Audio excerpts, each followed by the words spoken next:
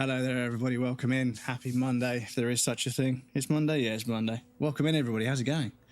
We've got a solipsist in first and a stabby in second. Congratulations, gang. GG's. Right. I fell asleep here because I wasn't sure. That's somebody else's truck, I think. Yeah, this is somebody else's truck. So I kind of need to take that back. I kind of need to return that. But let me see what they got here. So they want me to go all the way to that guy, which, yeah, we could do that. We could drive it most of the way. Or we could drive up to F5 and then use the monorail to go to Terminal Fort Knott and then drive from there. That'll be a nice, easy start. So, yeah, grab that. Yes.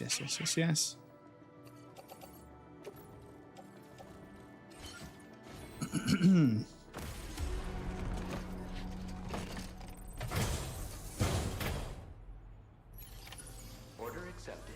Thank you.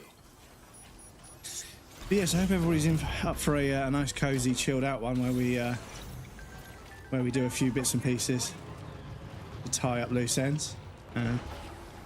I certainly am. I'm so annoyed. I'm still seething that I got spoiled about Fragile dying. I'm still fucking seething about that. Can't believe I only needed one more day. Got spoiled on the Friday. And I fucking finished the story on the Saturday. It's just so annoying. It's so annoying. Some people are the fucking worst. And yeah, I think every social media platform should have the ability to flag something as a spoiler. Same way you can report something, it should be you should be able to mark things as spoilers. And if enough people flag it as a spoiler, it should be obscured, and it should say, you know, potential spoilers, right? And then when you click on it, right? Same as when on Twitter, like some stuff that's like, I mean, there's a lot of sketchy shit on Twitter, don't get me wrong, but there's some stuff that's so sketchy it has to be blurred out until you click like on it to show it. And yeah, my morbid curiosity will never die. Like, whenever I see something that's like, you know, not spoilers, whenever I see something like blocked because of graphic content, I'm like, yeah, okay, how graphic? And sometimes, yeah, it's graphic. It's graphic, and I was wrong. It definitely should be marked as a spoiler. Touche. But yeah, sometimes it's marked as graphic. I'm like, that's not that bad, but it's still good to protect people.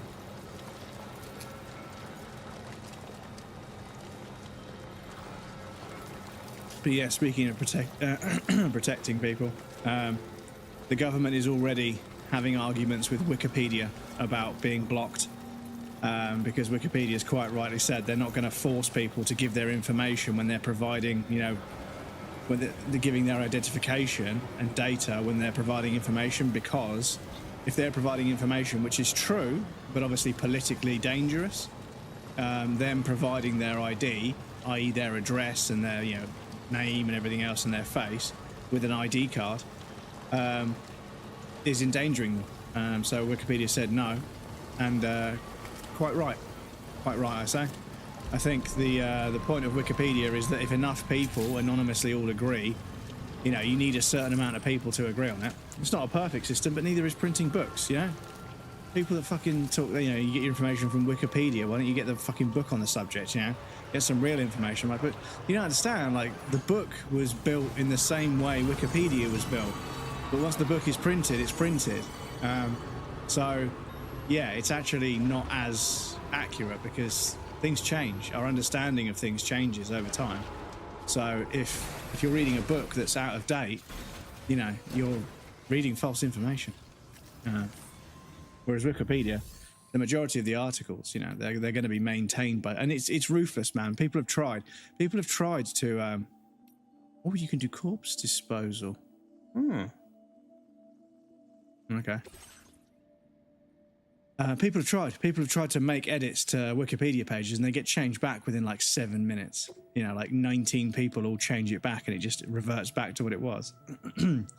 And even celebrities have paid for click farms to go on a Wikipedia and change it, but you know, the editors just get on it and fucking just change it back to what it was before.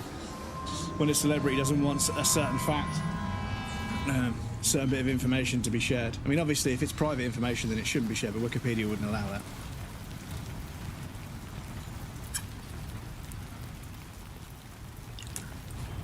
I mean, the most recent case, there was somebody who was running a Twitter account just tweeting every time Taylor Swift's private jet takes off, because apparently the flight records and everything are public information. And it basically exposed how fucking ridiculous it is, because apparently Taylor Swift was flying multiple times a week to go see her partner in like a different state, and they were just flying there rather than, you know, moving closer. And it's obviously outrageously expensive, but it's the climate impact, right? It's the fact that when you look at the CO2 that's being dumped into the atmosphere by this private jet, it kind of outweighs like multiple people's carbon footprint just driving to work every day. So it's kind of like, you know, just because they're wealthy doesn't mean they should be able to do that. You know, they could easily afford a second home near where their partner lives, or, you know, they could live with their partner, right? But no, they'd rather live in their mansion where they live and then fly to this fucking football ground. It's fucked.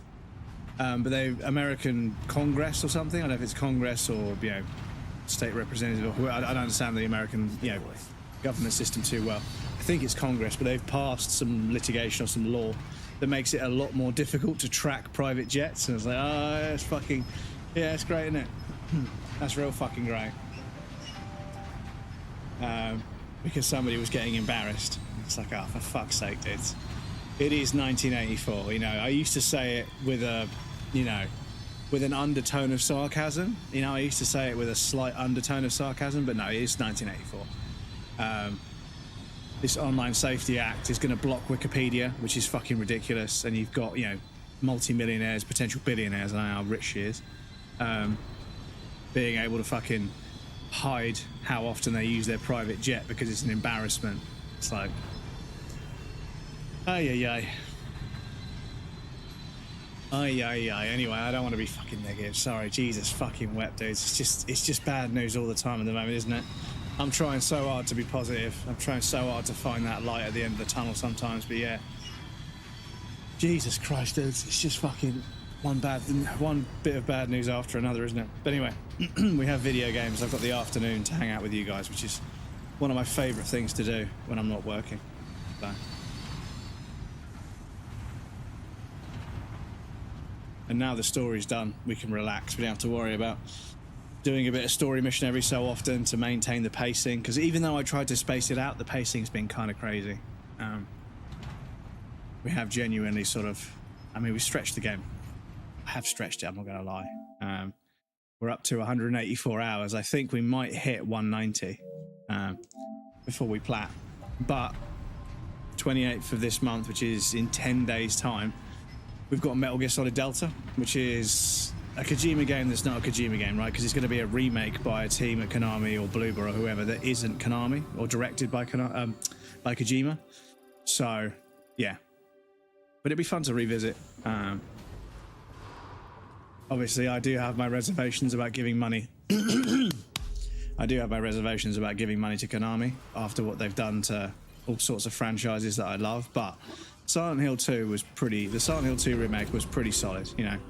It definitely lacked atmosphere in places. It was, you know, the lighting and the art direction was a bit weak in comparison to the original, but it was a fairly sort of, you know, serviceable remake. It did the job. So yeah, I'm hoping for a similar outcome for the remake of Metal Gear Solid 3. I hope it kind of updates what needs to be updated, doesn't sort of lose the spirit of the original, you know. But yeah, it will be, you know, buying another game day one, but I'm not pre-ordering. I'm going to buy it day one, so I'll buy it in the morning when I wake up, chuck it on download, and then we'll go live at midday, because I have got a few days off work. I'm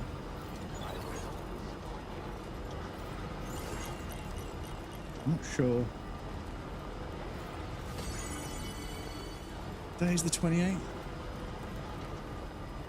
The 28th is a Thursday. So yeah, I've got Thursday, Friday, Saturday, Sunday off. We've also got a bank holiday coming up on Monday.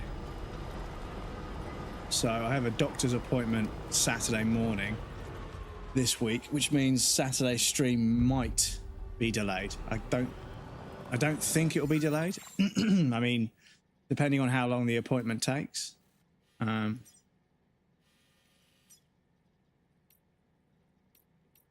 I've got some lost cargo for that guy. Okay, we do that. Right, so in my cargo bay, I've got this slot, which is for Southern Environmental Observatory, and then we've also got some lost cargo. Some other guys. Okay, cool. Let's deliver that. Yes, I'll keep you guys posted. Morrison's contemplating buying beer.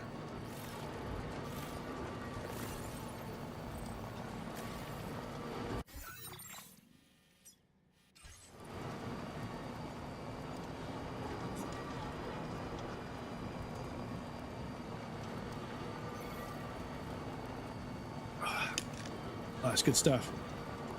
That's good stuff. However, moving forward, we may have to stop with the smoothies, I'm afraid.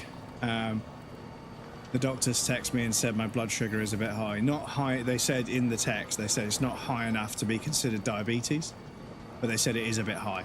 And also my cholesterol's a bit high, but you know, based on how stressed I am and my trouble sleeping, I'm pretty sure it's probably down to sleep. Because I don't have the healthiest diet, but I also don't have the unhealthiest diet. I do eat fruits and veg, and I do take my multivitamins, and I do try and get, you know, a mixture of good stuff in there. I do sometimes have fried chicken. I do sometimes have, you know, I do sometimes have some indulgent foods, but yeah, not every night like some people. So yeah, with that in mind, there might be some changes. I might have to start raiding out at 10 o'clock rather than 11 o'clock. And I might also have to give up the smoothies for a little while and see what it does. They want to do another blood test in a year's time. And hopefully by then, Christ, I fucking hope by then, I hope we figured out what's wrong. Because yeah, as I say, Saturday, I think I'm going to go see an ENT. It's a respiratory diagnosis centre. So I'm pretty sure that'll be ENT. Well, I'll go see the ear, nose and throat doctor. Have them poke around, see if they can fix me. And then, yeah, I think I'm going to demand an MRI because my torso is so bloated and inflamed. It's just, yeah, I don't fit in any of my clothes anymore. I feel like uncomfortable just sitting still, like I'm just not right. Something is upset and swollen and inflamed and causing restrictions to my my ability to breathe. Is there cargo up there?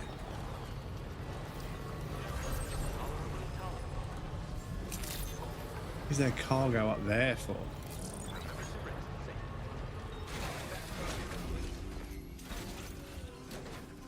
Let me just make this delivery.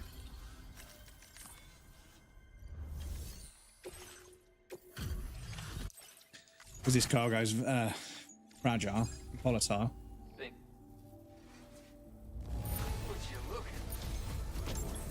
Oh, lightweight machine gun level 2. Ah, okay, that's good. So it's yours.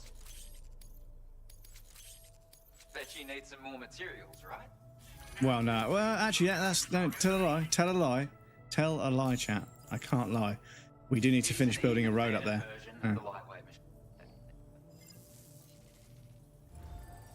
Because there is. Oh no, did we finish it? Yeah, we finished it. Okay.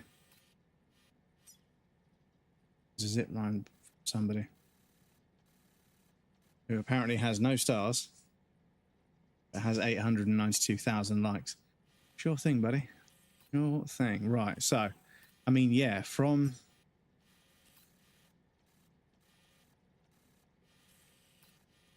there to there, if we go up to there, now that we, now, oh, hang on, no, we haven't. There's still a prepper. in this area somewhere.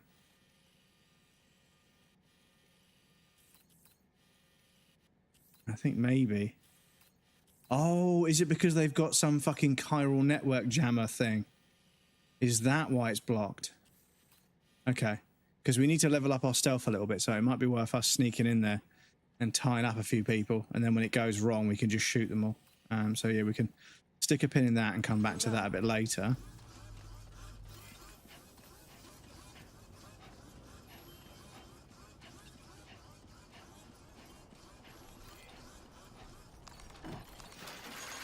Andy, this one's for you. Came in handy. This one's for you.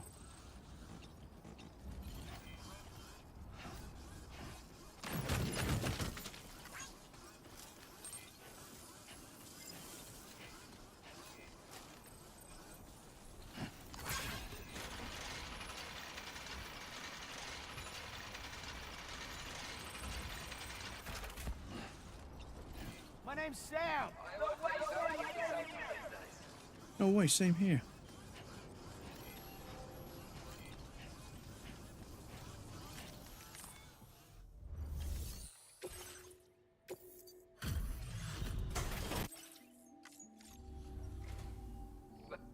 Appreciate you delivering this for me. I've been... Easy. Money for old rope, mate. It's right there. Right, have you got any deliveries for anybody nearby? They're 5-starred already. So are they. So are they, I think. Hang on a sec. Sorry, chat. I need to actually see.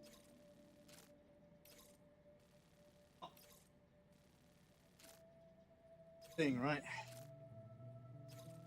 Sitting across from the TV, sitting across the room, you can't see that that guy isn't 5-starred. They've got one more little bit to go. That one is easier to see. This. To go up the hill and back. Okay, yeah, we could do that. And then you want us to make a delivery. Same trick, we could use the road and then go back. So we'll do that afterwards, but first... No. Yep. Phantom Smith, I think we've already 5-starred them, I think.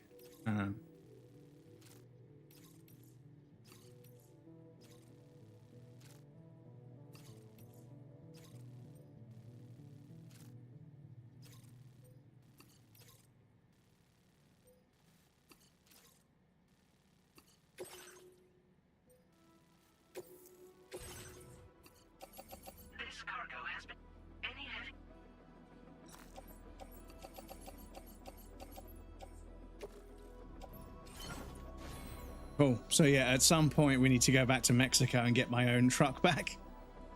Because I'm just using this one at the moment. Order accepted. Thank you. Thank you. That'll do it. Right, up the hill. Excuse me. Just know that we won't ever forget what you've done for us. Bear with me for one moment, chat. I'm just going to quickly check. That.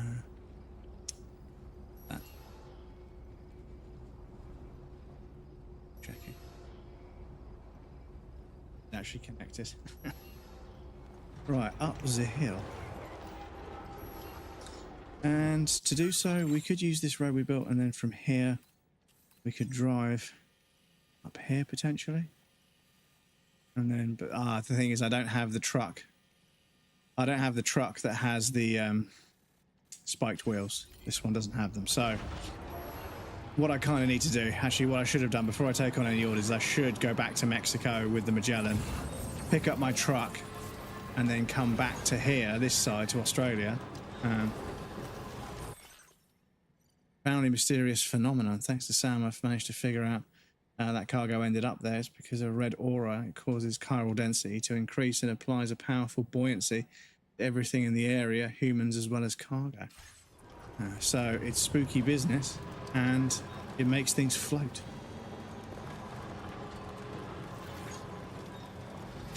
It's, for those of you that have ever played, or for those of you that haven't ever played old, like Gold Source, like old Half-Life 1 mods. So Half-Life has a gravity setting and it ticks every so often. However, the action of walking down a sloped surface, you're effectively like bouncing, where you float forward a little bit and then you drop down, then you float forward a little bit, then you drop down. And what this means is that if you are the server admin, which, you know, back then we were running our own servers, right? And you get bored waiting for the round to end, if you turn the gravity to like -5, everyone starts floating in the air. Then you turn it to 600, which means they all come crashing down with the full damage sufficient to kill them. And then you turn the gravity back to normal again. And it is incredibly frowned upon, but it is also incredibly hilarious. Everyone just starts floating. And the thing about the Gold Source engine was the character models will run, they'll do the running animation at the speed at which they are traveling. So if you run and jump in the air and crouch, they used to do this weird crouch run thing in the air. But yeah, obviously when they just start floating in the air, they're doing the running animation, but they're just floating in the air and there's nothing they can do. But if you turn the gravity up to like something, because there's no drag coefficient calculation, obviously you can still move around as normal, even if the gravity is like fucking, you know, 1,000. But the second you walk over a set of steps or walk over a sloped surface, the gravity is so strong it'll kill you. Mighty King, welcome in. Thank you for the follow. I appreciate that, dude. I want to join the next stream with friends. If you don't mind, kindly add me on Discord. Dude, if you're peddling some support for support business, I'm not interested, dude. Please don't follow me and then try and sell me something.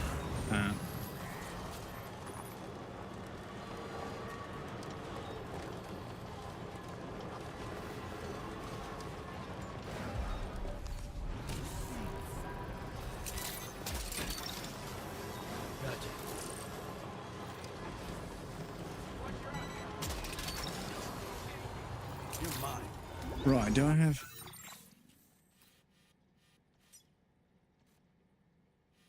Okay, so...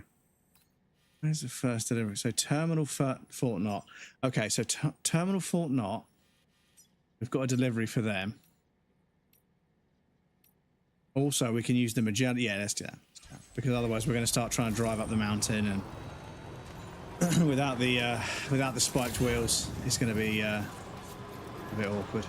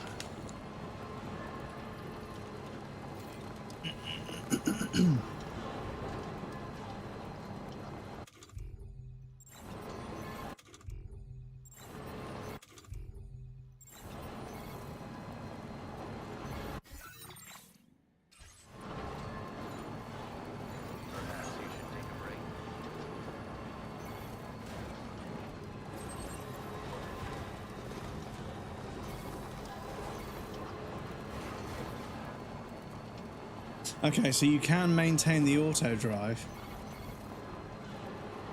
and actually choose which way you go on junctions, which is kind of cool. But yes, if this is some sort of support for support business, dude, I'm not interested.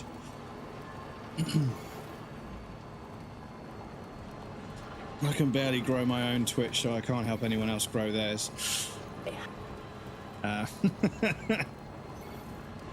don't get it. when people think that me, some tiny little nobody on Twitch, is of any value to anybody else. I'm not even any value to Twitch themselves, dudes. Like, it's a lost cause, you know. Plus, I do have an email in my bio, so actually, any inquiries should be emailed to me. They shouldn't be interrupting my chat. But yeah, just another fucking problem with this platform that they refuse to fix, whilst coincidentally making everything better for the people at the top and making everything worse for everyone else. But I won't go down that rabbit hole. We're going to play a video game, we're going to have fun. Everything else can fucking blow me. I could care less.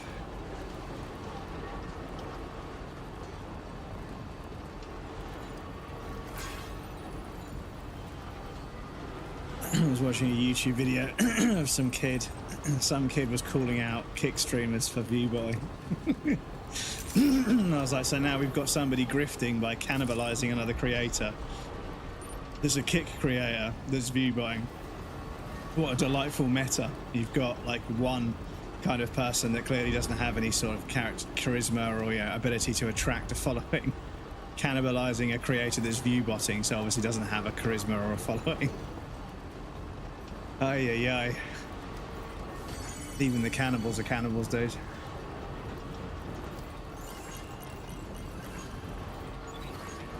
That makes sense. No honor among thieves, as they say.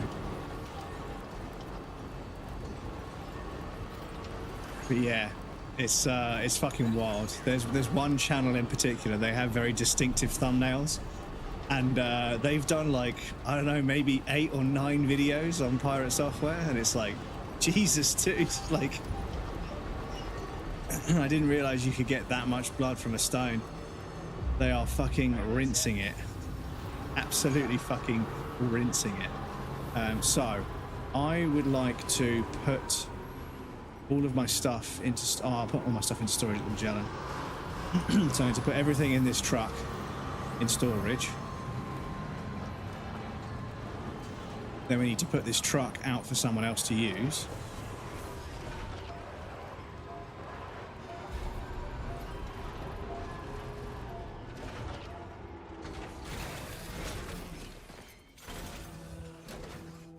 But yeah, somebody fucking screenshotted. There's 9 videos in a row of just, you know, Pirate Software's face with various different like catchy headlines that they clickbait titles, right? And they're like, this guy didn't even know this person existed a week ago. They've just done 9 videos on them. I was like, yeah, it's fucking cold out there, dudes. This is it. People are like, don't you want to blow up and go viral? I'm like, have you seen the way people on YouTube do character assassinations on anybody with any following whatsoever? I don't think I do. I don't think I do. I don't have to worry about paying for mods. I don't have to worry about, you know, my moderators being stressed out because it's nice and quiet. I can pretty much moderate the entire thing myself. I don't have to worry about people fucking, you know, launching DDoS attacks on me or fucking trying to dox me, or, you know, I'm just underneath all of it, you know, and that's kind of, you know, that's actually kind of nice. I'm not going to lie. That's actually kind of nice. Because yeah, it's, you know, more money, more problems, right? It's just more traction online, more problems. So I'm thinking to myself, like, do I actually really even want, even if I had the opportunity, do I even want to go viral? I'm not sure I do. I don't want to make it seem like I'm trying to be based for clout. I'm genuinely, I can't believe I used that phrase. I genuinely just watch everybody that does well eventually get fucking torn down or end up in controversy of some sort. And I don't know. I don't know if I'm interested, you know? Having a chat with you guys and playing video games is fun, you know? I'd rather just enjoy having fun. Because yeah, as soon as you start gathering any kind of following, you've got all of these fucking little leeches that they just sort of fucking try and, you know, they try and grab onto you, and they try and fucking antagonize you or fucking take shots at you or say something about you to get you to respond. And because, you know, drama is their entire content strategy, is just start drama with other creators and then just farm the engagement off that. And it's made content creation so fucking toxic, because even though it's just one person calling shots at somebody else, everybody starts taking sides, and we know how human beings are. We know what human beings are like. So yeah, like creating this fucking, you know, beef between each other because it creates fucking traction. It just makes the space even more bitter and resentful and more toxic. Yeah. I don't know, dude. I don't think it's a good thing for social media, or a good thing for content creation, or a good thing for the internet in general. But what would I know? I'm just some fucking middle-aged white dude. I'm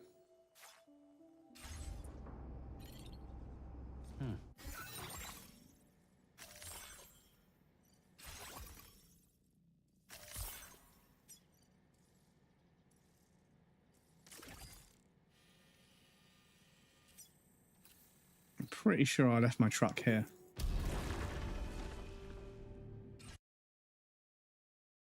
So yeah, there's definitely going to be a loading screen. It's a completely different area. But obviously you get this, which isn't like, you know,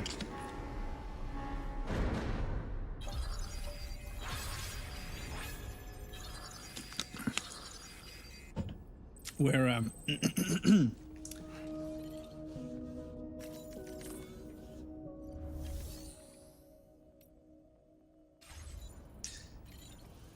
it loads you into the area, but that door opening can extend. Because hidden loading screens, dudes, it's like loading screen tooltips.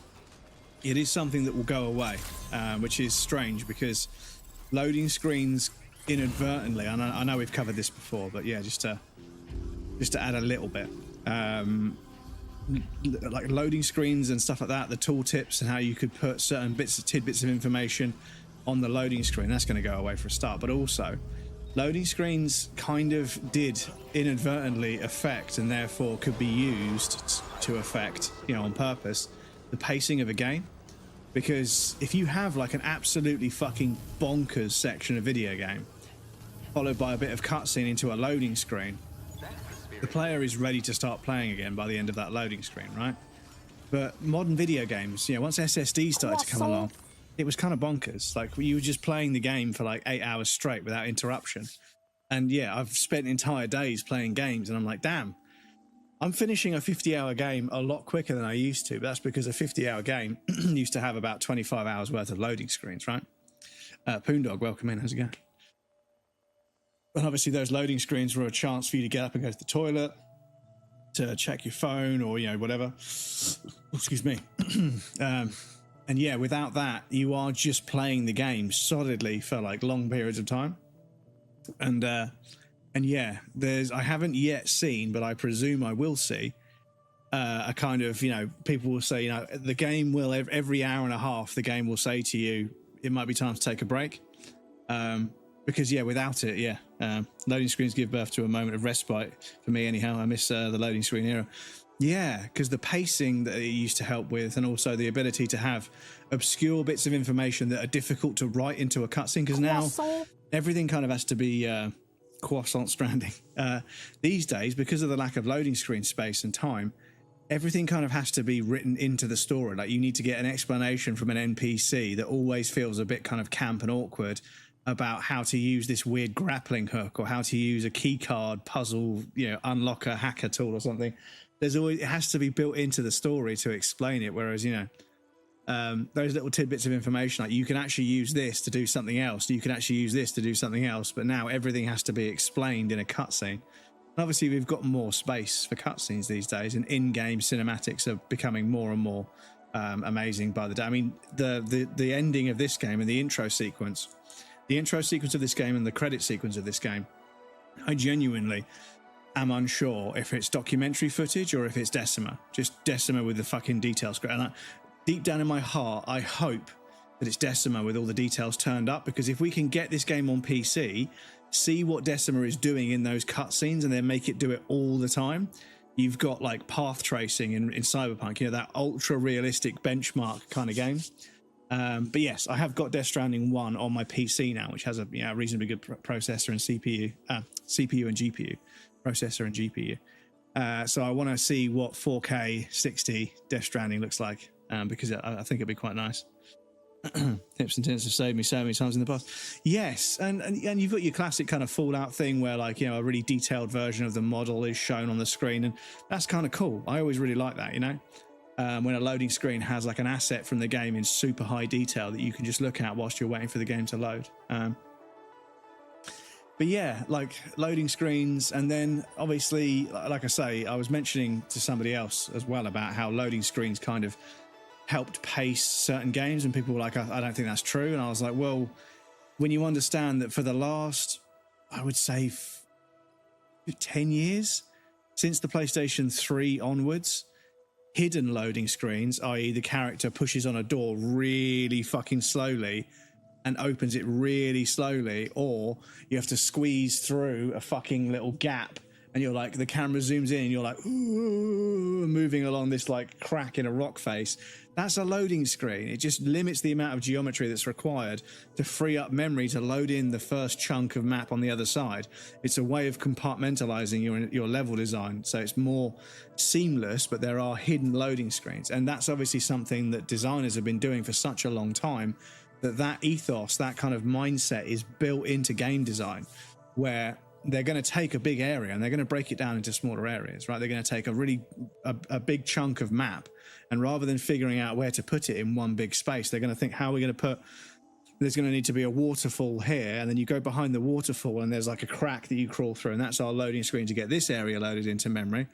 So it's literally natively built into game design. Games are literally built level-wise around the concept of having a certain amount of memory to load in and out the assets that are required for that bit of gameplay.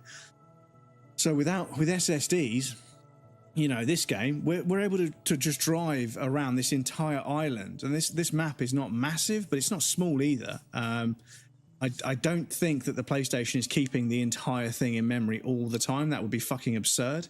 So it is definitely popping stuff in and out, but I've barely noticed any popping. There's a few graphical shaders and a few sort of, a surface that's at a very slight angle, something clips through it. You'll have that weird kind of like transition where you've got, two planes that are just skimming past each other, and it's really difficult to render that out with shaders. So yeah, there's been a tight, but everything else, all the animals, all the vegetation, I've not noticed an awful lot of popping. I know Decima for a fact has like a field of view LOD, and I've seen it demonstrated. Someone did a third-person camera that's independent of the character, and the character was looking left and right, and you could see this cone of like objects just spawn in and out.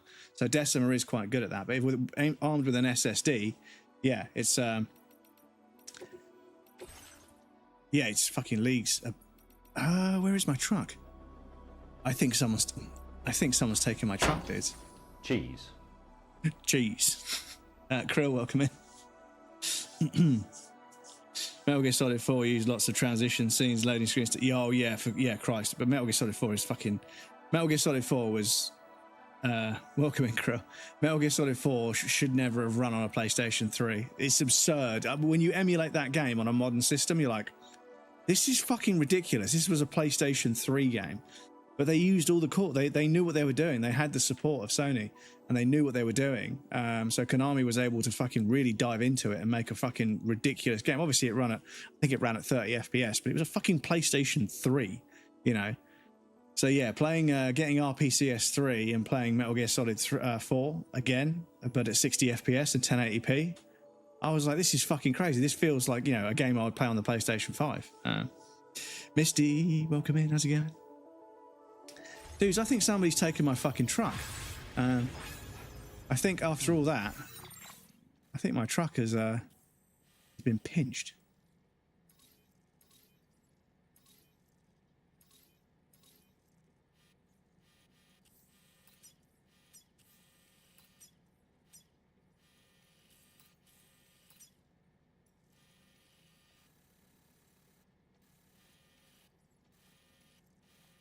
I think someone's pinched my truck. RSY, welcome in, dears. Yeah, good to see you. GG's on words. So, I was fairly certain that I drove past all this lot, over my bridge. Did I leave my vehicle somewhere else?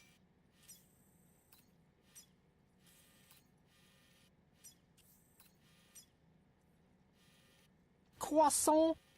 Croissant. Velda, welcome in. How's it going? Good to see you. Happy Monday, brother. Happy Monday, Nina. Good to see you, dude. How's it going, Crumbs? I'm pretty well. Yeah, I'm still unwell, still fatigued, still struggling for breath. But I have a doctor's appointment at 10 o'clock on Saturday, so I'm hoping it won't take up too much time. Oh shit! Did I leave it there? I might have left it there. I hope it doesn't take up too much time. So I can still stream at a regular time on Saturday. And the truck I just got out of has disappeared. Oh shit. Oh shit. Oh shit. Oh shit, chat. Oh shit, chat. I think I've been done. I think I left my truck and someone's taken it. And I don't know where it is. And the truck that I had that I was using, I think someone else has just taken it back, so it's despawned from my world. So I think we literally just got fucking royally bent over. But I'm going to get back to here, because I might also have left it in this one. I seem to remember driving, but there may have been a fight here, I think. And maybe I left my truck there. So let's head this way. I hath returned to cause chaos. The stabby doth create chaos. The Arbinger. Is Arbinger is somebody that brings things? Hey Siri. Define Arbinger.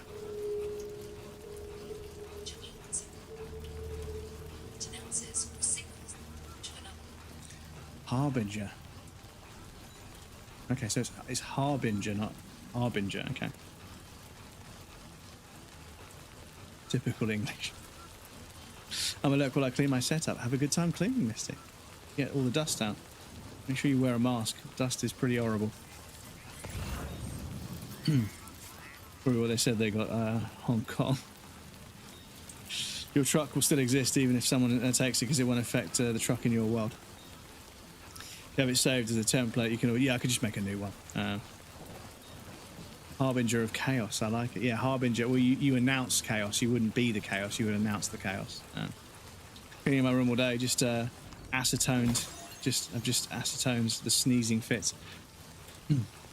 Associate accepted is... Sorry, I don't know if I'm... Because... Yeah, accepted. Sorry, I was... The thing is, my dyslexia, when I see a word, I'll try and read it, and then when I get it wrong, I instantly think that I've got it wrong. But sometimes it is a typo. But I can never tell the difference. And yeah, don't get me wrong, I know, like, the thing that baffles me, right, is I've had a smartphone since I didn't have the first generation iPhone. I was a bit skeptical, but I did try one out, and I was like, oh, you know what, actually, this does work as well as they said it would. Like, this does work incredibly well. So yeah, I'll probably give one a try. And yeah, I got one, and it was fucking pretty solid. So I've been typing on an iPhone keyboard since the second iPhone, right? And I don't know when that was, but it was, you know, some time ago. And over time, as with anything else, you know, you do it all the time. You type on a certain kind of keyboard all the time. You get used to it and you get quick. But yeah, suddenly over the last 2 or 3 years, Sam, get your shit together. What are you doing, buddy? Get your fucking shit together, bro. Excuse me. Yeah, suddenly over the last, ever since these fucking, these large language model powered fucking chat assistants have started to surface, I suddenly can't type on my phone anymore. And the same goes for typing on my laptop or my keyboard. Is I suddenly can't touch type anywhere near as well as I used to. And at first, I thought it was just autocorrect was a bit broken, but I suddenly realised that, yeah, it would be real convenient if autocorrect and typing became really difficult, just as the advent of, like, chat assistants came along to justify AI. But AI is literally just fucking snake oil. It's never been or will be as powerful as they imply. They talk about it like it's the next fucking internet. I'm sorry, but it's just not. It's not. People with people that have, you know, qualifications and experience in things have asked ChatGPT questions, and it doesn't know what it's fucking talking about. For instance, you can say, what is Oreo backwards? And it'll say Oreo because Oreo is a palindrome. It's like, but it isn't. Like, you can see that Oreo is not a palindrome. It's close. Don't get me wrong. You know, it's close. It's a well-balanced word, but it's not a palindrome. And is it a palindrome a word? Palindrome is a word that's the same backwards, right? Like Hannah or race car.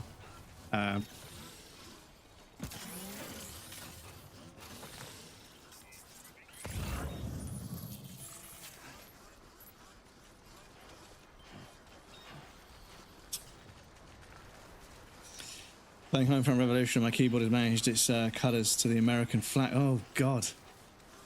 Oh, God. That's a bit much, isn't it? Although, when I did an update, like an update to like the program I have to use to control all the RGB on my computer, I need to double check it. I think Windows is going to add their own native RGB control, which is something I'm very interested in because I don't want to be fucking around with. I swear to God, is that my truck? Whose truck is that? Oh. But yeah, I'm interested in that because yeah, these third-party little bolt-on programs that run in the background just to control the RGB, because to get my GPU and my fans and my motherboard lights to all match, which unfortunately my OCD is, you know, I do really kind of want them to match. To get all those to match and line up, I have to use a program to line them all up, and thankfully you can synchronize them. And then I can set a color for all of them, and I can almost set the color to a hexadecimal character, hexadecimal code, which means I can then copy that across to my CPU cooler's text and make that the same color as well, which is nice. It's nice that they have built in that kind of way to align them all, because otherwise getting the exact same turquoise would have been, you know, a bit of a pain. But I have got it mostly where I want, but every now and again when I do an update to the software, it just changes it to fucking some completely different colors, and I'm like, excuse me. What's that noise? Somebody's fucking engine. So it's not the guy with the motor. So there's a guy next door. I feel bad about laughing about this, but there's somebody that lives in the block of or the house next door that's been converted into flats. See, look at this, chat. This is actually, yeah, this was actually really beautiful. But yeah, the Australian environment just didn't quite do it for me. This almost feels, but it's still, there's something about this. This on paper, it's a very desolate landscape, but it just doesn't feel quite as compelling as Death Stranding 1. But yeah, they really got the setting right in the first one. But yeah, look at it. However, I do feel as if this area, this small area at the beginning of the game, you know, this small area at the beginning of the game, it wouldn't surprise me to find out. I mean, I'd never be able to find this out properly, but it wouldn't surprise me to find out that they spent like a significant amount of time making this really fucking strong. And then this was like the press release chunk of game that they let people play before they released the full game with Australia.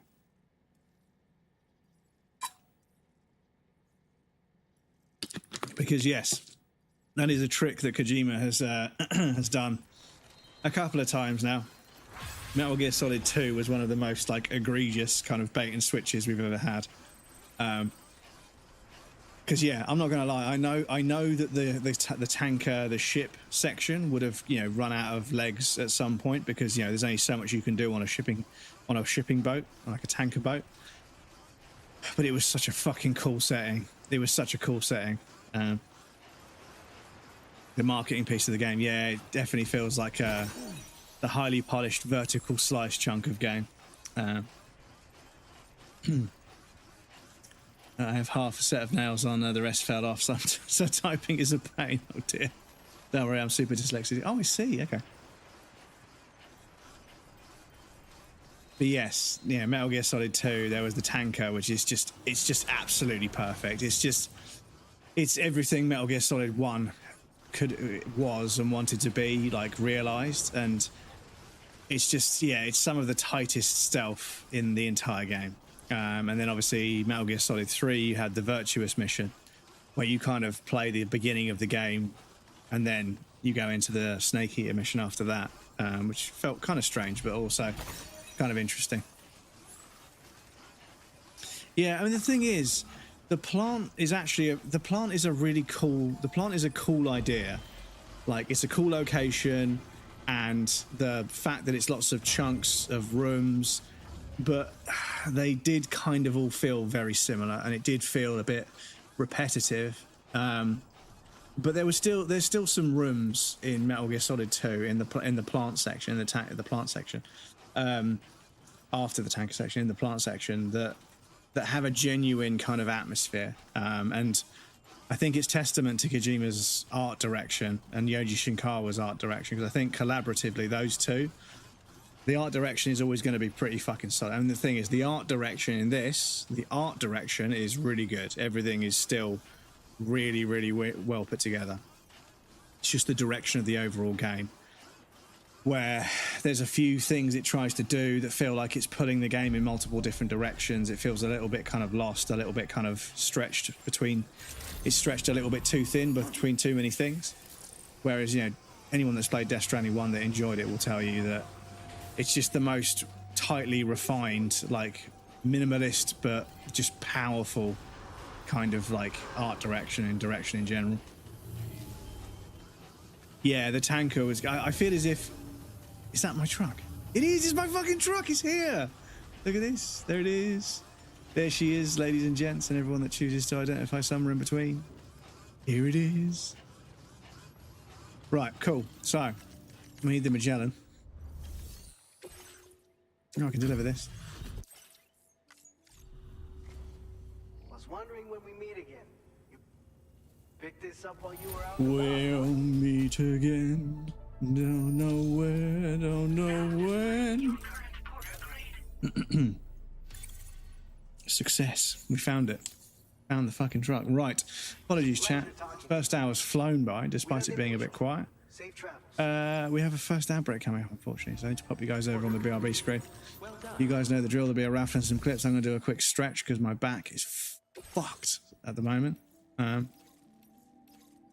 Everybody's 5-starred, yeah? Yeah, everyone's 5-starred. So yes, I'll pop you guys over on the BRB screen. There'll be a raffle and some clips for you guys that want to hang out. Please feel free to get up and move around, grab a drink or a snack. You won't miss anything. I'm going to take a break as well. And we also have anonymous follows over on the BRB screen, so if you'd like to follow without any alerts going off, once we're over there, the bot will say so. And that's for Eros and Hugh. Okay, I could entrust that, to be honest. But yes, there's no follow alerts over there. So once the bot says we're over there, if you want to follow, you can follow in secret and stay lurking if you want to. That's perfectly fine. But yes, I can entrust this. These two, I've 5-starred them anyway, so I can entrust these, get them off my back, quite literally. We'll hop in the old truckaroony, head to the old Magellaroony, and then we'll continue.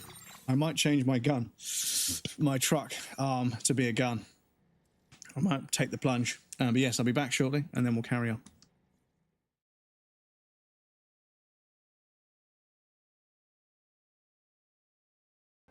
Do we think it's long enough?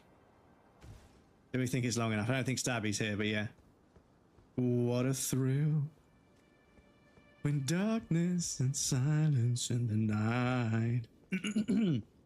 What a thrill. Searching, I'm melting to you. There's a fear in my heart.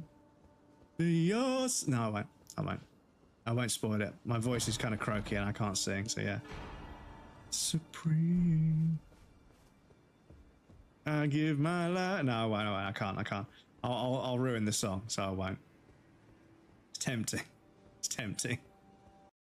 We played Mortal Kombat or Killer Instinct or Mario or whatever, and we were on the sofa together. We were drinking orange juice and eating snack food on our day off from school, playing video games. We were hanging out, and that's what this feels like to me. This this is taking me back to being a kid again, and I fucking love it.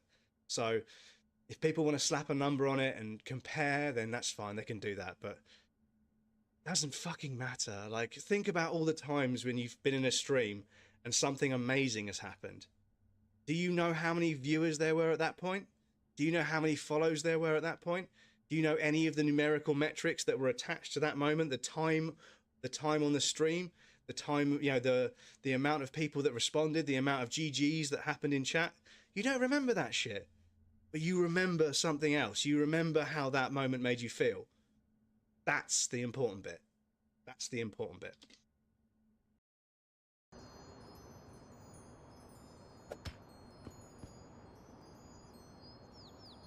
Stop it. As if that didn't break. How am I supposed to break it?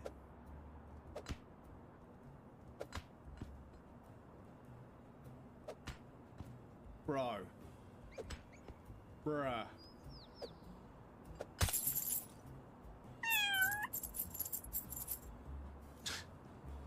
Skill issue.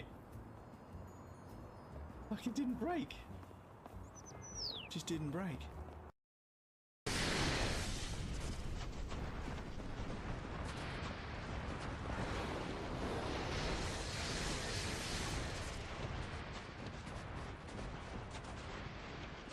What's gonna fuck me? What's gonna fuck me? Is it gonna be me?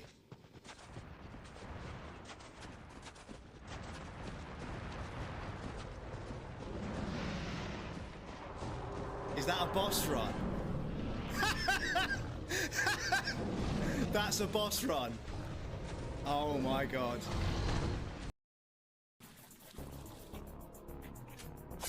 Okay, we can get back, that's fine. Game!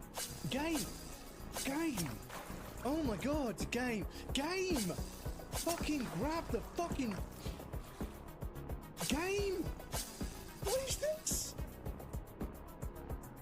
Oh my god, game, you fucking done me. You fucking done me! Fucking hell, dude. So there's a grapple point back there, but it just doesn't work. Damn it.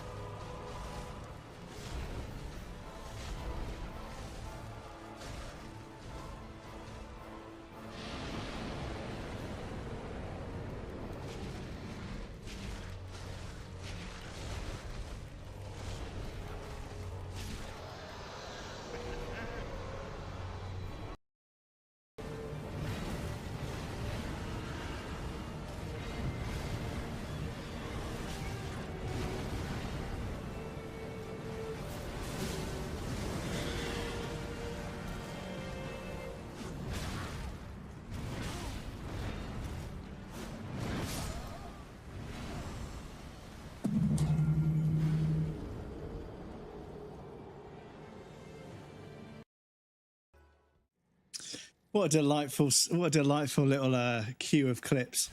Me beating Calamite with that fucking Shotel thing. It was pretty good, but it was hard to use, right? The range on that thing is not great. Straight into a clip of me fighting fucking putrescent Knight. Do you know what? One of the worst things about this long COVID shit, right, is my nose and throat always being in a bad state and just my brain not being very quick. My enunciation and pronunciation of words has become so piss poor. I don't enunciate my words properly. And yeah, Krill, congratulations on third, by the way. I've just seen that. Horse riding, decaying thing. Fucking hell, man. Putrescent Knight was such a fucking pain in the ass. They're just... like, their attack pattern is, like, specifically, like, swing and retreat, swing and retreat. They were so annoying. Misa, welcome in again. Putrescent Knight's an epic head loss moment, but let's be honest, yeah, I think you guys saw how little health that motherfucker had. All I needed was one more hit. And just, like I say, the way their attack pattern works, they swing and retreat, and it's one of my least favourite kinds of boss. Like, you need to be pretty fucking cool to get away with that shit and not end up in my shit list. A prime example, right? Malekith, farting and burping. Thank you for the bits. Malekith will like attack as they retreat, and they kind of just jump away from you, and it's really annoying. So as long as you learn to roll through the first like 2 or 3 swings they do, when they become the black blade, it's a bit different. Obviously, it's more like a full-on, like, you know. Do you know what? I was literally just talking about popping and how I haven't seen that much popping because Decima's really good at popping, and that bridge has just decided to correct me. I just saw a bridge actually fall apart as well. I think the server for bridges in this area, or for items in general, just updated. Because, yeah, that bridge literally just fell down in front of me. Okay. Okay. So, I mean, I'm going to do the right thing here. Does it just want some chiral crystals to... Or is it completely actually gone? Oh shit, okay. I'm gonna go put some chiral crystals in mine. Whoops. Yeah, this one just decayed away, but this one over here was popping in and out, right? Crazy. But yeah, Malekith, like, once you get the first bit down where you're rolling away from, you're rolling through the attacks, and then you respond to the 1 or 2 things they do after you get close enough, then you can kind of manage the first. Oh, it's in tip-top shape. Okay. Unlike the other one. But yeah, like fucking putrescent night, and the fact that those fucking horses, the way that they gallop at you, I couldn't find a reliable role for it, and I would always get caught out occasionally. There was always a chance I'd get caught out and get fucked, and yeah. Oh yeah, but you guys, it's just, you know, it's the worst case. I mean, we've all been there with a boss that's, you know, a good boss, but, you know, it's difficult. And then, yeah, you know, you get real fucking close. But Elden Ring has this weird... I've not seen it with other Souls games. I think it's because of how the health bars are rendered on the screen. Shit, we can't even fucking... Like, the thing isn't even coming out to greet us. So, yeah.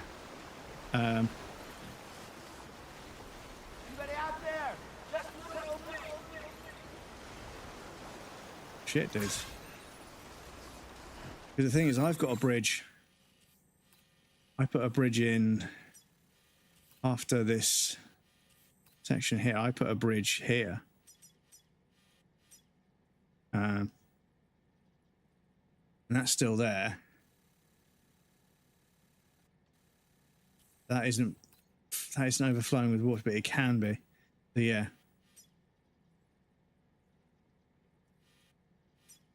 Someone's put a fucking... Hey?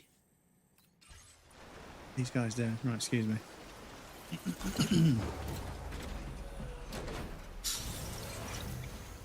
But yeah, that was just, yeah, that was fucking, just pure fucking memes. The fact that... Because there's a couple of them, like Melania won't phase from certain kinds of damage. Like, I don't know, I don't think Ashes of War, even if she's got no health, if she's got less health than she should have to live, so let's say she's got just an arbitrary number, let's say she's got 30 HP and the attack you're about to do does 40 HP, but it's a certain kind of attack, that won't phase her, and she'll take the damage down to 0, but she won't phase. And it's literally the last boss you want that kind of bullshit on. It's literally the last boss you want that bullshit on. But yeah, Putrescent Night, because it felt like such a fucking, like, it just felt like such a low effort boss to make. And yeah, I know that might sound a bit crazy because FromSoft usually do such a good job, but it felt really fucking clunky, and just the design of it wasn't very cool. I mean, the arena is just returning dragon boss in Dark Souls 3. What the fuck are they called? Dennis, welcome in, dude. It's not Calamity. We talked about Calamity earlier from Dark Souls 1, so I've completely forgotten. Don't tell me. Let me try and remember.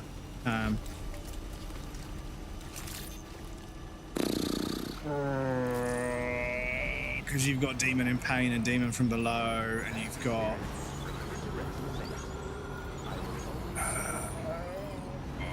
why does my memory do this? It's so bad, dudes.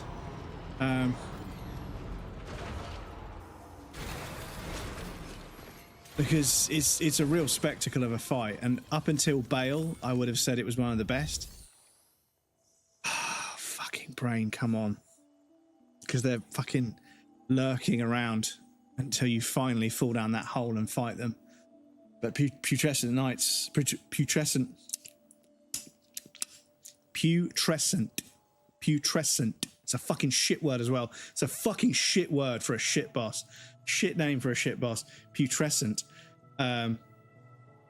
Oh, brain, come on. It was a fucking good fight. Come on.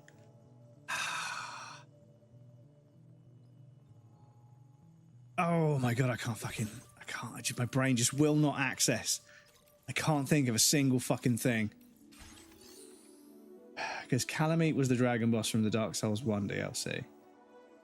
And then in Dark Souls 3, you've got Osiris, you've got Old Demon King, you've got Sister Freed, you've got Pontiff Sullivan, you've got Soul of Cinder, you've got Twin Princes, you've got Demons, you've got... Fuck, what are they called? You get a fucking absurd amount of souls for beating them as well. Fuck are they called?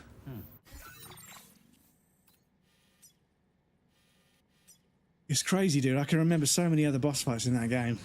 And you drop down in that hole and they basically do a fucking laser light show in front of you and come charging towards you. Is it Dark Eater Medea? Is it Dark Eater Medea? I think it's Medea. But yeah. Putrescent Knight, it's just Medea's arena. With Orphan of Kos's weapon and some fucking like Nito fucking we have Nito at home arse model for the body. But yeah, don't rate it.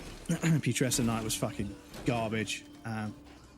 But Bale and Mesmir, some of the best in the entire series, some of the best in the company's history.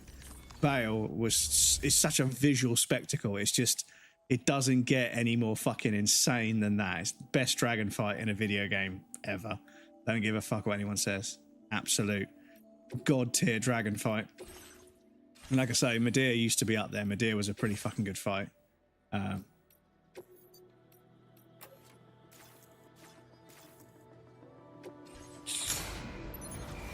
Yeah, it's just the second phase when they roar and like the wings that have been like amputated and lost in battle come back as like red electricity. Oh my god, it's just, yeah, you know. And the fucking NPC's dialogue is just so fucking good as well. Midra was cool as fuck. Midra was really fucking cool. Like really strange, like almost patronizingly easy phase 1. But then, yeah, like a really interesting phase 2 where there's attacks that you can genuinely strafe underneath. Feels good. You can kind of stand underneath them and stuff. And then, yeah, the crazy madness, like explosion. And we got a boss that actually procs madness, you know, a proper madness themed boss. But yeah, pulling the fucking sword out and then you get the fucking, the attack, you get the Ash of War where you can stab the sword and then wrench it and it fucking splits the sort of branches out. Fucking cool fight, dudes. Cool fight. Yeah, exactly. Curse you, Bale. I vow. I mean, it's giving Gyobu Masataka Oniwa energy, but in Elden Ring. Because yeah, I would love to see like a Discord call where a Discord call where it's like dun dun dun dun dun dun dun, does the little like the ringing thing, and it answers, and it's just a fucking screenshot of like that fucking NPC, and he's like, "I vow, you will rue this day," or something like that, and then the call gets answered. My name is Gyobu Masataka Aniwa. As I still breathe, you will not pass this gate, or something like that. It's, yeah, fucking just peak. It's just peak FromSoft. And yeah, I've got time for it. I've got so much time for it. Egon, that's the one, Egon. Yeah. Absolutely smashes that fucking dialogue, dudes. That's why I added it as a sound redeem, because it's so good.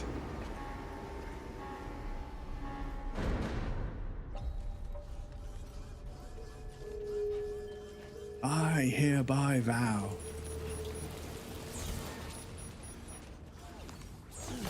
Holy shit, dudes, we're able to pick up chiral crystals from underneath the ship that we're standing in. That's bonkers.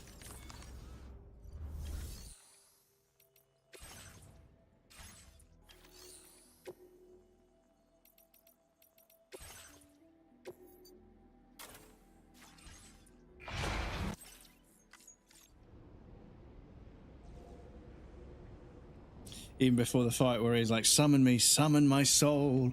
Yeah, absolutely fucking just slayed the voice. It's from have had like so many exquisitely brilliant voice acting performances. I can't think it's just luck with who they're choosing. I think that the director of the like voice acting must be just exacting in their desire to get it right. Because yeah, there's dialogue from NPCs that are like optional side quests that it's just so heartbreakingly like poignant and beautiful, you know.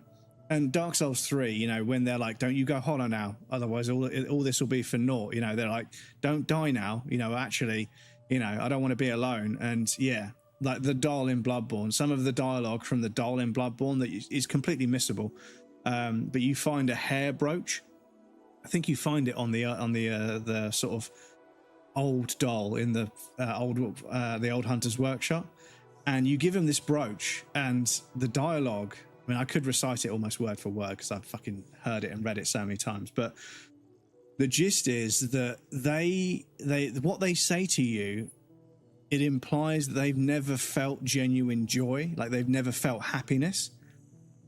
And nothing has made me feel more paternal in my life. Like I've never wanted to protect something, you know. Well, I want to protect my cat and my family, obviously. But you know, I suddenly, because when people are like, "Oh, the doll is the best waifu," I'm like, not really as a romantic object, dude. Like the doll to me is something that needs to be protected. It was brought into this world kind of under false pretense and kind of not, you know, against its will.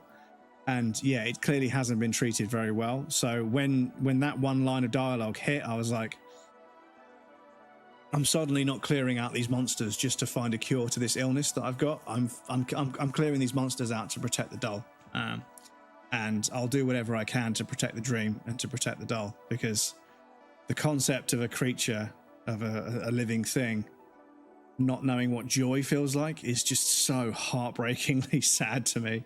And yeah, it makes me want to protect the doll with everything I've got, basically. Even before the fight, my name is Gyobu Mastakane. As I breathe, you shall not pass this gate. His name isn't Gyobu. His name is Masataka Oniwa. Oniwa is his family name. Masataka is the given name. Because Gyobu is a historical title meaning minister of judge or something. Also, Gyobu is kind of, because honorifics are usually put after the name, right? You know, Kun, Chan, Sensei, and everything else. So it's not an honorific, it's a title that goes before.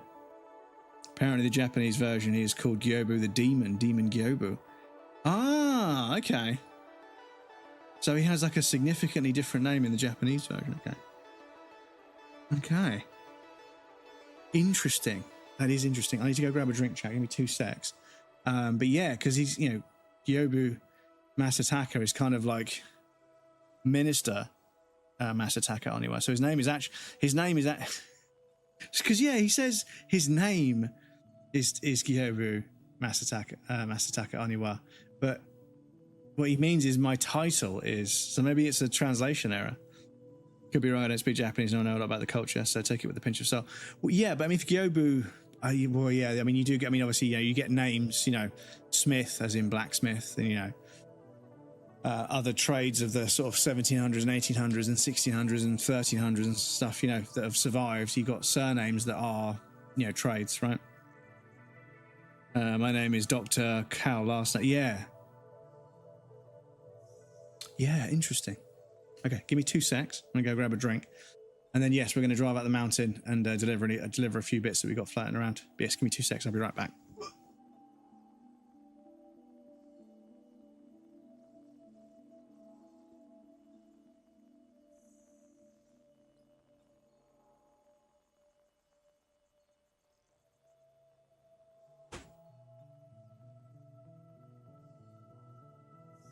But yes, chat, I promise one of these days I will get a mini fridge. That is the sort of, you know, the middle-aged man patch. I'll get a little mini fridge that I can put some drinks in.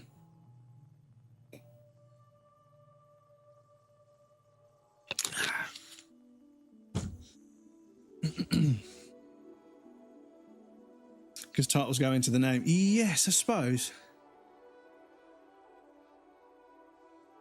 Yeah, I suppose titles, yeah. Okay. Like Yoba is like doctor, but it's a minister thing. Mini fridge in my uni accommodation. I'm a massive germaphobe, and honestly, love putting drinks there. Yeah, just to be able to have cold drinks. And the thing is, like, this is the most British thing ever, but if I could have a kettle full of hot water, a kettle full of water I could make hot by boiling the kettle, obviously, is what I meant to say. But if I could have a little mini fridge, you know, not like one of those silly little desktop ones, because apparently they're terrible, but like a mini glass front door, like a bar fridge, but not like a full size one, but like, you know, one of the smaller ones that goes on the countertop, one that's kind of like a fridge but not full size. I know what I mean. I've got one tabbed up on my Amazon. But I also had a kettle full of water. I could keep some milk in the fridge and a jar of sugar, and I could make a brew without getting up to leave you guys, which I think that in and of itself would be better. That would be more of an achievement to me than getting partner.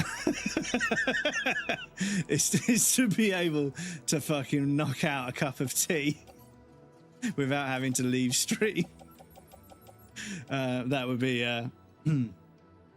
drinks. Yeah, it's like I would call it a bar fridge. It's like a 2.5 foot by 3 foot, like not a full size, like not like a 2.5 by 2.5, more like a 1.5 to 2 foot by 1.5, 2 foot by about 4 foot tall. Like not a full blown, like, you know, fridge that would take up a space under a cabinet in the kitchen. It's like ever so slightly smaller than that, and not quite as deep. But yeah, out of all the microphones and capture cards and everything else, if I could whack the kettle on and then just make a cup of tea during a cutscene, that would be end game for me. That would be it. You know, I would never need to do anything else with the stream. I'm really bummed that staff card got fucking destroyed.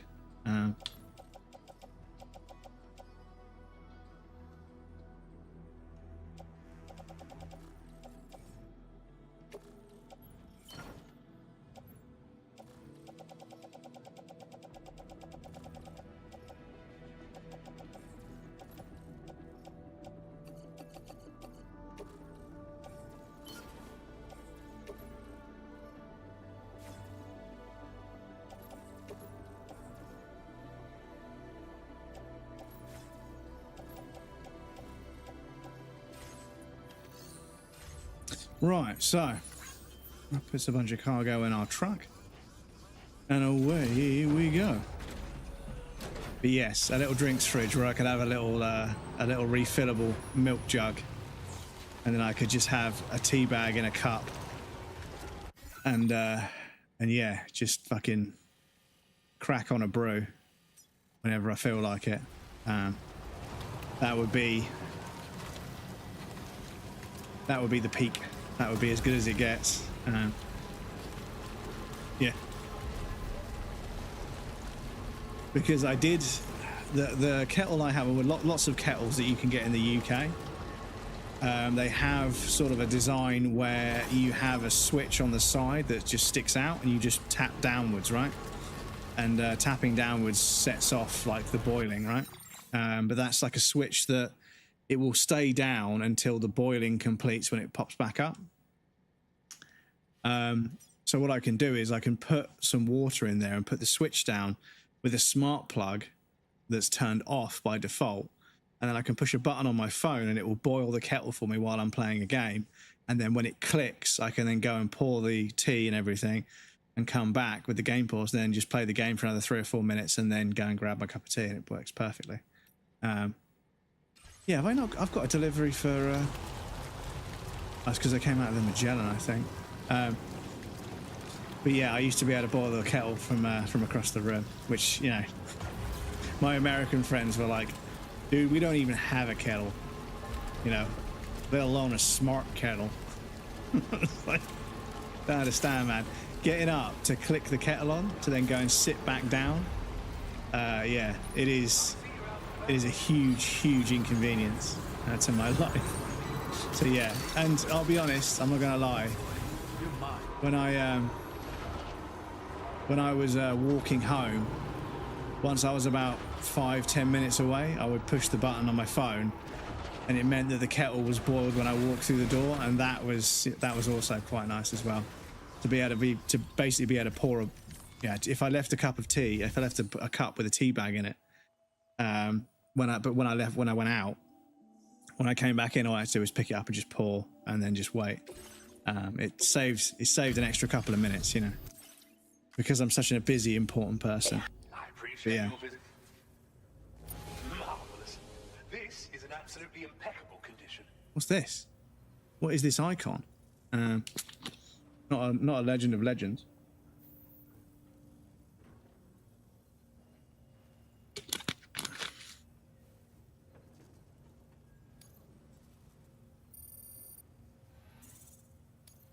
Now displaying your current Porter grade. Okay.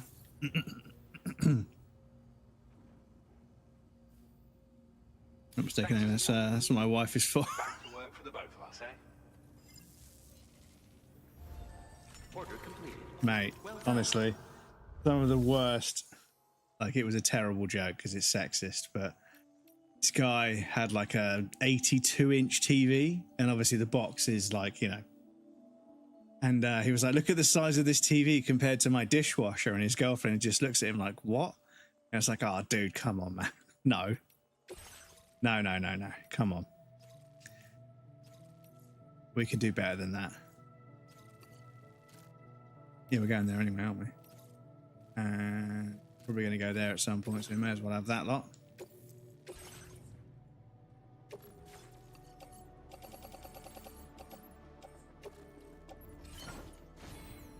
What's this on the floor?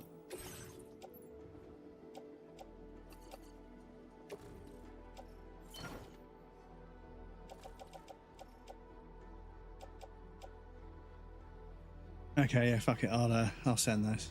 Fine. Right, so backpack customization.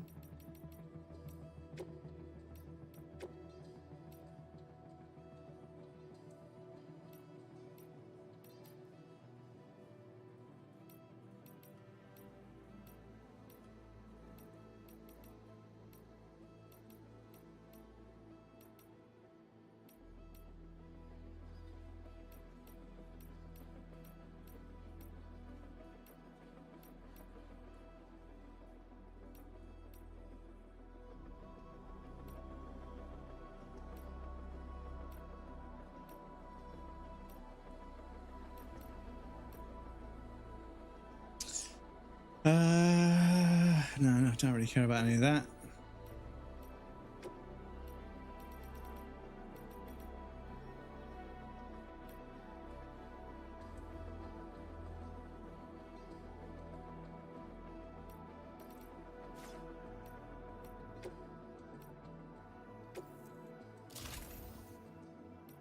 Oh yeah, because we had a cover, but it must have died in the end.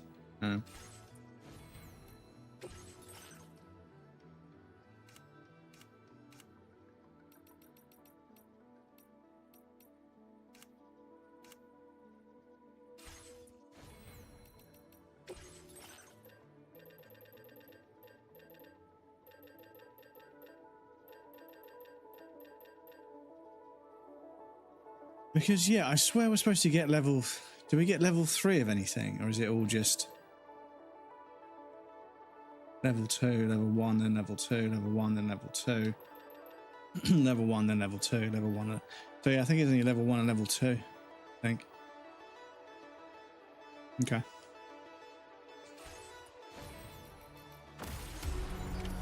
Order accepted. Thank you.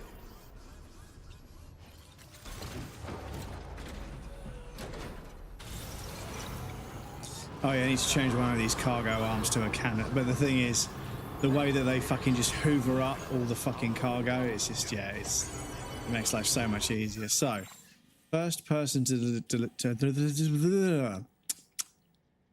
excuse me. Don't know how I can have such a dry mouth yet also almost be about to spit everywhere all the damn time. But yeah, I guess just long COVID memes. First person to deliver to will be the tar therapist who's over there. And now I don't even know what I was going to say. It's so fucking weird, dude. Something as subconscious as talking. The way long COVID makes me make so many mistakes that I start overthinking about what I'm trying to say, and it makes it worse because it's one of those things that the less you think about it, the easier it is. But yeah, the way long COVID makes you fluff up certain words, and then you start to overthink it, and then you get anxious, and then you start fucking making more mistakes, and it's just, yeah, it's a self-fulfilling prophecy. It sucks. So yeah, I'm hoping this ENT doctor starts sticking cameras in tubes in my face and mouth, and says, "Oh yeah, I can see there's definitely something not right with your bronchi or your fucking aeoli or whatever it is. Aola. Sorry, aeoli is a dip. Aola is the part of your lung. Aeoli is the Greek. I think it's Greek dip. Aola is the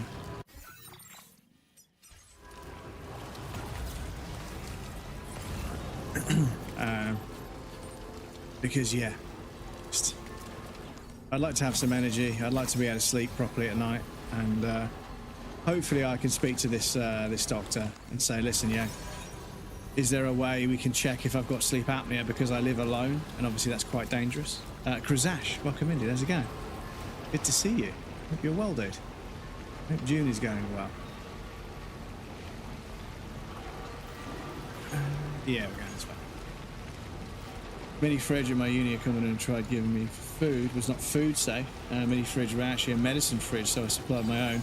Now Alice doesn't need to get herself a full fridge yet. Yes, because I remember like when I was selling insurance on fridges. Well, I was selling insurance on all kinds of stuff.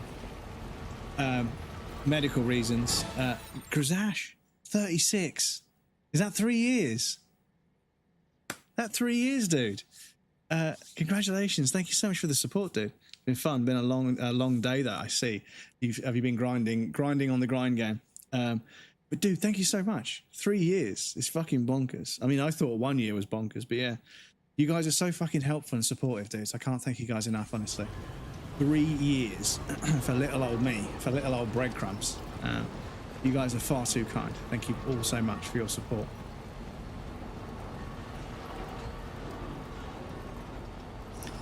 Work and then dentist and then... Oh, I see. Oh, excuse me. I hope the dentist wasn't very eventful. Hope it was just a nice simple checkup and nothing too serious. But yes, I'm glad to hear you're over it, of course. That you're out of the out of the chair, as they say. But yes, I hope when I go see the doctor, they could poke her. And it's, do you know what? It's such a strange scenario to be in that I'm going to the doctor and I'm hoping that they find something wrong. But that's just what fatigue is, right? I've been so unwell and fatigued for 2 years that I actually actively want them to find something wrong with me. So at least I know what it is, right? That's how long and how bad it's got, is that I want the doctor to find something wrong with me, you know? Because I know deep in my heart, this whole, like, you know, going to the doctor and saying, no, you're fine, you're okay, you're fine. I know that isn't, the case. I know that there is something wrong. And just because the tests they're doing at the moment don't show it, doesn't mean it isn't there. Cost me €500. Oh, fucking hell. It's fucking crazy how something that you hate can cost so much money.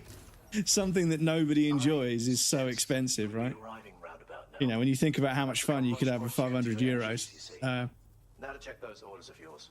Yeah, like paying tax. Ooh, excuse me. It's like paying tax.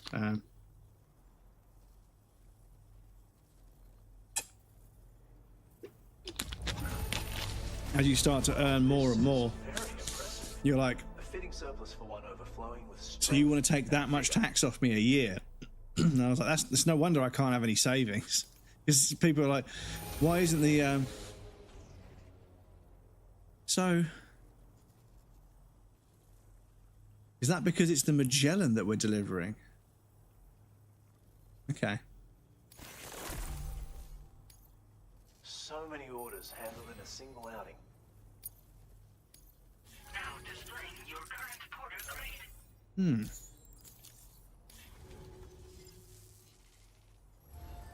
Order completed. Well done. Well done. But yeah, you know, when they're sort of like, you know, the youth of today, they don't have any savings. What are they going to do when they're older? It's like, pff, you tell me, bruv. Like, you know, like it's not like we don't want to have savings, but at the moment with tax and just the cost of living, there's nothing left. You know, nobody has any savings because you can't save. That's what they wanted. They didn't want people saving money and then buying their way out of the working class into, you know, the asset-led, you know, upper class. They wanted to keep everybody in the working class, so they just taxed everybody and charged everybody so much for everything that you can't afford to have savings. You know, your savings get wiped out. You know, even if you do put a couple £100 away a year, every 5 to 6 years, something costs you £1,000. It's just, it's just how living in this country is. Order accepted. Thank you. So yeah, it's just, you know, nobody has any savings. A bunch of us are like heavily in debt.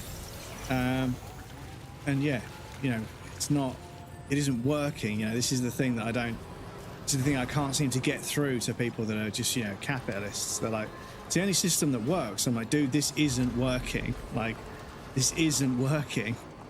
The fact that the whole system goes fucking belly up every 7 to 11 years and has to be bailed out by the government at the public's expense is not indicative of a working system. You know, just because it manages to sustain itself and minimize losses long enough to last 5 or 6 years before things start to go wrong. But yeah, it's clearly not a sustainable system, because I, in my 40-year lifespan, have seen three once-in-a-lifetime financial crashes, you know? They were literally describing these recessions as once-in-a-lifetime financial crashes, and I've seen 3 of them so far. And then you've got all these crusty old boomers on the TV, like, oh, kids, you know, the young generation, they just need to work a bit harder. What they need to do is pull up their bootstraps, roll up their sleeves, and just work harder. And then you look into this person and who they are, and they inherited a property empire from their dad with 619 properties. So after school, they've been doing very little other than just fucking charging people extortionate rents. And it's just, you insincere fucking sack of shit. Just don't get me wrong, if there were politicians that were born working class and worked and worked and worked and worked and worked, and they'd eventually got to some level of, you know, financial security and wealth, and they were saying, well, I did it, so I expect other people to do it, I wouldn't be able to argue. But it's just never the case. Every single one of these slimy pricks has been fucking, you know, and don't get me wrong, I'm fortunate to be born into the life I was born into. I'm not pretending that I'm not.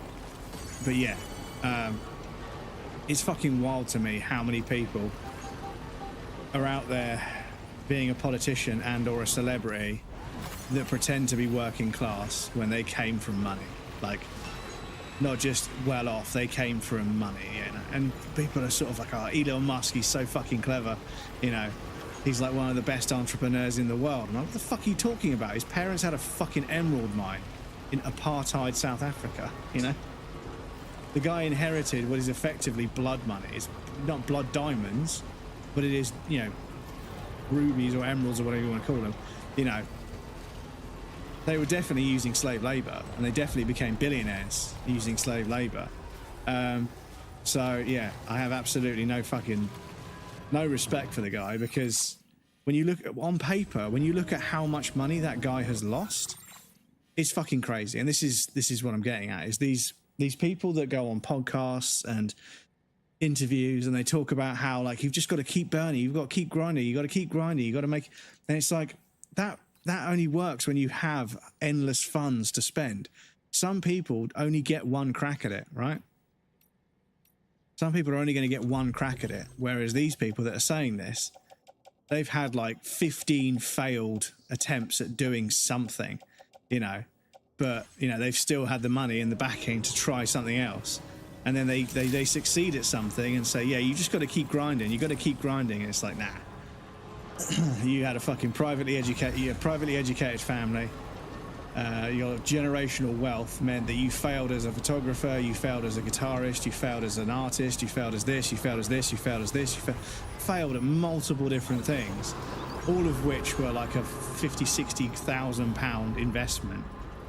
And then they finally get lucky with one particular kind of thing, and they're talking about like, oh yeah, I just worked real fucking hard. It's like, yeah, of course you did, mate. You just had the money to keep trying things until you get lucky. So yeah, you know, it's so insincere, because you've got kids growing up seeing people pretending that they were, you know, they worked their way from the bottom up, and they didn't.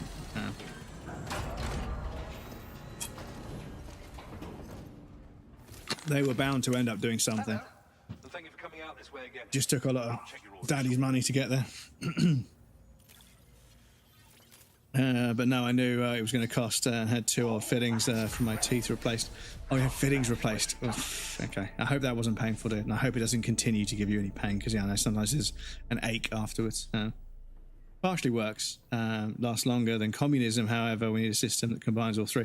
Yeah, we need to mix socialism, capitalism, and communism into some sort of hybridization that takes into account that we need a system that doesn't stop people from being able to do well, but there needs to be a limit to how well somebody can do, because it's crazy how, like, we have this kind of economy which is kind of like this ring-fenced area. Some people break out of the ring fence. You know, there's a certain amount of, you know, but some people are able to just break out of the fence and just take as much as they want.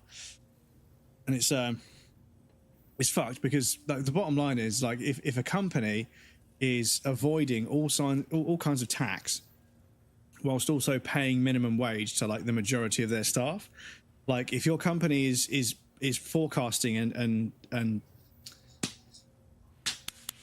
what's the fucking word? If your company is declaring record profits, sorry, my fucking words will not come out of my head today, and it's really annoying. One of the really frustrating symptoms of long COVID. When a company is declaring or claiming record profits whilst paying the majority of their workforce minimum wage and also avoiding tax through various different loopholes, that to me is not a successful business. Like, you shouldn't need to steal wages from your staff by not paying them very well, and you shouldn't need to dodge tax. A successful business is so successful it can pay its fair share of tax, pay its employees a decent amount, and still be profitable. That's a successful business. A business that has a C-suite on absurd money and shareholders on absurd dividends, whilst 80% of the people doing the actual work, the actual workforce behind the business, is all on minimum wage with no benefits, that's not a successful business. That's not a successful business. It's profitable in some way, shape or form, but I don't think it's a successful business. And that's the thing. We have lots of profitable businesses because of exploitation and tax evasion. We don't have that many successful businesses anymore. Things that tick over and, you know, generate a bit of profit and everyone's happy. But no, it's just got to be year on year, 5%. And when they can't get 5% from, you know, increased revenue intake, they start taking it from wages. And yeah, it's abhorrent. It's awful. Anyway, so we need to go here at some point. I don't know. There's going to be a shelter there. We need to go there and find out. Because it's on the chiral network, so we should be able to just drive there. On the coffin board. So we need to make a coffin board for later. So we need to go up here up the road, grab some bits, and then we've got some stuff to do on the mountain, so we can go up there. Cool. So we go out of here, straight up the hill. Once in a lifetime, once in an anti-vax lifetime. Little respect for Elon because he showed us all what not to do. The only good thing that comes from Musk is how fucking that moron is. Well, it's fucking wild. Like I can't remember which charitable organisation it was, but a charitable organisation tweeted or said somewhere publicly that to end world hunger would only cost X billion pounds or X £100 million or whatever. And Elon Musk said, if you send me a costing, you know, a costed plan, a plan of all costs, I'll do it. And they did, and then he just backed out. And I was like, you absolute slimy, fucking pathetic piece of shit.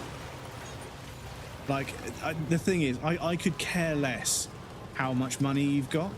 If somebody calls you out, somebody calls you on a bluff, and you welch like that, you're nothing to me. You're absolutely nothing. I don't care how much money you've got. If you say to somebody, all right, give me a fucking plan and I'll do it, and then you fucking back out, you're literally nothing. I literally can't even justify your existence.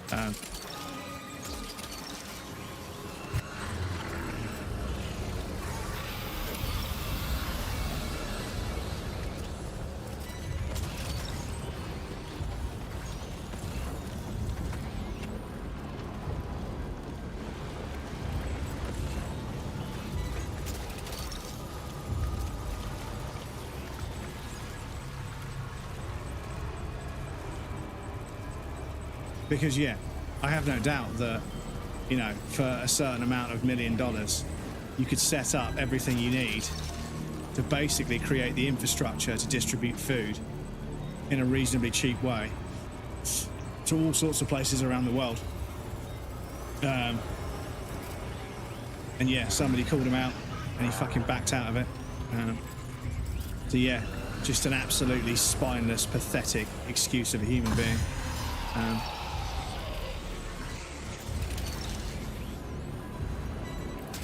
And yeah, made some of the worst cars ever, and they're so terrible in so many ways. And yeah, then you learn that pretty much everything they've got, they bought. You know, like Twitter, SpaceX.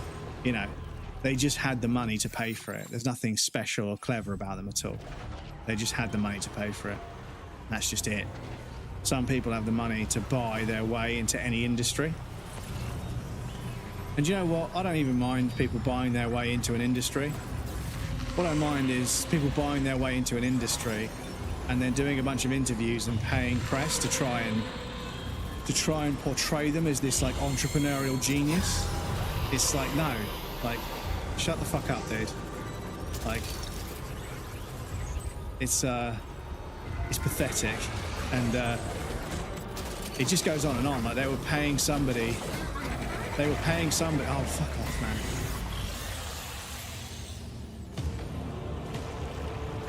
Go. Oh, fuck off. Oh,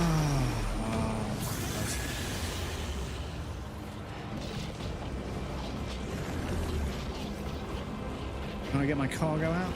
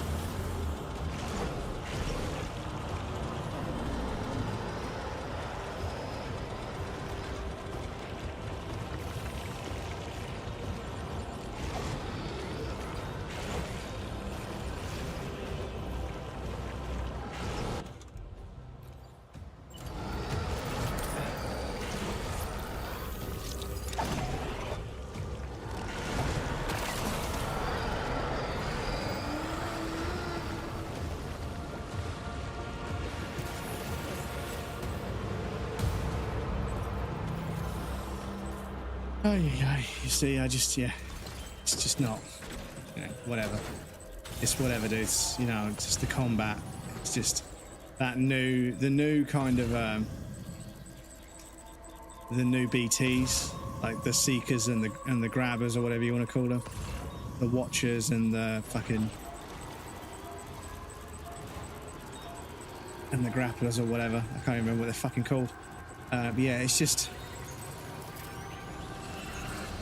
like, yeah, I just can't be arsed with it, to be honest. Because it happens so often, and yeah, it's so just like trivial, you do the exact same thing to escape every single time, and because you can't really stealth past them, which makes it kind of a fun little puzzle every time. Yeah, it's just like, oh great, I'm gonna have to fucking try and walk away from this guy while I've got no stamina, and then regardless of how well I do what I'm trying to do, at some point they'll just knock you over. So that is 3, 6, 4, 5, and 2. So there's one more precious medical equipment for... there's one more around here somewhere.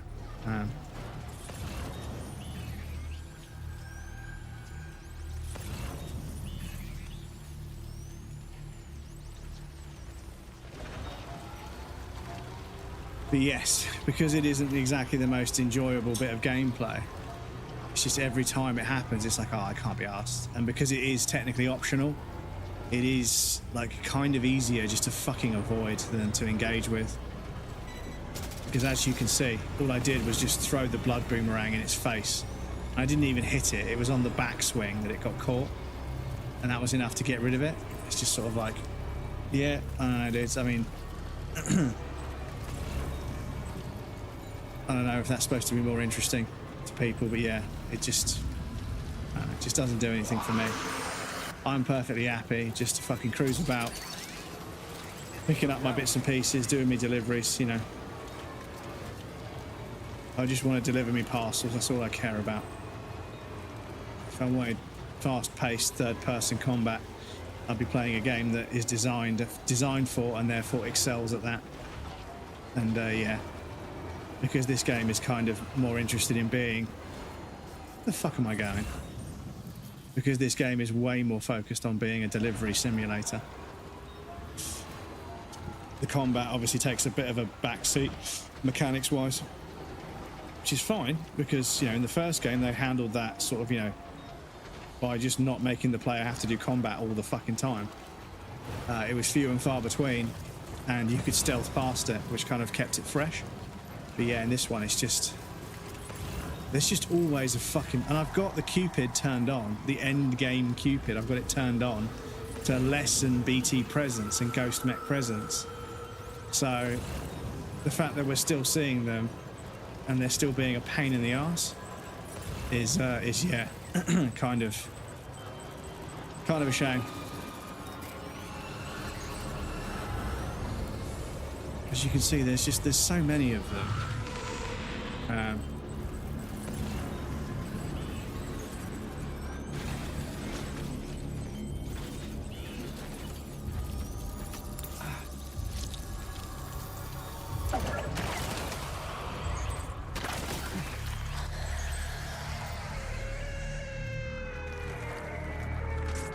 They take so long to, like, finish their animation so you can pick up the fucking chiral crystals they drop. That will not even drop any.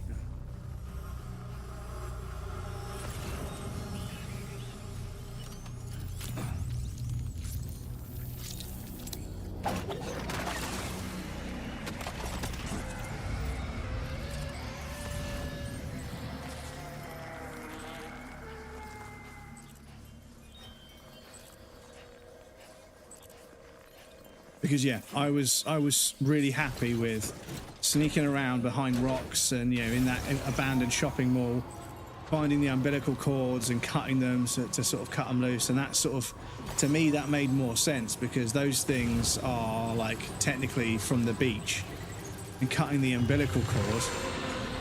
See, there's always another one. There's always another one. You see what I mean? And it's just sort of like another one. There's so many. It just makes it kind of oppressive and stupid. My vehicle completely won't fucking respond because I have to be knocked out of the vehicle.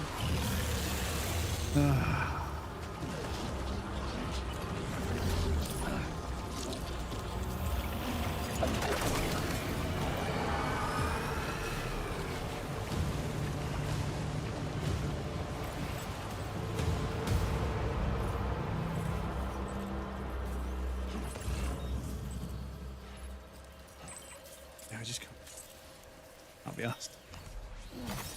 It's just, yeah, like I just want to scoop up my deliveries and fuck off. All I'm really interested in. And like I say, if it wasn't just all the damn time, if it wasn't just like 17 of them. Another one? If it wasn't like fucking 17 of them in a smallish area where you can't help but get fucking noticed. There's no hope for stealth. Like, you're not stealthing it at all. Sorry. It's so obtuse when it comes to sneaking past them. Because, yeah, they just spin around in a circle. Like, there's no sneaking up behind them or using cover. There's so many of them spinning around in a circle that they just cover, like, the entire area. So the only thing you can do, I suppose, is stay out of range and load up the boomerang, which uses my health, I might add.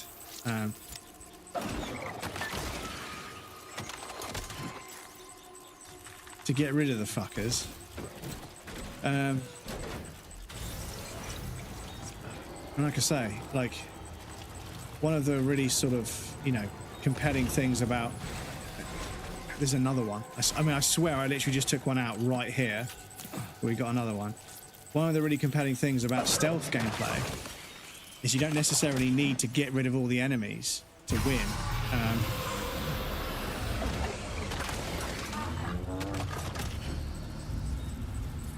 Actually, if the enemies can't be taken care of very easily, the player is incentivized to avoid a smaller amount of enemies, but the gameplay lasts longer because they're able to use the same enemies for the challenge. You know, they're challenged by the same enemies because they have to come back the way they came and stuff, you know?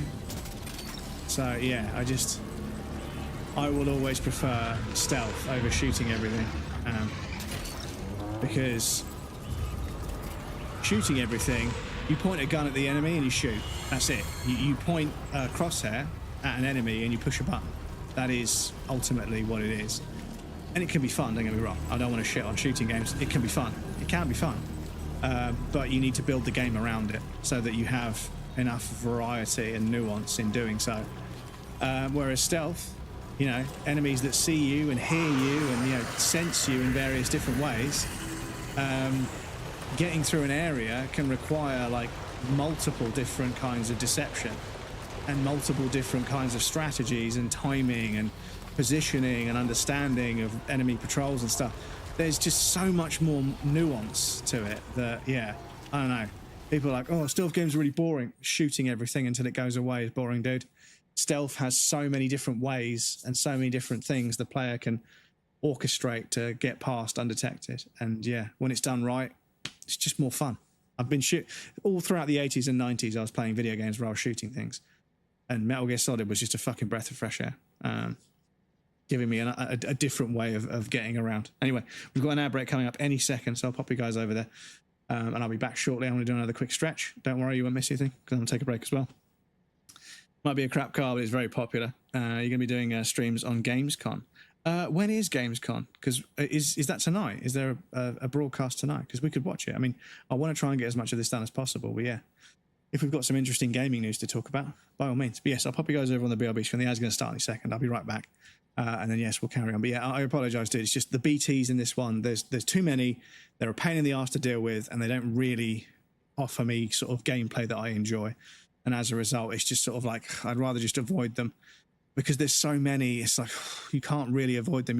Like I said earlier in the game, when we were, you know, some of the streams we did over the last couple of weeks, the game feels like it's forcing me into combat, and I don't enjoy the combat. So it's like, you know. But anyway, I'll be back shortly.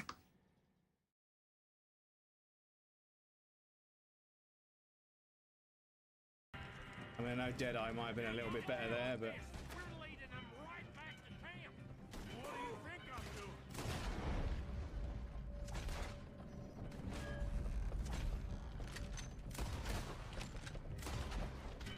Problem is, you kind of spunked a whole lot, sometimes by accident. I mean, the dead eye, I mean.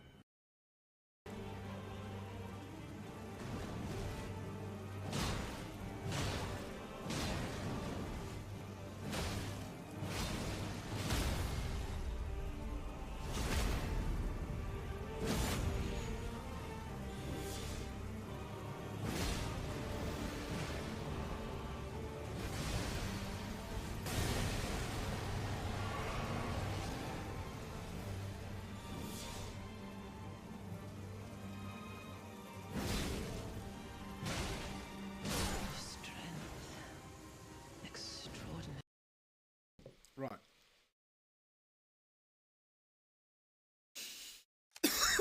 Excuse me. Fucking hell. Oh, shit. Fucking hell. Fucking hell. Jesus. That smoothie got me. Fucking hell. Excuse me.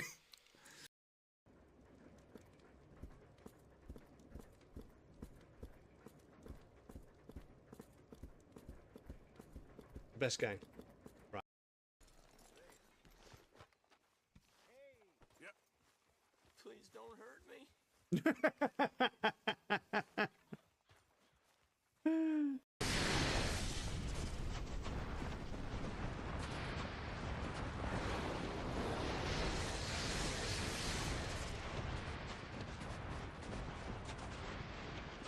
What's gonna fuck me? What's gonna fuck me? Is it gonna be me?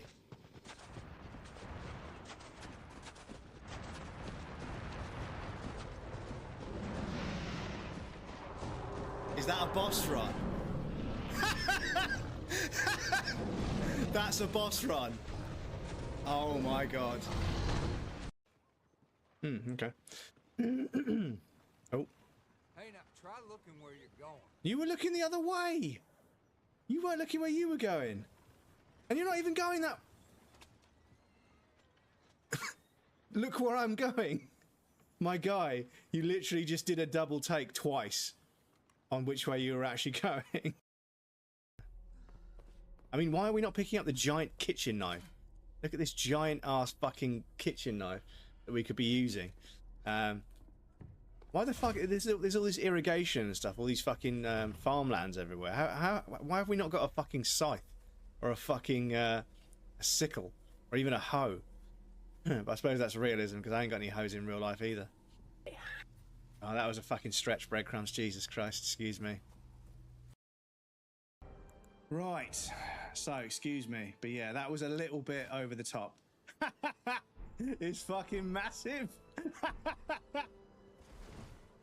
It's fucking massive as well, dudes.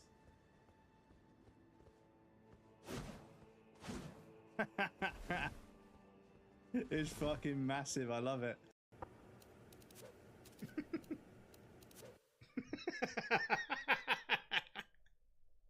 It still fucking works.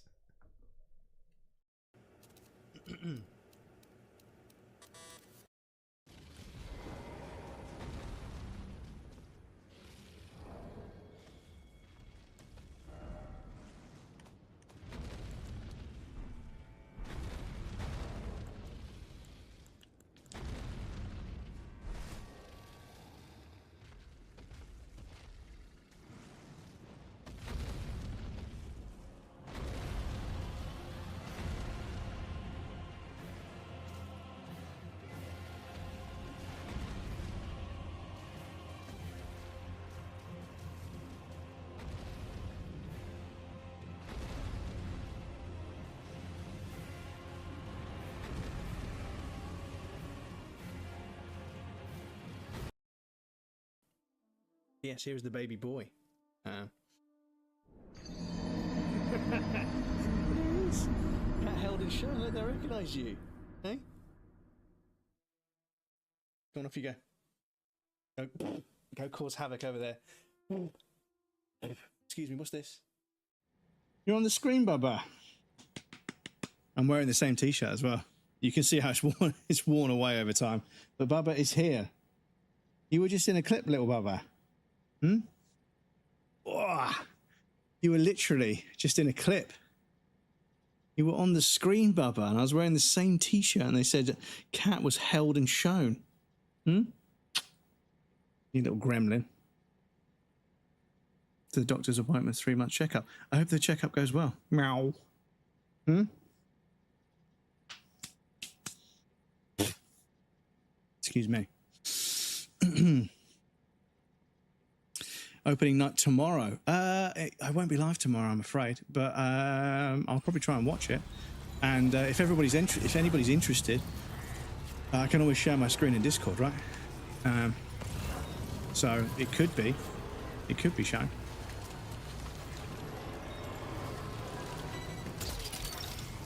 Where is the last piece of this fucking order? I'm driving around these fucking BTs. It's probably up here. Well, I've driven up here already. I've driven up here.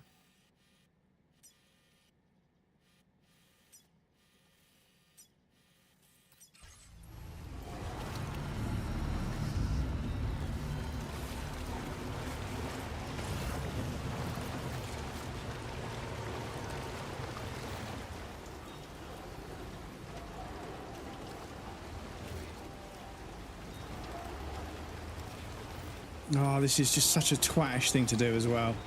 Is to fucking make it so that you can't drive a vehicle. Oh, shut up, game. But yeah, I think it's one of those scenarios where they got a lot of things right in the first game, so when they tried to evolve them in the second game, they took it too far. And it sort of, it borderlines with like being a little bit too much. Which is, yeah, sadly sometimes the case.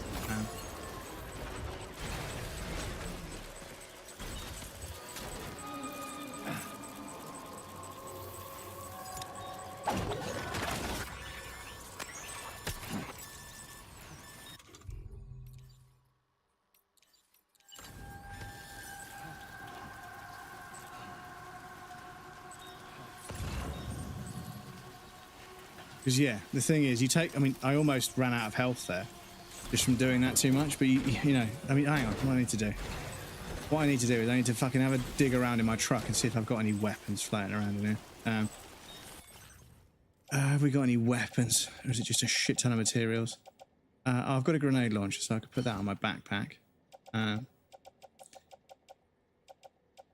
just a grenade launcher, really.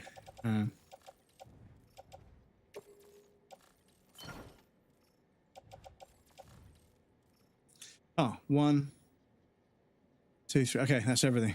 Okay, yeah, Dollman didn't say anything. Normally Dollman confirms when we got everything. Okay, cool. So, back to the tar therapist.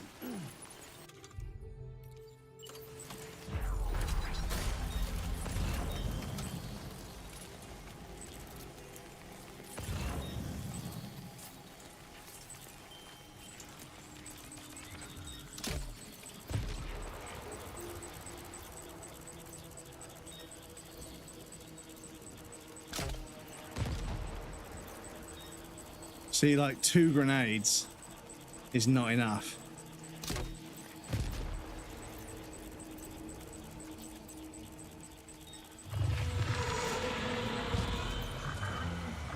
Four grenades. Yeah, it's just, you know what I mean? It's just like, nah, like 4 grenades. Not from the little handheld grenade launcher, like the proper full-blown, like the proper fucking grenade launcher. It took 4 fucking grenades. You are taking the fucking Michael. That's where we are. So we need to go to the tar therapist. That might do this. That might be the last bit as well. So to the tar therapist, we need to go down the hill to the road. Can't see shit because it's night time and it's fucking BT, so there's fog everywhere. So yes, apologies chat. Anytime I have to go and fucking deal with BTs, I can't be arsed. They're not as much of a threat They're just an annoyance, whereas in the first game, they were a threat, and therefore you tried to sneak around them, and sneaking around them became its own little puzzle gameplay loop in and of itself, which, yeah, for me, fine, love it. You know, I love sneaking around and avoiding enemies, you know? Avoiding combat, avoiding killing people is always, you know, more fun to me because it's more difficult. It's more of a challenge, you know? You know, when you can just indiscriminately start fucking yeeting explosives and or bullets at the direction of the enemy and just kill as many as possible, it isn't anywhere near as fun because, you know, you don't have to think about it, you know? But that's just why I like stealth gameplay. I mean, some people get bored to tears with it, but yeah, like I say, you know, I played Doom, I played Quake, I played Counter-Strike, I played, you know, Call of Duty, I played Medal of Honor, I played Battlefield. You know, I played the fuck out of shooting games, you know, and you know, there's nothing wrong with them, you know. They do what they do, you know. Battlefield was one that I kind of stuck with a little bit because of how much other stuff there is. There isn't just shooting stuff. You've got tanks and jeeps and planes and helicopters and gadgets and stuff. So there was, you know, there was a lot more on the table. So therefore, it was took a little bit longer to get bored of. But yeah, games where you just fucking shoot everything all the time. Every solution is just to shoot. And there was an indie game. Can't remember what it was called. There was an indie game where everything, like, you know, you need to wash the dishes, so you just shoot them with a gun. It's like it's kind of a bit of a dig at America. You need to wash the car. You need to shoot the dirt off the car, so you shoot the car to clean it. It was kind of like solve every problem by shooting it, and it was kind of a bit of a meta commentary about video games, you know, where, you know, shooting things is just how you solve every problem in a video game world. And it was kind of a bit of social commentary on that, and I thought that was kind of genius. I resent that, and I also wonder if that would work. But no, I mean, this thing is, I make these statements and these judgments. I don't do it from a place of superiority. The UK is a bit of a fucking shit show right now. It has been for a while, but it keeps getting worse and worse. And like I say, the government has... Oh, sorry, yeah, actually, do you know what? There has been a bit of a development. So, the government is currently arguing with Wikipedia, saying Wikipedia should be one of the websites where people have to verify their age, not only to read the content, but also to contribute content. But guess what? Guess which group of people they've just labelled and said are immune, or, you know, they don't have to adhere to these new guidelines and regulations? Members of Parliament. So because it's a security risk for members of Parliament to be submitting their IDs and addresses and everything else and faces, MPs don't have to do it. So in the fucking Houses of Parliament, they can look at whatever the fuck they want. But the rest of the fucking country, i.e. everyone else, has to submit ID when they want to look at certain information on the internet. And don't get me wrong, pornographic material, yes, maybe you should have to create an account. Maybe that account you have to prove you're a certain age or whatever. But yeah, getting some third-party fucking verification service, which is just, it's AI, it's somebody's fucking little pet project. Some fucking MP fucking got rattled into fucking investing a bunch of money in this fucking third-party age verification AI system, and now they're desperately looking for somewhere to make it more, you know, relevant, and therefore make the stock price go up. So they're suddenly going to ask, you know, they're going to contract this third party. And this is the thing we need to get down to. We need to get to a stage where when the government is going to contract somebody, we should be voting on who they contract. All of these fucking deals they're handing out behind closed doors, this is where the majority of the corruption is currently occurring. Is you've got all kinds of people dishing out all kinds of lucrative government contracts to do something for the government at the behest of, you know, for the service of the public. But the government will sign some contract for, like, you know, £600 million for like 5 years work. And then the company will be an absolute pile of dog shit. And then they'll have to fucking borrow money to fucking get someone else to actually do the job. And so what about that £500 million we spent? Oh no, we spent it, you know, it was contracted, we spent it, you know. We contracted them to do a job, they did the job, you know. But they didn't do it well enough. No, we didn't know we didn't know they couldn't do this, and we didn't know they couldn't do that. So why the fuck didn't you, motherfucker, that's £500 million. It's not a small amount of money, you know. Gotcha. But yeah, this is the government we have in the UK, you know. And you've got, I mean, in America and the UK, you've got this situation where you've got members of Congress and members of Parliament, you know, similar kind of adjacencies in terms of how governments are run, I suppose. And they're outperforming Warren Buffett, right? You've got people that are in government that are trading stocks, and they're outperforming Warren Buffett, who is like one of the best to ever do it. And they're not, and this is the thing, like I said before, it's the greed, right? Because not only are they clearly, privy to knowledge that other people don't have, right? It's insider trading through and through, right? They won't admit it. They're going to be able to, they're the government. They can cover it up. They're never going to admit to it. But it's just, it's the fucking barefaced greed of it, right? Because ultimately, if you were if you were performing as well or just below Warren Buffett, nobody would really ask you any questions, right? But they're performing like hundreds of millions of dollars a year better than one of the best investment experts that's ever lived. And it's like, you don't realize how fucking stupid that makes you look. Like, all you needed to do, the only thing you need to do when you've got a fucking grift going, when you've got a scam, I mean, I wouldn't condone scamming somebody, but when someone says that someone goes to all this effort to only make like 40 grand, 50 grand a year, I'm like, yeah, but they could do that their entire fucking life and never be caught because nobody's going to go chasing them for it, right? It's when you fucking have a grift that fucking makes several £million a year, that's when you get caught because you're being greedy.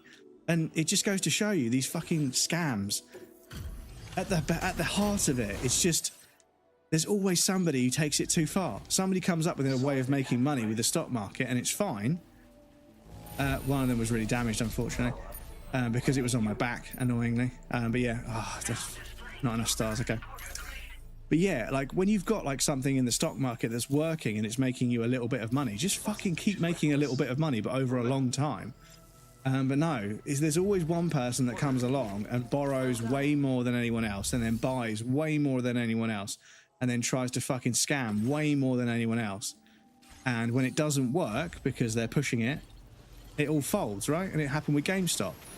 Somebody was trying to short GameStop, where you borrow the money to buy the stock at a certain price, and then by the time you come to sell the stock,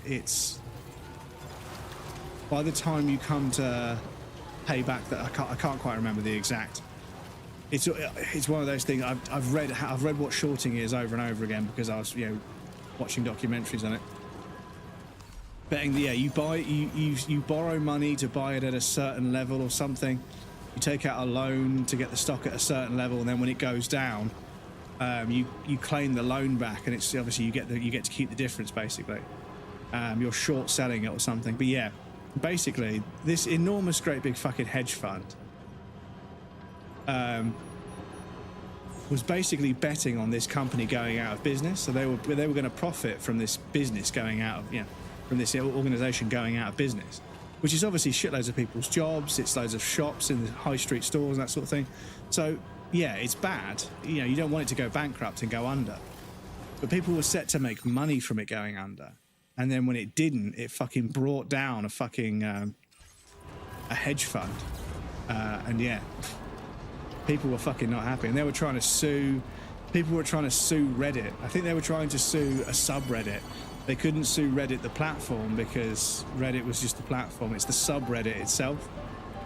And I was already in the subreddit because it is an interesting for non-professional, casual sort of traders. It is a funny sort of world to sort of peer into sometimes because out of the 50, 60,000 people, I don't know how many people there are. I mean, I don't know how many people are in there now that it's been broadcast, and on TV as part of the GameStop fiasco. But yeah, you've got loads and loads of people, just basically kind of making jokes about their losses, and people were posting a screenshot where they're like, yep, lads, it's happened, it's all gone, and there's like $55,000 gone. And everyone's like, don't worry about it, dude, what are you going to invest in next? And it's kind of like, because at a certain level, it is kind of just gambling with the stock market, basically. There is a way of looking at it that is just gambling with the stock market, and everyone knows how addictive it is. So they kind of made jokes about it. And yeah, there was obviously, occasionally there was a good news story, and there was one user who was talking about stuff for years and years and years, and then, They said, you know, it's time to retire, and they put a picture of them and their family standing and looking away from the camera to protect their standing there looking at this fucking enormous great big house, and they said it's time to retire, and I was like, shit, they fucking did it. They got fucking stinking rich just playing the stock market. It's possible, lads, it's possible. Everyone start buying, don't sell. Diamond hands to the moon. It was such a meme sometimes. But yeah, like I heard about it, and they said, yeah, they're going to try and take a subreddit to court for insider trading. And it was like, you're a fucking hedge fund. Please don't try and imply that no insider trading was involved in establishing the bulk of the fund.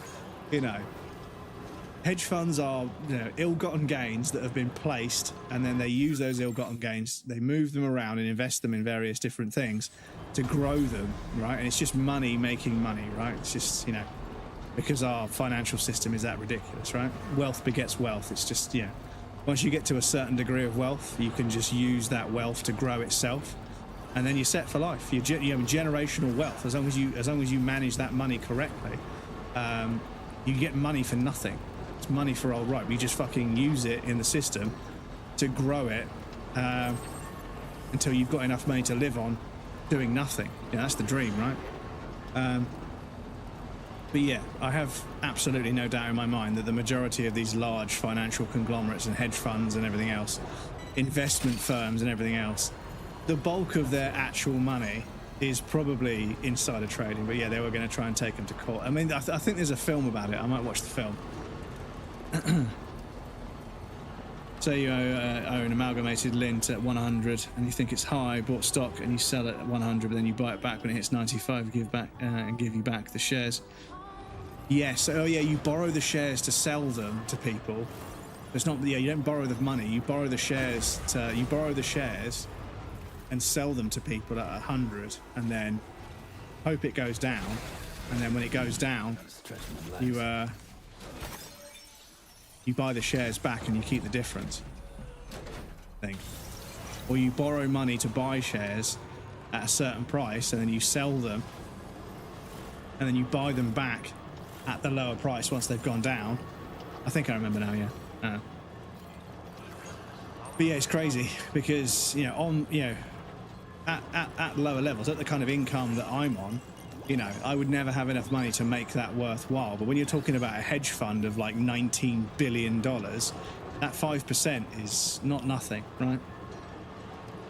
Not clearly overvalued. It can be incredibly risky. Oh yeah, for sure. Yeah, it's fucking incredibly risky. But yeah, it's when people clearly know, they know something's going to happen. They know a buyout is going to happen. So they start shorting the stock of the company that's about to be folded, right? Before it gets folded. Short sellers are actually a healthy thing to have in the market because they tend to be unforgiving, and the companies who are padding their quality reports. Yeah, I suppose it can catch people out in certain ways. Not nice, but they're useful. I suppose yeah. Obviously, when you have a bunch of people buying your stock, or, you know, buying your stock and then immediately selling it at a certain price, or borrowing money to buy your stock and then selling your stock at a certain price and then waiting for it to go down so you can buy it back. But yeah, it's fucking crazy, dudes. But like I say, you know, if short selling is going to be sort of like a 5 to 10% return, you know, it's not, I suppose it's not the end of the world, but there are definitely financial structures that are designed to try and generate profit out of thin air, and obviously they work for a certain amount of time, but that profit is money that's got to come from somewhere. And this is the thing about money. Once you start disconnecting money from physical, like, you know, like gold, like bullion and stuff, and you start having, you know, the central banking system and the fraction-based lending system that it works on, you create all of this money out of thin air, and it's only a matter of time before the bubble bursts, right? And that's why they call it a bubble, right? It's because you just keep inflating and inflating and inflating until it pops. But the problem is, when it pops, it fucking absolutely destroys livelihoods up and down any country, or up and down through any economy, I suppose. But yeah, you know, it's the way some people are so wealthy, they're just impervious. Like, it doesn't matter what happens in the economy, they're always going to be okay. Whilst 99% of us are just, you know, completely beholden to what the market does, right? Now this is something I never expected to see. You're just full of surprises. Good afternoon, Soul Straw. Welcome in. Now displaying your current porter grade. This rain isn't letting up. Try to stay dry. Order completed. Well done.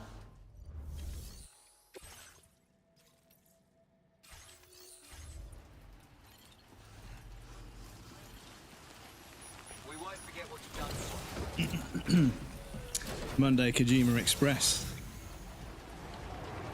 Kojima Express. Could you imagine a train journey dedicated? Oh my goodness, right? So, you know, I said before, like the thing that makes me chuckle the most is how much money someone like Elon Musk has, yet how much of a fucking loser they are. I'll tell you what, right now, you gave me $1 billion? $1 billion. What I would do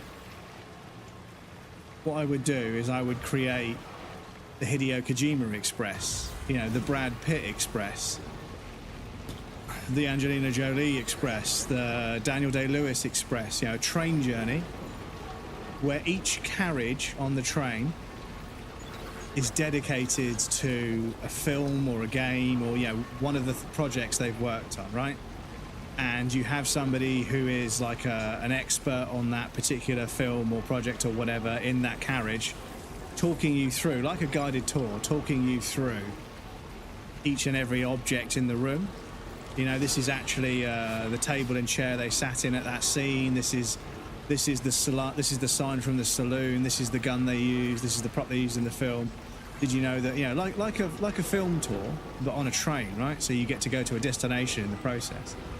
And yeah, you know, you could take a group of like 5 or 6 people on a little train journey, and it's like a moving museum, right? And you can, and the thing is, the museum, it could be in a certain part of America or a certain part of Europe for a certain amount of time. Then it could move on, and they could hire people that speak the local language. So it would be a mobile museum. It would be a museum that moves. And yeah, I think that the 500 million, you could do probably, you could buy a few trains, you could hire a few people for a year or two, and you could do them and see which ones are popular, which ones aren't. But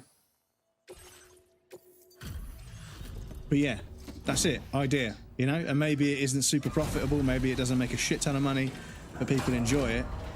And maybe it only ticks over and slowly loses money for 10, 15 years and then goes away.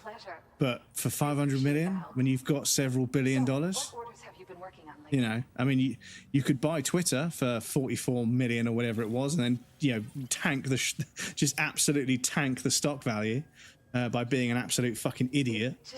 But yeah. Set up nice legit software and skill, maybe everything, better traceability, it's doable. Yeah, you know. I'm so grateful for your help. 7 rocket launcher. Have this data as thanks. I'm guessing you need more materials. Now displaying your current porter grade. Here's a brand new design for a rocket launcher. It can fire 7 rockets in succession and is also lighter. I can't tell you how glad we are to finally share this with you. I'm sure you'll make the most of it. Though we're all looking forward to the day that we won't need to rely on such weapons ever again. Yeah. You'll be careful out there. I mean, now that I've killed Higgs, Order completed. we think.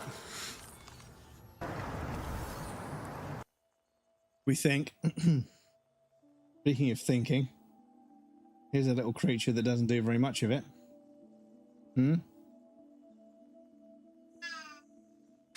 I don't know if you guys could hear it. No, they can't hear you, Bubba. You're okay. Have you got any orders for... Nah. Yeah, we'll do that one.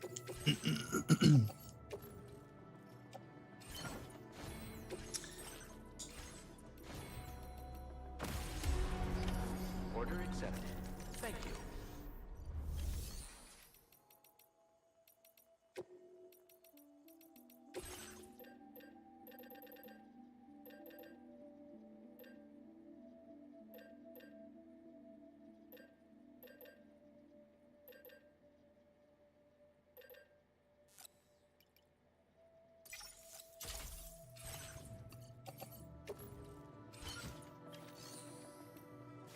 So, excuse me, I'm going to take some rocket launchers with me.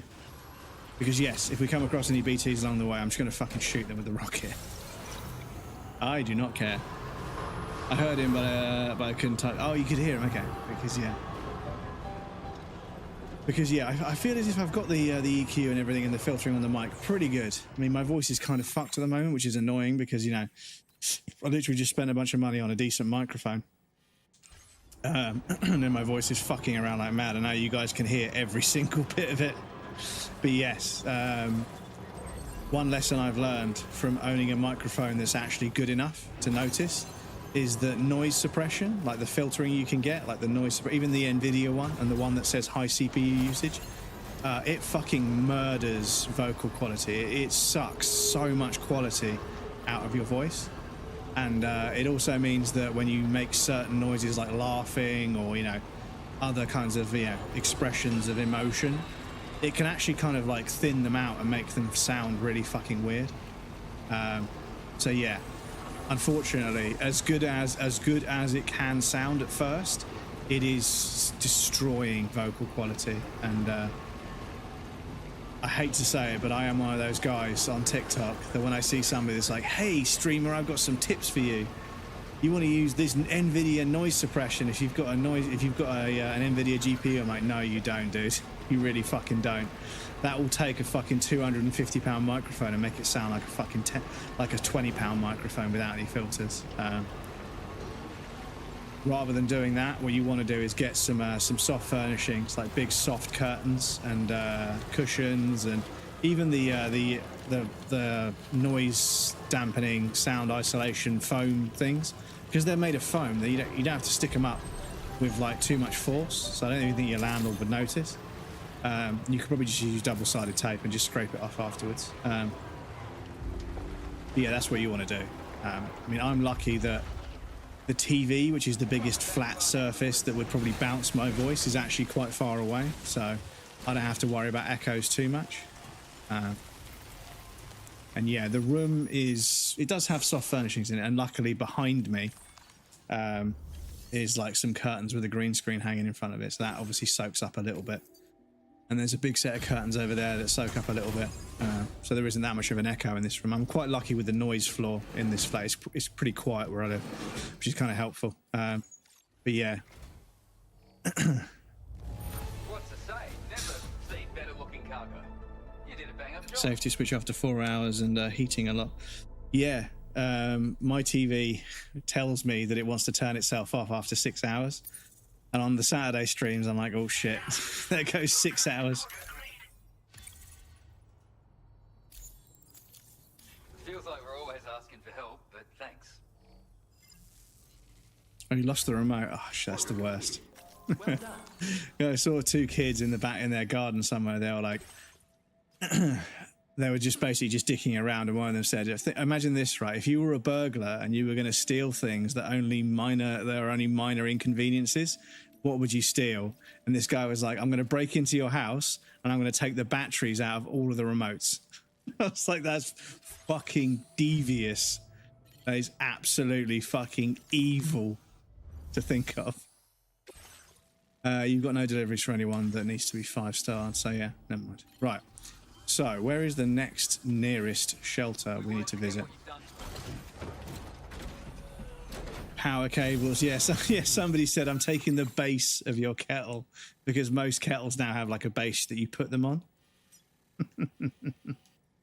Right, so we've got a delivery for this bozo, and then a delivery for these bozos, and then the fisherman is down here. They're not. Where's the fisherman?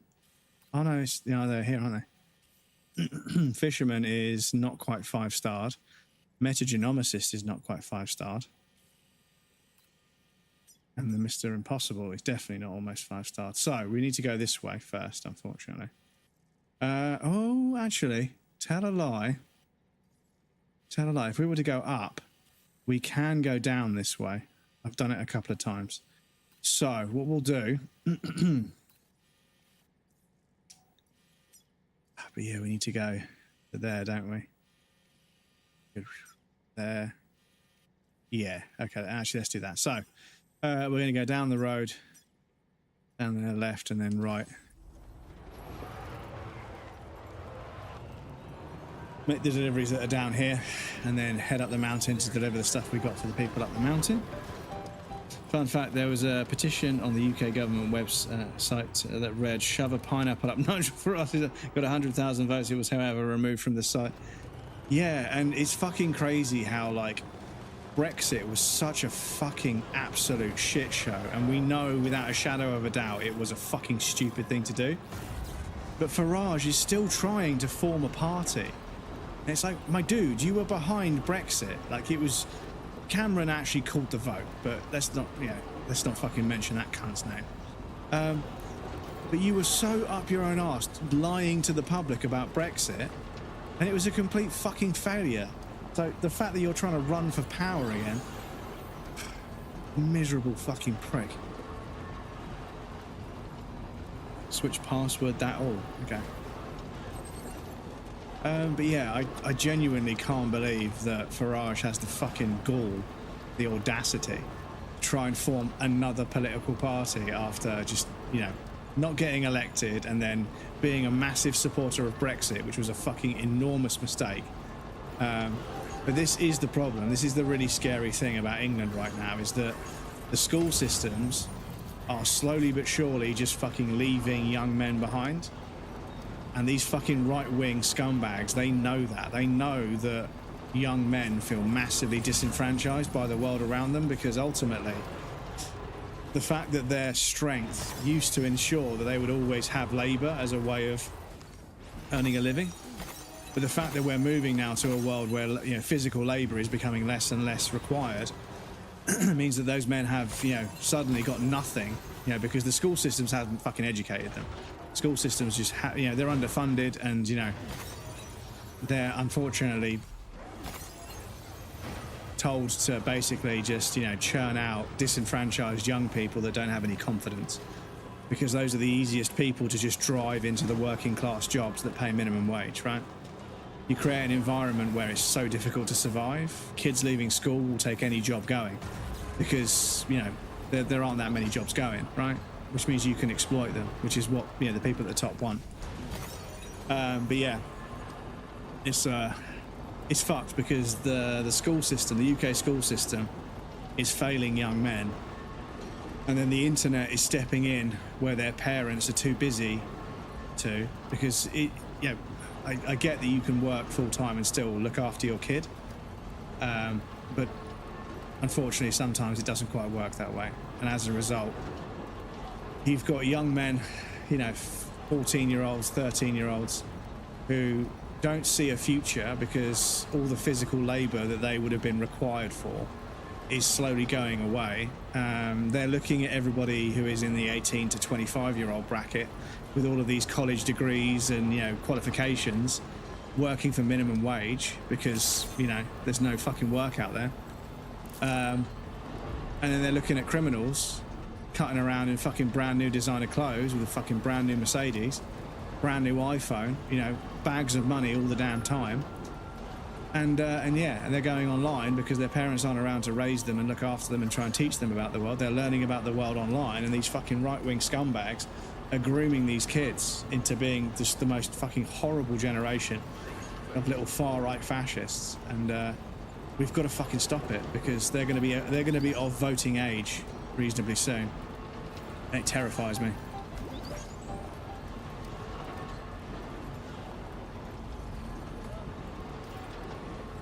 Cameron, who's that? Yeah, that pig fucker. Maybe just merchandise to rework Brexit tax. Well, you know, there's talks. I mean, obviously, what we need to do now is we need to start working on re-establishing the benefits we used to have with being part of the European Union, because ultimately, I think it would be probably one of the biggest slaps in the face to British industry of any sort if we were to vote ourselves back into the European Union after so many businesses went under. That, I think, would be one of the biggest fucking insults to, you know, so many small business owners that either imported heavily from Europe or were trying to expand their business into Europe because they'd saturated the UK market. At the point of, they were at the point where they were no longer going to be a small business. They were going to start going to Europe, and obviously at that point they become a big business that hires people, pays a bunch of tax, employs, all sorts of stuff. Thanks for tuning in. We appreciate it. But yeah, they all got fucking wiped out by all the fucking Brexit regulations and the extra cost and the extra time and everything. And yeah, if we were to vote ourselves back in, it would be such a fucking kick in the teeth to those people. And I think that the only way I would want to vote us back into the EU is if we were able to figure out all the businesses that filed for bankruptcy, if we could try and get them back started again. Because yeah, obviously not being part of the EU is costing us money. It's fucking our economy. So if we were to go back into the EU and that detriment to our economy was diminished, I would want some of the money we make off the back of that to go towards grants that go to people that declared bankruptcy and or insolvency, or declared insolvency or liquidated their business as a result of Brexit. During that time frame, if they can prove that they chose to close their business down because of Brexit, they could have a loan to get it started back up again. And a loan at a stupidly low interest rate. I mean, like fucking 0.5%, like a good 500-600 grand to get their business back up again, at like a fucking disgustingly low interest rate, because yeah, they deserve it. Because yeah, it's just, honestly, the fucking 2 years after Brexit, watching Instagram, on Instagram, watching business after business after business that I'd supported and bought merch from and bought crockery and bought gifts. There are fucking gifts I've got for my family and my friends that came from small businesses that went out of business because of Brexit. There were things that I bought and gave to people as gifts that they were very happy with, that are now, I wouldn't be able to buy another one. And it's like, that feels fucking horrible. That feels absolutely fucking soul-crushingly horrible. We could do that. We could do that as well. Okay then, brother. But yeah, I think at this point, voting ourselves back in. Oh shit, are we full up? Is our pickup loader really fucking full up? Okay, I think we're gonna have to go make some fucking deliveries, dudes. Let me just check. But yes, if we are to negotiate our way back in, I want those businesses that went under to be reimbursed and hopefully reinstated. Because yeah, these things.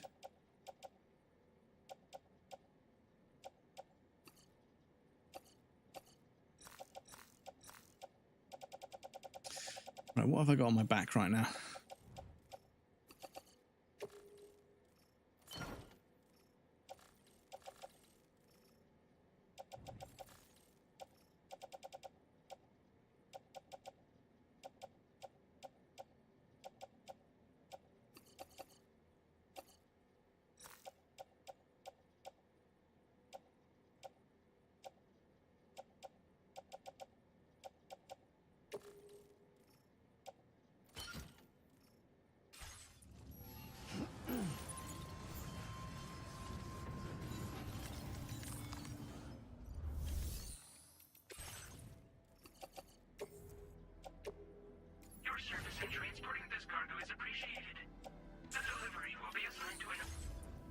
Cool, right, so yeah, but yeah, like I say, we either need to go about like trying to re-establish the key benefits we had by being part of the European Union, and from there we can build a relationship with Europe where we are not part of the European Union, but we can hopefully still negotiate our way into the majority of the benefits. But yeah, like I say, if we were to flat out vote our way back in, that would be such a fucking insult to all the people that had a small business.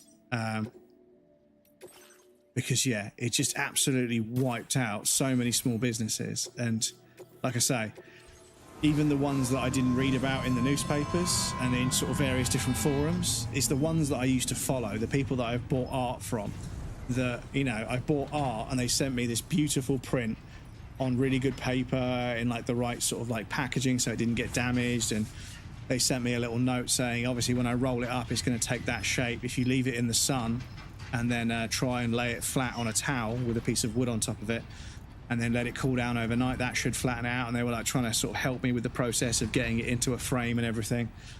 And they were like, yeah, if you put it in the frame and then leave the frame in the sun or near a radiator to warm it up, that will help soften up the paper, and then it being in the frame will flatten it out for you.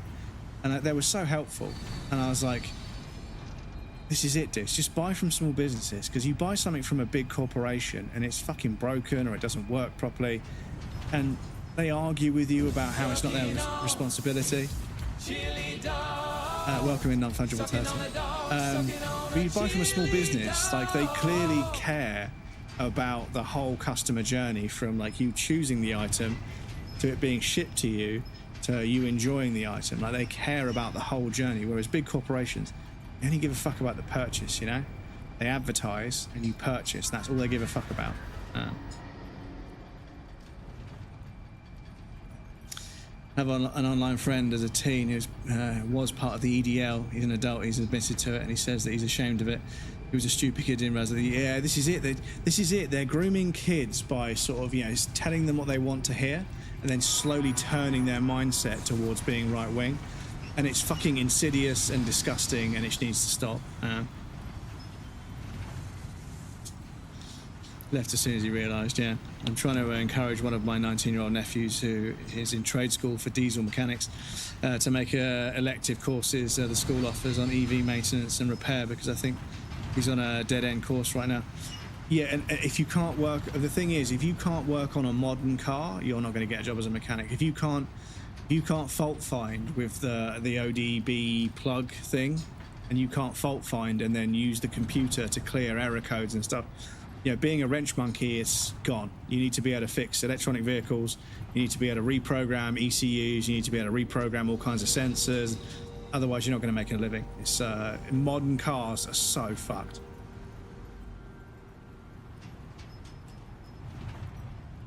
It's fucking crazy, crazy, dudes. Over the last 100 years,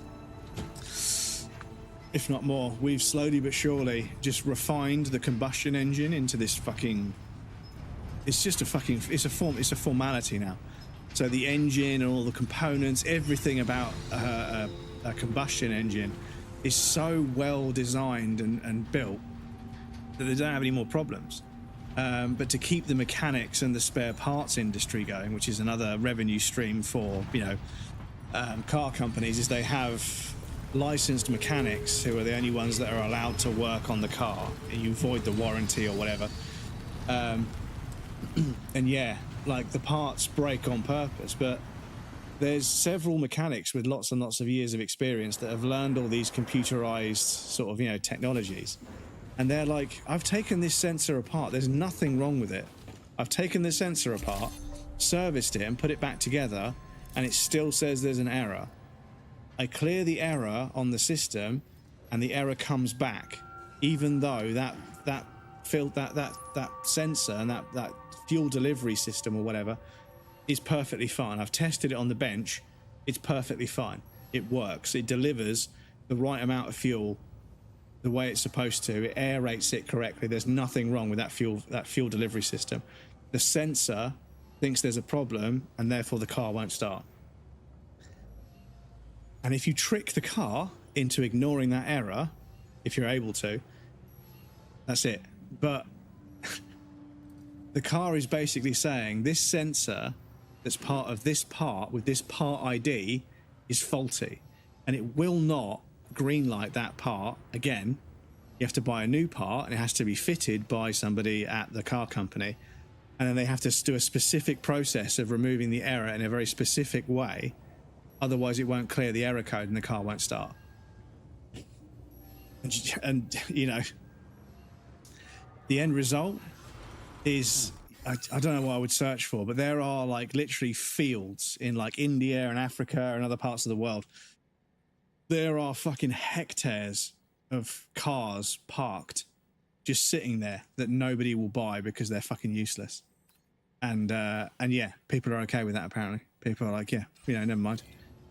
And over here in the UK, you try and buy a new car and they absolutely nickel and dime you. They charge an absolute fortune. And yeah, the cars are, there's so many fucking sensors on a car that arguably it should never go wrong. The amount of sensors there are on a modern car, it should never go wrong. It should warn you about things being slightly out of spec months before there's a problem, years before there's a problem. But no, what happens is one day you turn the key and the car's like, nah, no. But you've got a B73RX_52K error. And you're like, the fuck is that? So you Google the error code and it's like, well, yeah, this sensor has got a fault. You're like, okay, well, where is this sensor? Can I take it out and check, you know, how can I check the function of the thing that it says it has a problem with? It's like, well, you know, it's inside the engine. I'm like, yeah, when you say inside the engine, where on the engine is that? No, it's inside. You have to take the top of the engine off to get to this sensor. So I've got to take the head off of the engine to get to a sensor. And they're like, yeah, there'll be some kind of regulator that's making sure that the axle is spinning at the right speed. If it isn't spinning at the right speed, it throws an error code. And I'm like, right. So we've got to take the head off. So we may as well do the head gasket. We may as well do plugs. We may as well do valve seats. You know, we may as well do, you know, a service on the head, right? They're like, well, yeah, that's if we can get the spare sensor. We can get a new sensor from the manufacturer. And I'm like, can't we just take the sensor apart and fix it? They're like, you can't fix these things. You have to send them back to the company. And then they allow you to, because it's an uplift, they won't sell you a replacement until you send them. And I was like, this is like printer cartridges, isn't it? It's like, yeah, it's exactly like printer cartridges.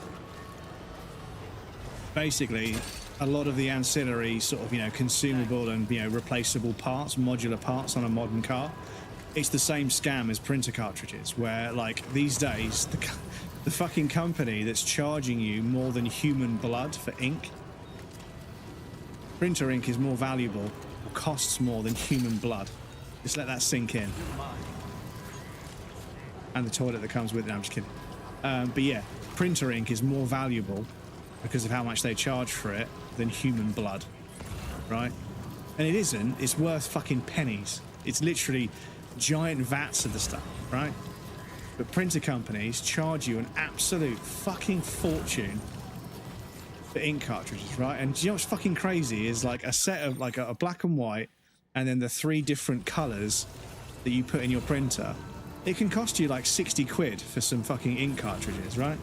But you can go to a shop and you can buy a brand new printer for £27, £37. It's cheaper to buy a whole new printer that has half a fucking ink cartridge in it, because it won't have a full ink cartridge, half an ink cartridge, and then print what you need to print and just fucking throw the printer away afterwards. It's fucking insane. They do it with car parts now. Because governments and, you know, people that are conscious about the environment, which I agree with, don't get me wrong, governments have legislated that cars and household appliances, and the companies that make these devices, they have to keep spare parts for a long time, right? To make sure that that car can be repaired. Because this was always the fucking scam, right? Is that you buy something and then, oh shit, can I? Oh, fuck off! I'll just fucking walk up the damn hill. Got spiked tires on this thing. That was always the scam, is you bought something, but within 3 years there were no parts for it. So even if you wanted to repair it outside the warranty, you couldn't. So yeah, the government's got together and legislated that in the EU, and obviously I suppose we're going to follow that in the UK as well, that every single device, every single appliance, car, whatever that needs to be, that parts have to be available for, I think it started off at 5 years, but it might be more now. Print everything at the UPS store up the road. Well, this is it, RSY, is that I think that for me, like, even though I hardly ever need to print something, but if I do, I'm just going to go to the library and or I'll ask my mum to print it, because my mum has to print stuff fairly often because of the businesses they run. But yeah, they're such a fucking scam. And to get back to my point, the same way with car sensors and other bits and pieces, these companies, they want you to send the part back before they'll sell you a replacement, right? And this is where the scam comes in, right? Because when you get the replacement part, it's just in a Ziploc bag. It ain't a fucking new part at all. They're selling you the same part of somebody else's car back to you. It's not brand new at all. And it's fucked because for a start, you've got no idea how long it's going to last before it goes wrong again. The company will give you a warranty on that part for 12 months, you know, but after a year, you're on your own. And I reckon somewhere along the line, somebody has probably bought back the part they sent in originally. I reckon with certain parts on certain cars, they have to be changed every 4 or 5 years. But yeah, it's such a fucking scam. Like, cars are such a fucking scam. And Sam, get in the truck. It's right there. It's fucking blue. It's not even that steep. Just get in the fucking truck. So my parents have, you know, as they've retired now, they have treated themselves to a nice car. But to plug in, right? To plug in like an iPod or whatever, you have to get this special adapter cable to plug into the interface. So in the car, rather than just putting a USB port where you would plug in, you know, I mean, other Mercedes cars I've seen have it, but this car doesn't.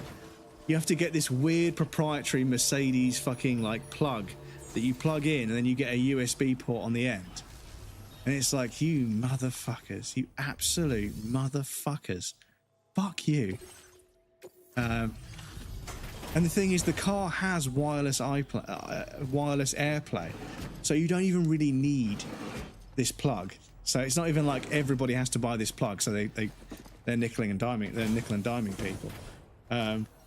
It's just because Bluetoothing to this car is difficult, and you have to buy a special fucking plug that goes to USB-C for one phone and a fucking adapter for the other one. It's like, for fuck's sake, man. Car companies shouldn't be able to do that. Car companies shouldn't be able to they shouldn't be able to make up proprietary connection standards, because even Apple had to switch over to USB-C. So yeah. Ooh. More hologram data. Cool. Okay, these guys are insufferable. Right, apologies, chat. I do apologise. I've yapped for so long. I've yapped all the way through to another ad break. I apologise. Let me make sure I catch up on these messages before I go on an ad break. Some teens can succeed with only bands.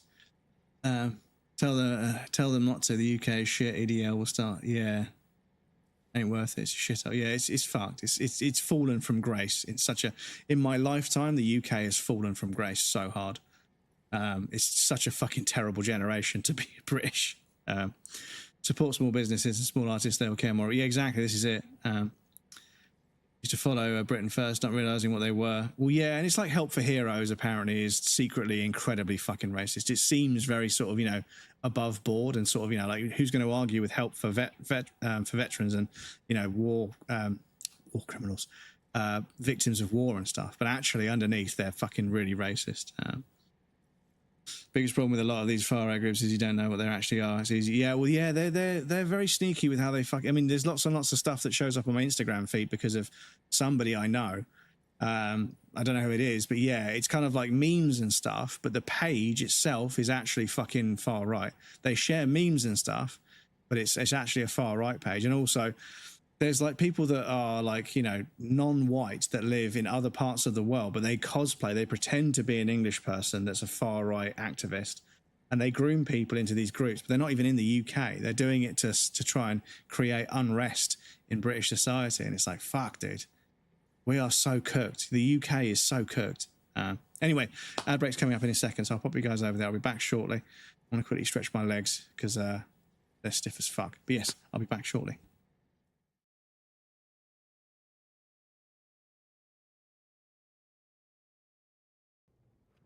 If we make it look like an accident, chat, they won't pin it. They won't pin the murder on us. I mean the unconsciousness on us.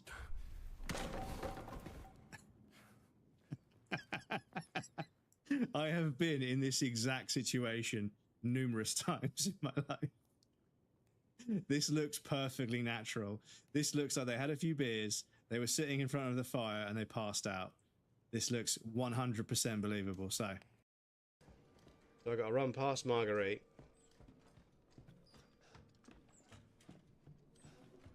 Who appears to be deaf as fuck. Yeah, somebody gave me a shout out as Breadcrumbs once, and I was like, nah, Breadcrumbs is my OnlyFans, mate. 911, what's your emergency? I see, sweetie, but I'm sure they love you. Being a parent can be really hard. Is there anything I can help you with? Are they there now?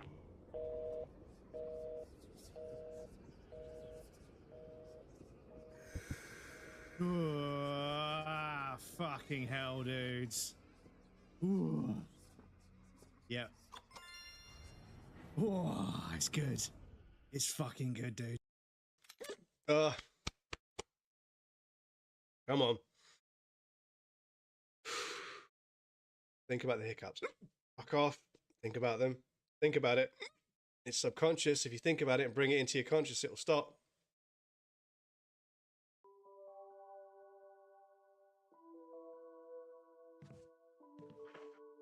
Okay, I think I'm alright.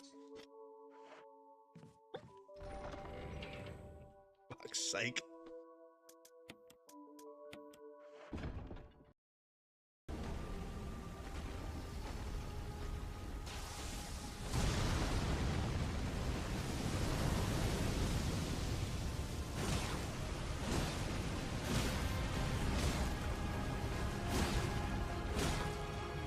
Get fucked. Get fucked. Awful fight, man. Awful fight, dudes. Awful, awful fight. Fuck, that is annoying. Thank you for the GGs. Trophy level up.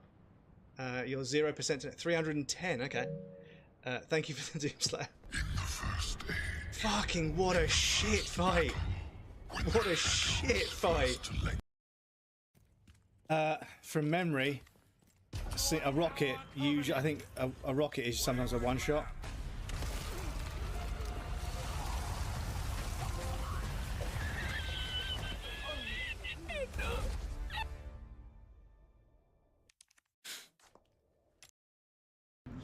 Oh dear. Right. Throw your fucking axe. Throw your axe. Come on. Close ground and throw your axe. Come on.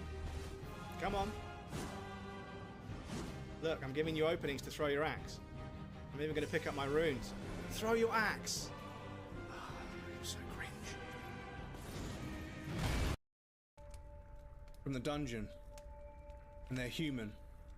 If we make the dungeon thing human, hold on. Hold the fuck on.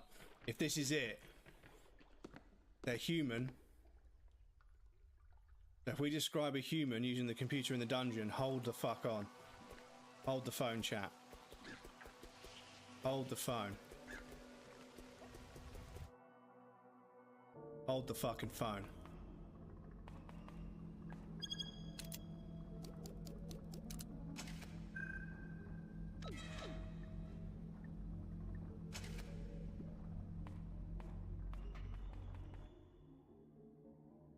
Hold the damn phone. Hold on, chat. Hold on to something. Hold on to something. This game is so fucking cool! Oh, this game is so fucking cool. Let me unplug it and plug it back in again to force it to completely reset. I'll just select something that doesn't exist for the meantime. For fuck's sake, I was literally just talking about how good it is. Let me see if I can reach around here.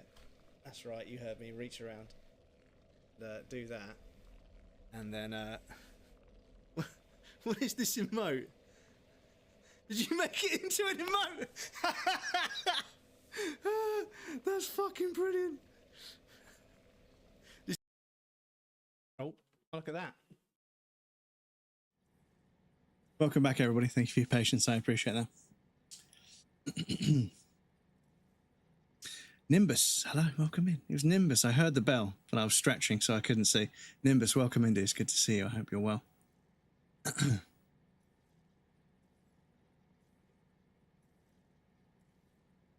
Because Yikes. Back to the biggest problem with a lot of these far right groups is you don't know what they're... Yeah, they're very fucking facetious or subversive is what I'm trying to say. Subversive with it. My little induction hot plate I used to cook on the back porch in summer kept throwing a mystery error that wasn't in the manual. Turns out it just meant the pan isn't perfectly centered on the induction ring. Caused it to shut down every time. Oh, how nice of them. How nice of them to build that in. Sure, the library is up a hill and the UPS store isn't. Yeah, fair enough. If you've done a long ride, which I imagine you probably have most days, I think you can take the easy route if you've done the ride. Don't knock it. I buy old autocords, a type of camera, just for the parts and sell them off in dribs and drabs and people who need them to keep another camera working. Yeah, I mean, the thing is, like, one of the things I used to enjoy doing is buying old electronics. I go on eBay and I type in the word job lot and then, you know, electronics or job lot games console or whatever. And I get, you know, a crate of old games consoles that, some of them just need to be recapped. Some of them need a power supply servicing, so they'll work again. But there's a charity. I think it's still active. Yes, Get Well Gamers. These guys are cool as fuck because you can donate games consoles. You can send games and consoles in, and they get like Games for Love. But yeah, if I've got old games consoles that I've bought on eBay, you can package them up and you can send them to them. So you can just donate like a PlayStation 1 and a bunch of old games. And yeah, it's cool as fuck. Lana, welcome in. It's good to see you. Haven't seen Lana Darling's name in a little while. It's good to see you, Lana. I hope you're well. IRA has issues with a specific part of the IRC called the Black and Tans, named for their uniform. Who were World War I vets. There's a lot of fucked up shit. You wouldn't be too surprised to Help for Vets was far right. Yeah, because the thing is, Help for Veterans, oh yeah, I'll sling them a quid, whatever, you know, but actually they're actually a fucking far right party. But yes, the house is rigged against us today. I came in right after you changed screens. I'm big tired. Job and life has been exhausting lately. I'm sorry to hear about that, Nimbus. I hope that levels out. I know, unfortunately, we can't avoid it, but I hope it levels out. Always good to see you. No, it's lovely to see your name again. Please don't think I'm trying to say that you haven't been here for some reason. It's nice to see your name again. I remember your name from back in the day. Yes, we could do that. And that's not far, is it? Let's do that first.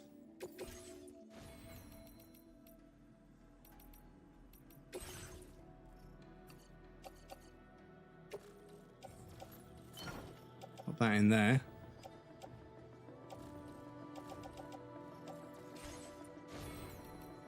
Go. Some of those just lurk and stay in the shadows. Oh, that's perfectly fine. That's perfectly fine. I only mention that I do remember you being here before, and that we haven't seen you for a while, but not from a position of saying, you know, you should have been here, but in a position that we have missed you, and that it's nice to see your name again. If that makes sense. Because yes, I have been talking recently about how heartbreaking it is to sort of look back at old VODs and see all the people that used to come and hang out, and the old streams that I used to go and watch, the clips I made of streams that are no longer around. It's just like, I hope those people are all right, you know. I hope they're doing well. I hope they found something that, you know, brings them joy, because obviously being part of the content creation world wasn't really doing it for them.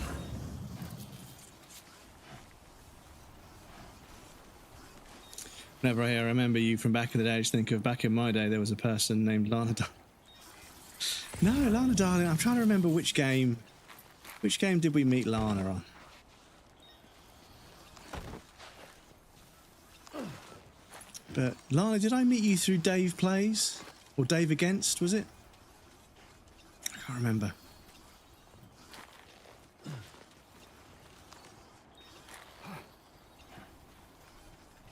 But yes, it has been heartbreaking over the last year and a half, 2 years. Just realising, shit, I haven't seen that person for a while. Fuck, I hope they haven't blocked me for something. And then going to their channel and realising they haven't been live for, you know, they haven't gone live in like a year and a half. And I'm like, oh shit, they don't stream anymore. Okay. It's a shame. Because yeah, sometimes it will be somebody that I thought was genuinely fucking hilarious. Speaking of which, I broke down this week and unsubbed from a bunch of streamers who haven't gone live for yonks. Oh, well, that's a tough one as well. From the viewer's point of view, that's a tough one as well. Is cutting that tie and, you know, confirming that you're saying that, yeah, you know what, probably not going to come back, are they? Because yeah, I would love to stay subs to a bunch of people, but yeah, you have to sort of, you know, choose who you're sub to, and, you know, people that are live is obviously going to take priority. But yeah, when you go through and you sort of, you know, when you tot it all up and you work out that actually there's like 10 to 15 streamers that you no longer see, it's like, oh, Twitch, why are you like this? Why are you like this, dude? I don't think you remember me. It was Cyberpunk like 2 years ago. Was it Cyberpunk when you came along? Okay. But we met loads of friends on the Cyberpunk playthrough. And there were even some people from the low sodium Cyberpunk Reddit that came by. And I was like, dude, this game is fucking brilliant. They were like, thank you. You know, it's nice to hear people talk, you know, fondly of the game because it's had such a terrible release. And I was like, yeah, like it's been mostly fine for me, you know? And they were like, yeah, on PC it was mostly fine. It was literally just the Xbox and PlayStation 4 generation. That was the only thing, that was the only platform that had any problems. And yeah, they fixed the problems now, so it's mostly okay. Still, some of their discords and the communities are still live, but the streamers are yeah, this is the thing, is there's a handful of discords where, like, you know, the streamer is still active and they're still talking and posting stuff, and it's cool, you can keep up with them. But there are one or two discords, because in the end I've left them, because it is weird that, like, there's a community of people, but the streamer never says anything. Like, you never hear from them. And I'm like, shit, are they even, like, you know, are they even, like, I don't want to say alive, but, you know, are they even still on the internet? Are they still on Discord? You know, they completely just checked out. Because, yeah. You know, and after a while, I'm like, damn, I feel kind of weird. Like, I chat to people in here, but I can just open up a DM and just, you know, I could just open up a DM and just stay in touch with this person like that. But yes, Nimbus, I hope the job balances out. Still fairly new crouton to this salad. A new crouton to this salad. What a lovely expression. But you're very, very welcome, Nimbus. It's lovely to see. Ooh, it's got a bunch of likes for something.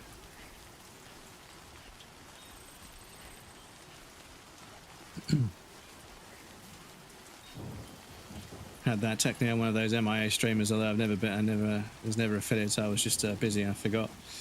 Only recently removed my schedule. This is the thing, is that statistically speaking, like, you know, a huge portion of Twitch streams only go live like maybe once or twice and then they stop. And yeah, it kind of goes to show like how like daunting people feel it can be. And I suppose maybe if you're supposed to do it, maybe it just doesn't feel daunting, because I've definitely seen before where somebody starts streaming, but it's very strenuous for them. Not by any fault of their own, it's just the concept of streaming is just, it weighs on them. And one thing I've always been quite lucky with is that people told me in the beginning that you've got really good stamina. Like, you know, you just started doing 6 hours almost straight away, and you've done like 8 hours without even thinking. I'm like, yes, you know. And they're like, do you not feel like you're just tired and you want to just end? I'm like, not really, no. I feel like I want to carry on. Rather than sort of, you know, feeling tired and wanting to stop after 10 hours, it's more a case of I feel like I feel bad that I'm wrapping up and leaving after 6 hours. You know, I want to continue on my weekly streams, but I can't because I have to get to bed. And they were like, that's a good sign. You've got a good stamina for it. And I was like, okay. But yeah, I think it's because, like, I tend to not let too many things weigh on me too much. Like, I know, based on how the stream's gone so far, I know it's been a quiet one tonight, but I know I can't really do much about that. I can't really do much more, you know? I've kind of done what's in my control, and from here, you know, it's just up to the fucking streamer algorithm gods, you know? I can't do anything else. I don't want to sound defeatist or lazy or anything, but, you know, there isn't much more I can add or do. I'm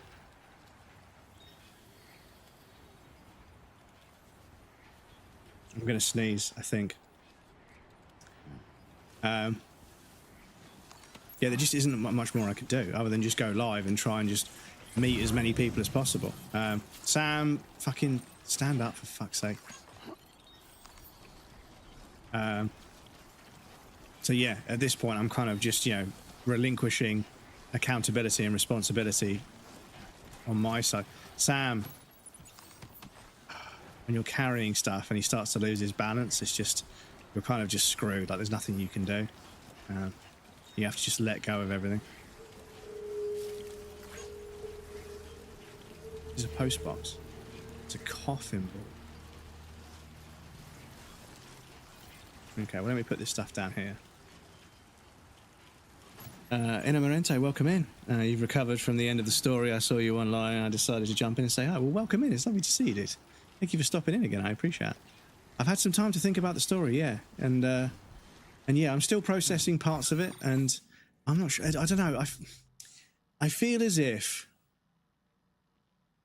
Kojima doesn't usually... They don't usually try and tie up that much in one go. They had to do it with Metal Gear Solid 4, I agree. Because they thought that was probably going to be their last one, so they tried to tie up as much as possible.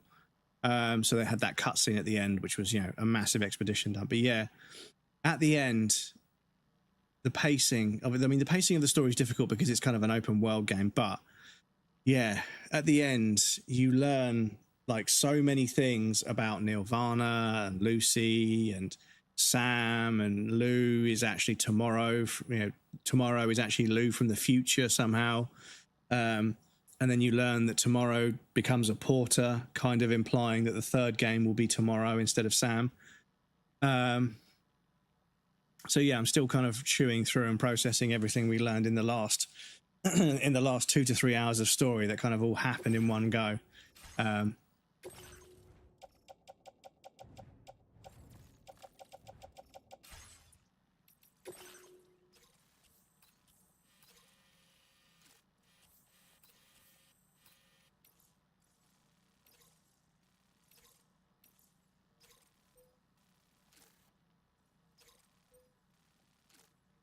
Cinematic masterpieces. So I think I've got that.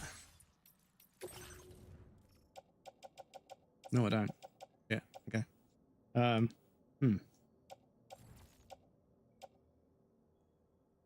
Yeah, the chronobiologist I'm not too fussed about.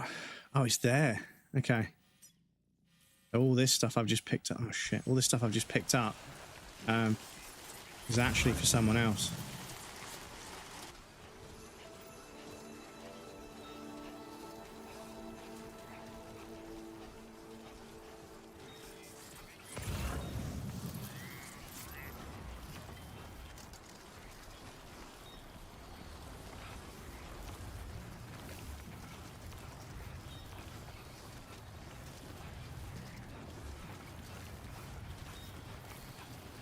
Oh, excuse me. I very much enjoy things here. I'm glad to hear it, Nimbus. Yeah, like I say, it's been a rough couple of years on Twitch for everyone involved. So yeah, growing the community and finding people that like hanging out and stuff, finding people that, you know, vibe with the community and everything. It's nice. It's really nice. It's slow. It's, you know, variety streaming has always been a slow burn. But yeah, it's nice to meet people that enjoy hanging out here, because every single time a person joins the community, they add to the community, for not just for me but for everyone else, you know. Obviously, you know, my desires and hopes to grow the community are firmly positioned in my mind as a way of making things better for you guys, because yeah, if there's more people in the community, there's more people that, you know, you can chat to and get along with and feel like, you know, you're part of something, which is a nice feeling. It's strange to try and quantify it or deliver the context for it, but yeah, it's nice to feel like you're part of something. And yeah, being a regular here, if that brings people value, then it's my pleasure. Like what you did with the bell sound whenever someone sends a message for the first time. But yes, so yeah, whenever somebody says hello for the first time, their first message will always give me a notification, and that means that I tend to not miss people's first message, because that's a big focus of mine, is making sure that I don't miss people coming in. Before I set that up, there were a few VODs where somebody came in and said hello, and I missed it, carried on playing for a while, and luckily some of them would hang around, and I would say, I would talk to them and say, oh, how's it going? But I missed when they said hello in the first place. and watching it, because I do watch my VODs, not as much as I should. I need to go back to watching my VODs to see what I can improve on. But yeah, I'd be watching my VOD and I'd see somebody say like, hey, Breadcrumbs, how's it going? And I was doing something or talking about something, and then somebody else said something and I responded to that instead. I was like, oh, dude, you've got to be better than that. You've got to be better than that. If you want to build a community, you've got to engage with people. You've got to make sure you catch these messages. Chat isn't one of the people that feel scared about what they say. Like, yes, you have limits. You're not going to immediately ban someone or delete their message about a stream they did a week ago. Yeah, I mean, I'm fairly laid back about people talking about, you know, projects they're working on and stuff. But yeah, it's, you know, when people come in and they're just sort of like, hey, dude, can you raid me or something? Yeah, there's an etiquette to it. But also, I want people to feel like they can express themselves, and I want people to feel like they're able to speak their mind. But obviously, they need to be willing to understand that if what they say is, you know, not, you know, appreciated, they should be able to take on the feedback.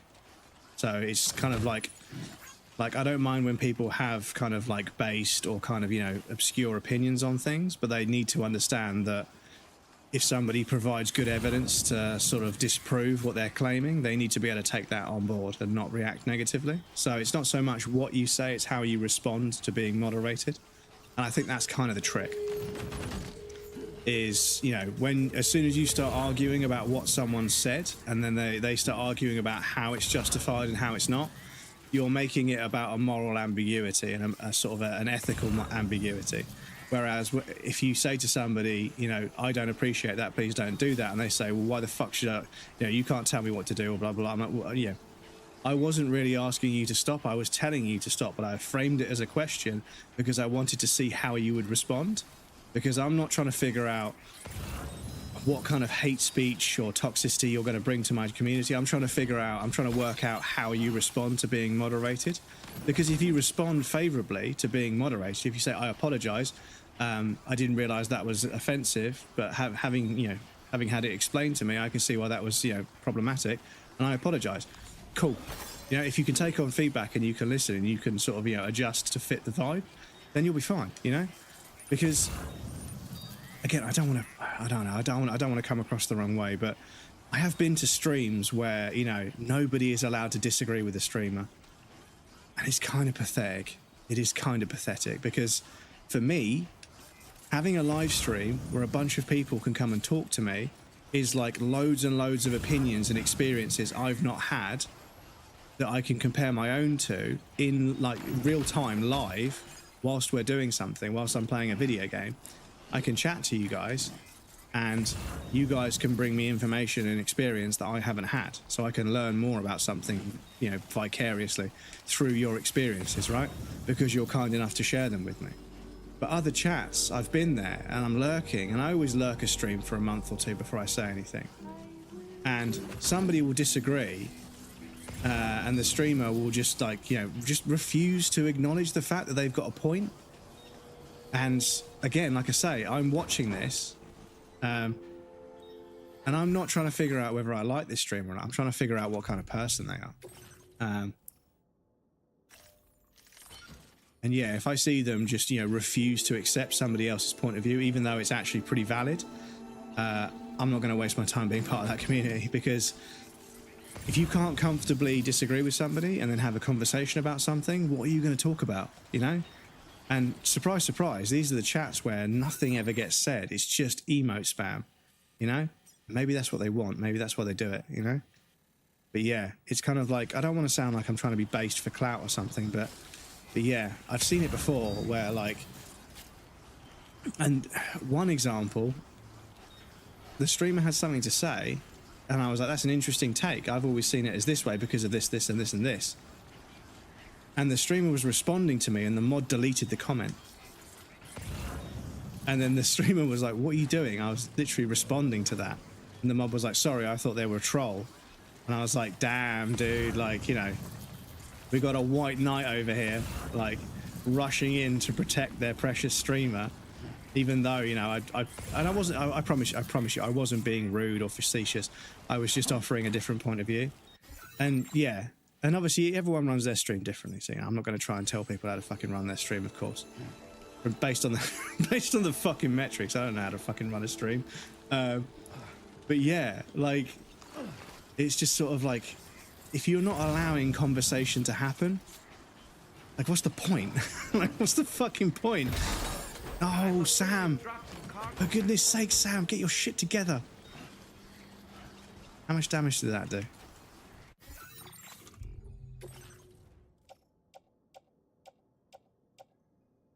Okay, I think we're okay. Alex, welcome in. Almost as bad as streamers who just yap and don't actually read the chat. Sorry. Let me just catch up. Busy at uni while at home. I want to take up all the internet. Yeah, I mean, you've got to find a schedule that works for you. Tomorrow is the new Raiden. Yes, they did look a little bit Raiden-esque. I agree.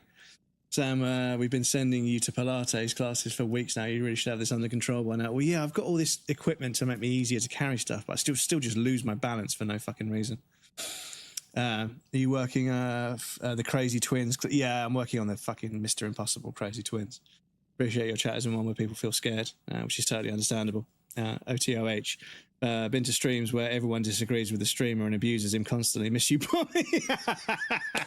See, exactly. And was Barmy's stream not one of the best on the platform? I think it was, to be honest. Fuck the metrics, do you do know how to run a stream? Hell, we are all here for the stream and how it's ran. I appreciate your kind words, dude. I'm about to have a mild panic attack. Really, Alex, I'm sorry to hear about it. If you need to take a moment, please feel free. You need to duck out and take a moment to take some deep breaths or count backwards from 10 or think about something blue or whatever trick works for you. Please feel free, dude. The one thing I read that one friend, I don't know if it will work for you, but one of my friends said it helped, was they took 2 fingers and they put pressure on their wrist, and that pressure restricted blood flow, which helped lower their heart rate, and that lowering of the heart rate helped then trigger them to calm down. But like I say, I don't know if it will work for everybody. But yeah, if you need to take a moment, please do. Please look after yourselves, because I know panic attacks are pretty fucking gross. Panic attacks can be pretty fucking scary. Super stressful, yeah. Something blue. Well, yes, apparently that was another thing that I read about, is when somebody's having a panic attack, is like, hey, how's it going? You know, is it okay if I sit with you for a second? You know, and you sort of chat to them. It's like, how many blue things do you think there are in this room? And them thinking about things that are blue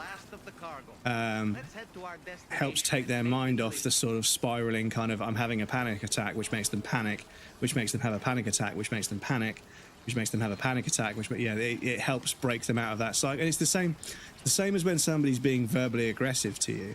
You ask them a question, like an inane question, right?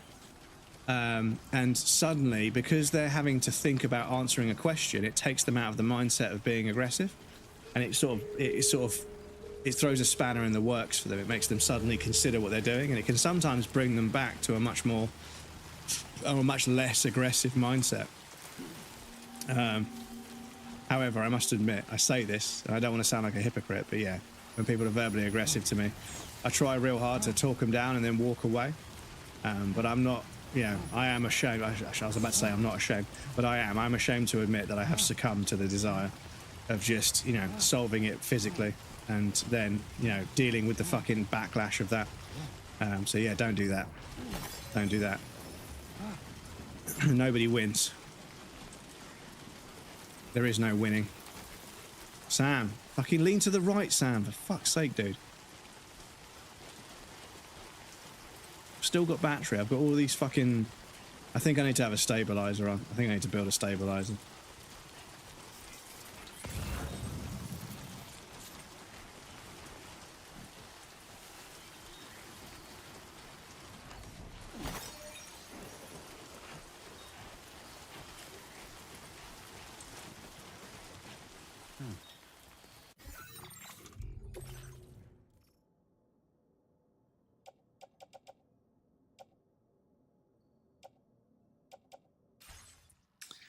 There's fucking 4 of them. Oh, do you know what? This has been such a nightmare. I'm just going to fucking load it back up. When was this? That was... Ooh. It was quite a while ago.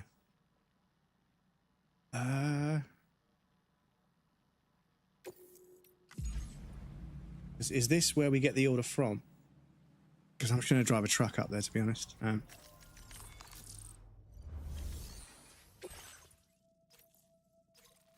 Yeah, okay. So I need to take a truck up there. I thought I could do it on foot, but actually I'm going to have to take a fucking truck up there. We need to make a delivery to that guy over there anyway, so yeah, we'll take a truck up there. Because yeah, there's a bunch of cargo up there that I had no idea was going to be up there, so. Excusez-moi, let me put this in here. Order accepted. Thank you. Thank you. Cargo management, everything that's on my back. Go in the truck. Cool.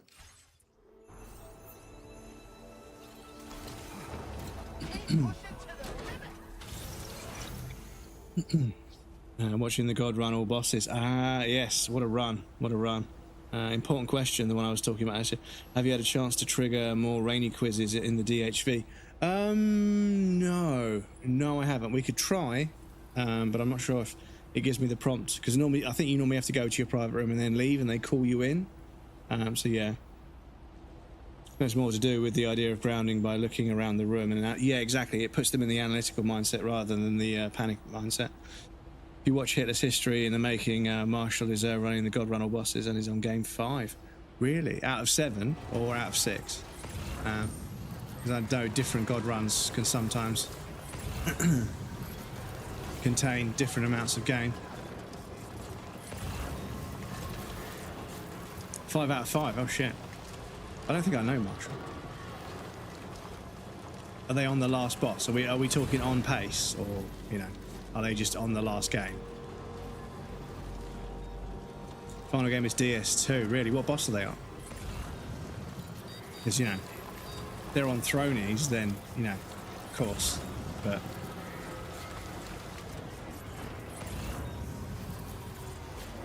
What, Lud Valen? Are they doing all bosses? Is it all bosses, God Run? Lud Valen? Or are they doing Twin Cats?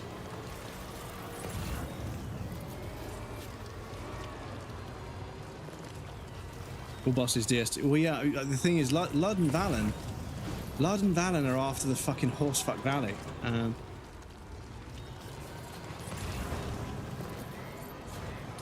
First time viewer, do you mind if I ask you 4 questions for a school project? When you say school project, are you over the age of 18? Because I would unfortunately have to ask you if you're over the age of 18 first, because if you're not, then you're not allowed to be in the stream. If you're over 18 and school is, you know, just what you call it, then fine, yeah, of course. But if you're under the age of 18, I'm afraid it is an over 18 stream, and I have to enforce that, I'm afraid. Sam, this fucking game is doing my fucking skull in today. Why are you being such a cunt, game? Excuse me.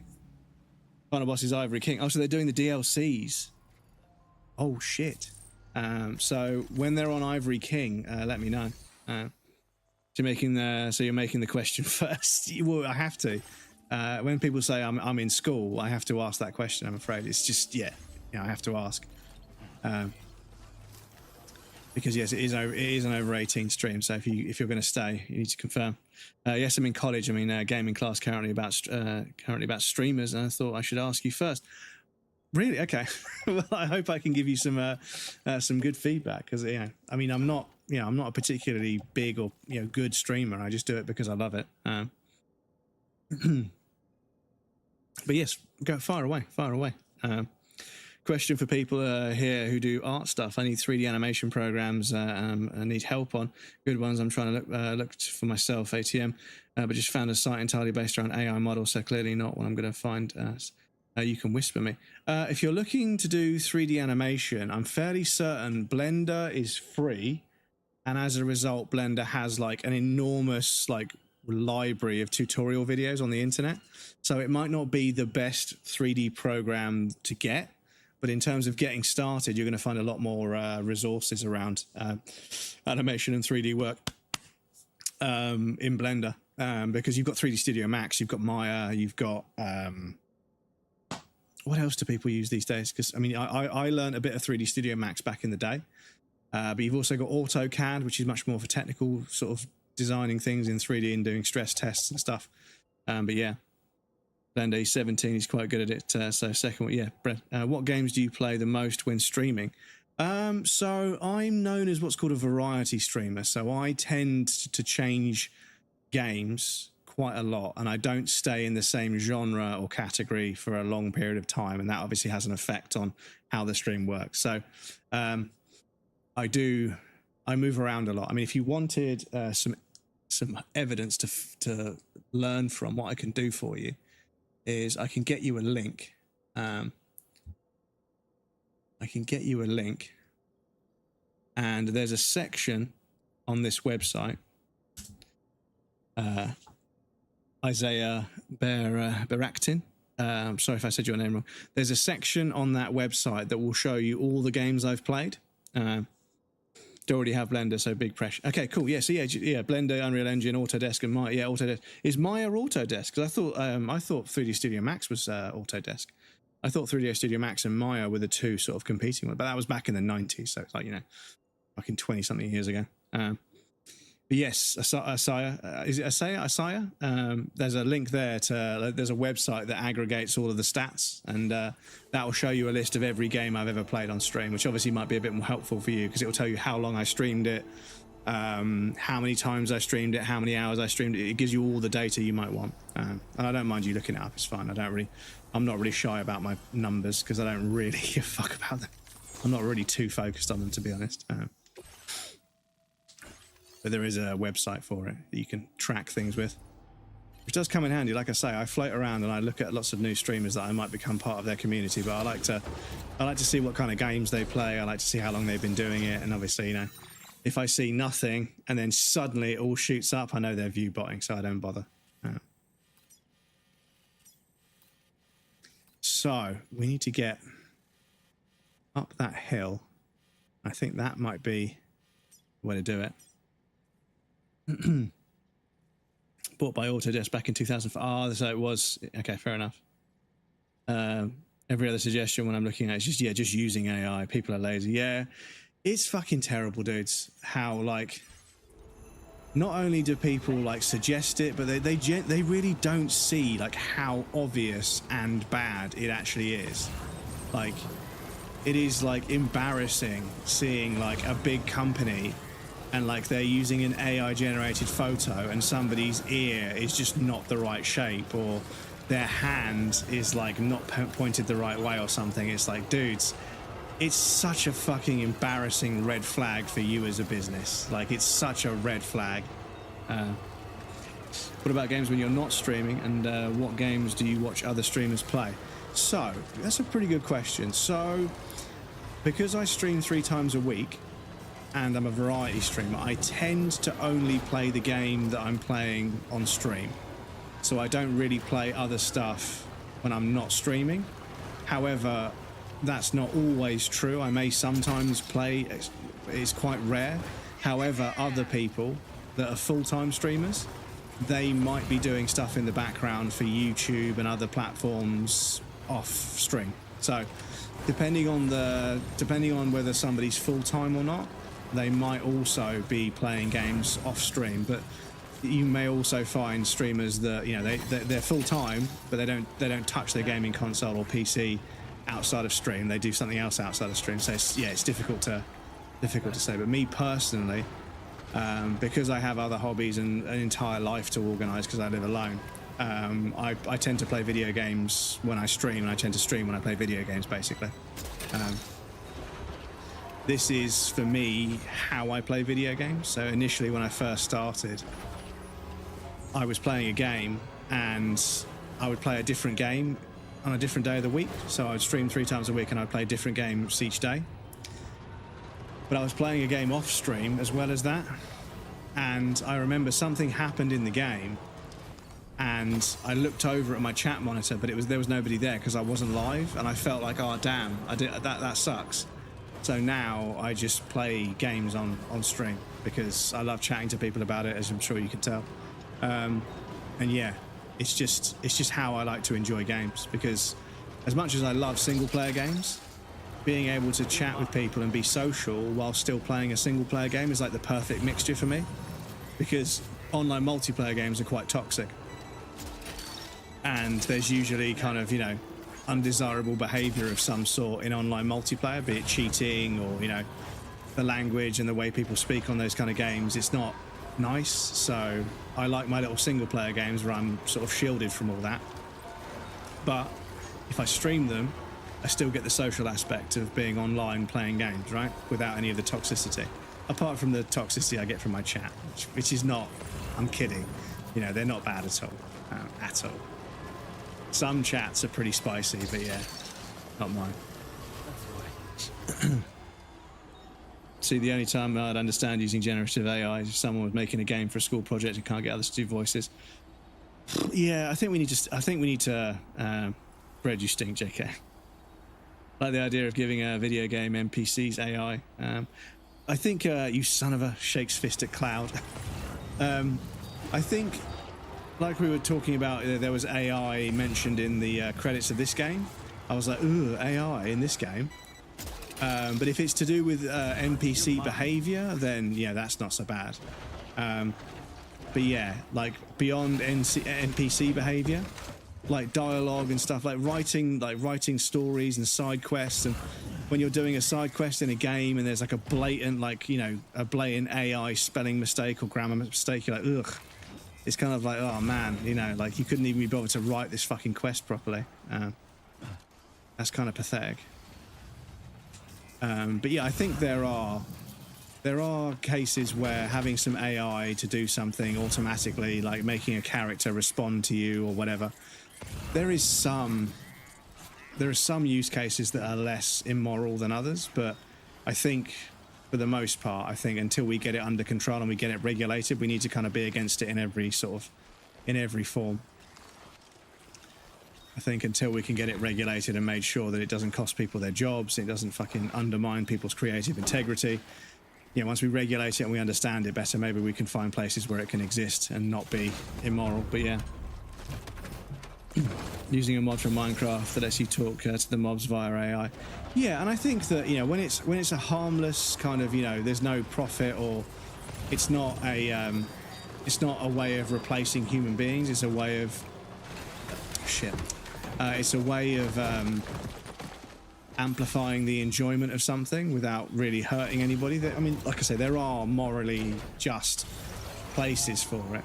Medical imagery. I mean, I haven't read the article yet, but I tabbed it up. There was an article about how they'd had an AI trained on mammograms and it spotted cancer 5 years earlier than current technology, which is fucking ridiculous. You know, 5 years is, you know, 5 years is not having to have a mastectomy, you know? 5 years is not having, you know, your life threatened. 5 years is not having to go to chemo, right? It's massive. So yeah, I'm all for, you know, generative AI and not generative, the image analytics focused AI. Oh my god, this game is driving me fucking nuts tonight, dudes. I can't pick up any more fucking cargo. Okay, let's go to this fucking bozo over here and make a... Oh, this is doing my fucking... This mission! Doing my fucking skull in, dudes. Been trying it for the last hour and a half.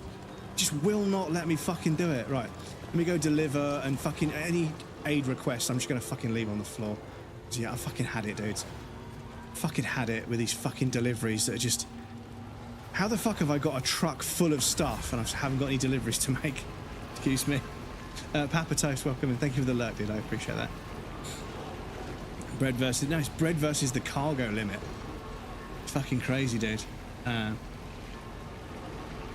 Laugh cries in Rivals play. Death Stranding 2 used AI for NPC stuff, as I found it. Yes, it's just for the NPCs, which I suppose is kind of, you know, it's not as bad. Be cool in a sense of making an NPC that actually reacts to everything. So I think if you had a way of running a large language model, because I think we need to, when we talk about AI, we need to start learning the correct terminology for all the various different sorts. And large language models, although they're used to cheat in tests and stuff, just like image analytics AI, there is a place for it, you know. And obviously chatbots, you know, people have come up with the term clanker or an automated chatbot, you call them a clanker. And yeah, that's hilarious. I love that. And also artists that use AI generated art. Someone said we should abbreviate the word fake artist into fartist, and that's what they should be called. And I was like, oh dear. But yeah, fucking calling them clankers. But also somebody said that when they start putting AI in cyborgs, cybernetic human beings, I'm going to call them skin jobs, like it's fucking Blade Runner. Pretty outside. Fucking skin jobs. Working in this weather. Wait a sec while I check the order details. Excuse me. Final two questions then. Do you watch other streamers' games, and how do you choose what particular game to stream? I really appreciate this. So I watch lots of other streamers. I watch lots and lots of other streamers. Just made my day. On my Twitch, it is like fucking baffling. If I was to show you, if I do this and then show more and show more, show more, show more. So that is a list of all the people that I follow. So as you can see, at any given time, I've got probably about 40 people to choose from. And a lot of these people I know and I've chatted to a bunch. I've met some of them in real life. So yeah, like not all of them obviously, but yeah. So I watch quite a lot. I would say I probably, on a weekly basis, I probably watch 15 to 20 different people stream while I work. I work from home, so I can watch streams while I work because I work on the computer. So I watch probably, I watch 2 or 3 people in the morning. I watch 2 or 3 people, or 1 or 2 people in the morning, or 1 or 2 people in the evening. So probably about 3 or 4 people a day. And that's every day. So that's, 7 days a week. So that's 15, 16 people a week. And that is 60 odd people a month, which is, however many a year. So I watch lots of other people stream for sure.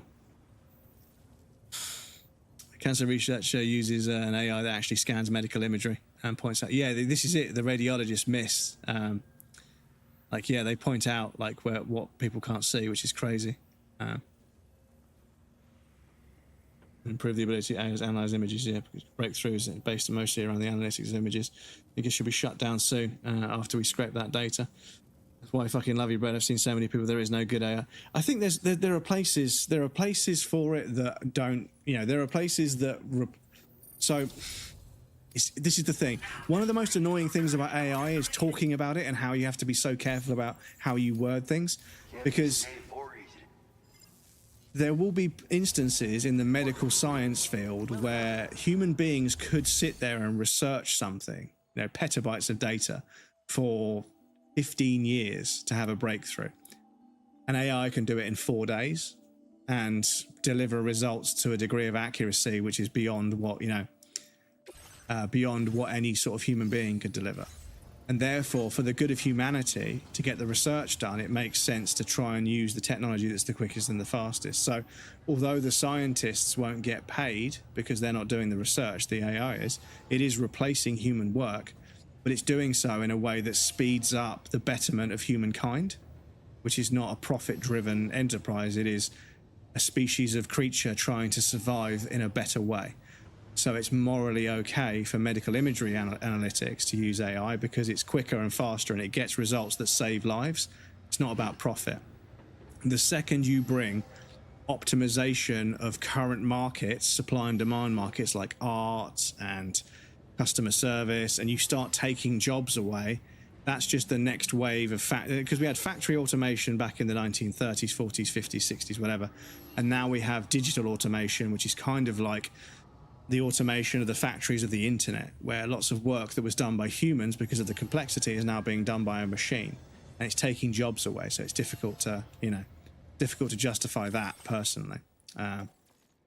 So yeah, I do think that until we actually have way more regulations and everything's way more controlled, this might be why we're full up, because I've got all these fucking materials that I don't fucking want.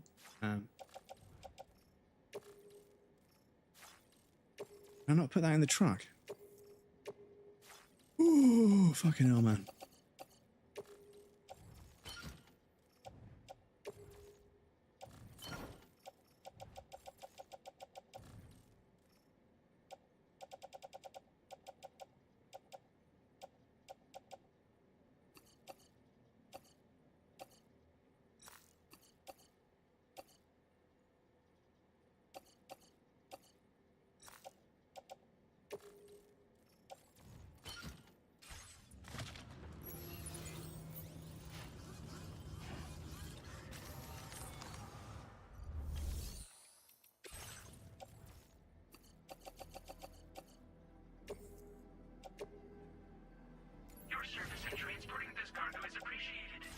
Right, so that creates a bit of space in the fucking truck.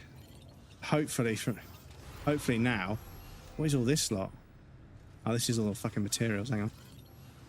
Smedley, welcome in. Can't go into detail because they're NDAs, but working on an agentic AI which will allow a surgeon to give a high-level goal, such as resect this tumor. The human would still be required for oversight and can take the manual control at any time. That's very interesting because, yes, as I say, when a piece of technology can allow us to do something to a better degree of accuracy than a human being can, you know, you're not replacing a human being because a human being can't do it, right? AI usage where a human being could do it if you were willing to pay for it, but it's cheaper to use. Well, it's cheaper at the moment, but as soon as they stop letting people use these models for free, it won't be cheaper anymore.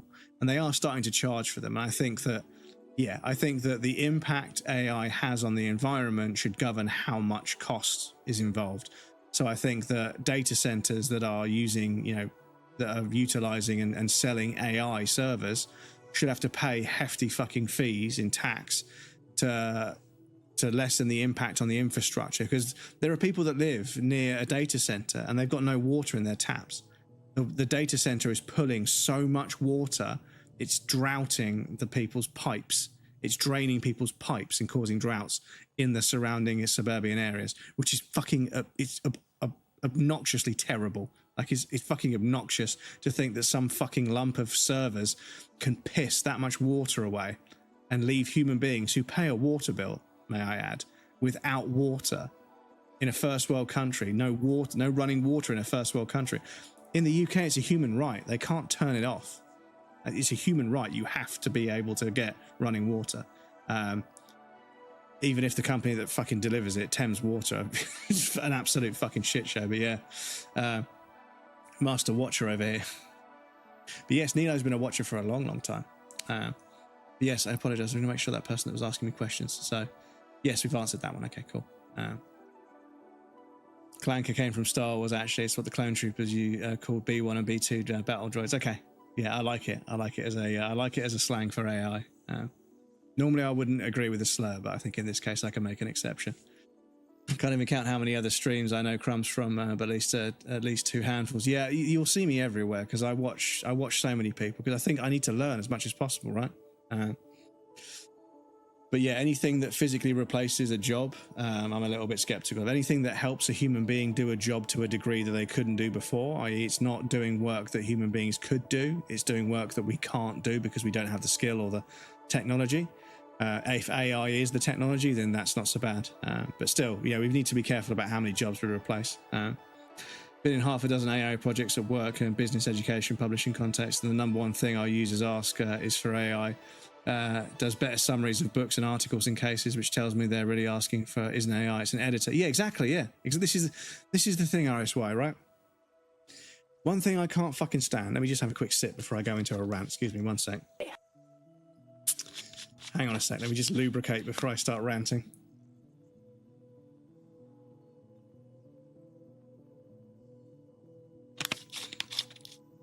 Put out by this new wave of tech. Yeah, it's fucking scary.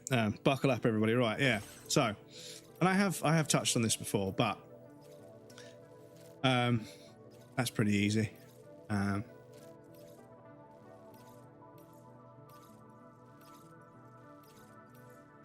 So, hang on a sec. Have we got anything in the truck for the message and assist?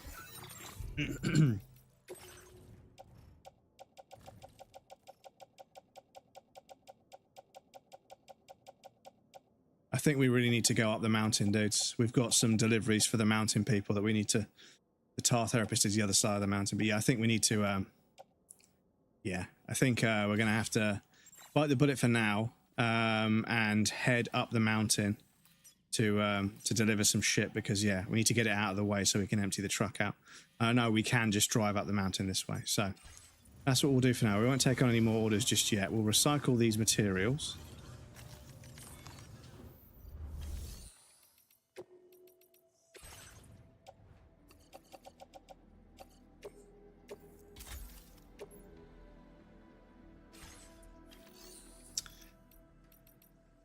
And these will just chuck in our storage. What can I... Oh, my God. What can I access my private locker?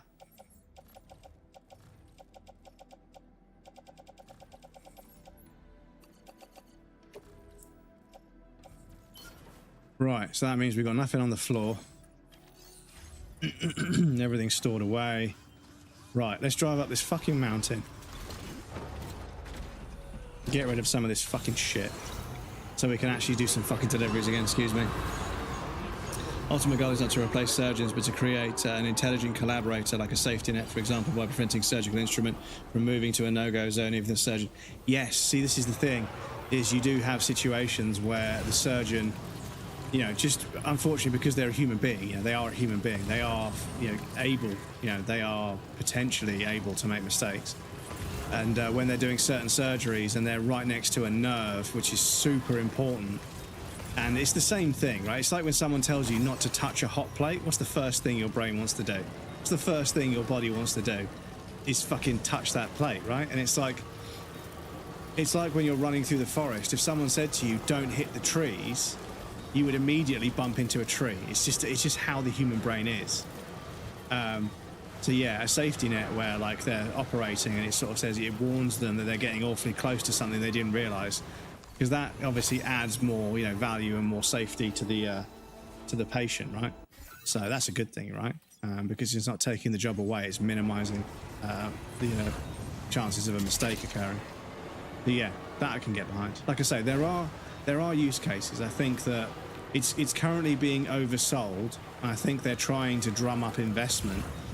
And in the process of drumming up investment, they're making a few, you know, they're telling a few tall tales about what it's capable of, and they're also trying to drum up investment by sort of, you know, overselling its capabilities a little bit. Which is, I apologize, I just repeated myself. What I mean to say is that they're lying to consumers and coming up with all of these fucking use cases for AI that aren't complicated. They're not as complicated as they're making out. Hopefully they can drum up enough investment to get rich, and then they fold the company because it's just a fucking chat GPT wrapper, or it's just a fucking other large language model or other fucking generative model wrapped in a website that they didn't even pay for. But yes, apologies chat, we've got an ad break coming up. I need to pop you guys on the BRB screen. There'll be a raffle and some clips for you guys that want to hang out, but please feel free to get up and move around, grab a drink or a snack. You won't miss anything, so I'm going to take a break as well. And we also have anonymous follows over on the BRB screen, so if you want to follow without any alerts going off, please feel free. Once we're over there, the bot will say, so if you're lurking and you want to follow in secret, once we're over there and the bot says so, there's no alerts on the BRB screen. We don't call them out. We still appreciate them, of course, but we don't call them out. Part of why I'm here, because he's so unapologetically based and honest, and I love it. He ain't afraid to speak his mind. Yeah, this is the thing, is that, you know, I'm just going to be honest with you guys, because I know that on YouTube and Twitch, everyone's trying to come across as perfect, but like I say, look at everybody that gets popular and then just immediately gets torn down over, you know, something. It's just, you know, you may as well just be yourself and just level out where you level out. And I'm not always right. I'm capable of being wrong. And if I speak my mind and I talk about things, and I always try and be polite and respectful about things, I'm hoping that people will correct me where I'm wrong. And you guys have occasionally been able to give me information and show me where you thought this because of that, but actually here's some information that actually proves that wrong. And that means I got better. It means I improved as a person, right? It's a slow process. And I've got a long way to go because I'm not perfect by any means, far from it. But as long as I'm open-minded, like I said earlier, as long as I'm open-minded for you guys to provide me with information to fill in where I get things wrong, and you guys are really polite about doing it, I can learn and become a better person. So yeah. But yes, the ad break has started, so I'm going to quickly nip to the loo. But yes, I'll be back shortly, and then we'll make some deliveries on this fucking mountain. And once I've 5-starred everybody on this mountain, I'm going to be so happy because it's such a pain in the ass, but it's part of the platinum. But yeah, anyway, I'll be right back.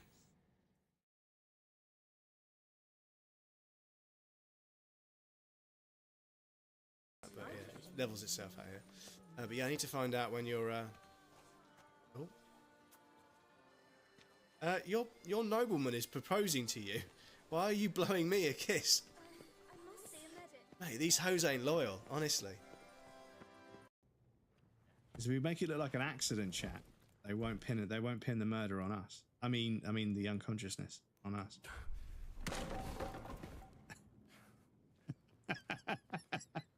I have been in this exact situation numerous times in my life. This looks perfectly natural. This looks like they had a few beers, they were sitting in front of the fire, and they passed out. This looks 100% believable. So.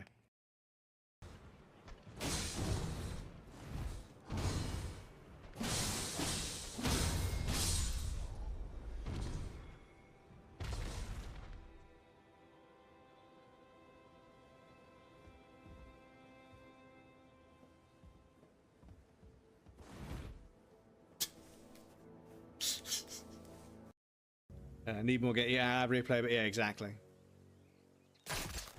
Okay, so yeah, it's not that bad, but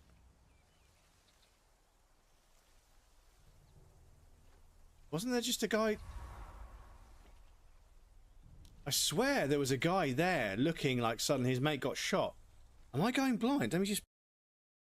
On top of McHeary and everything else, when I got towards the end of the game,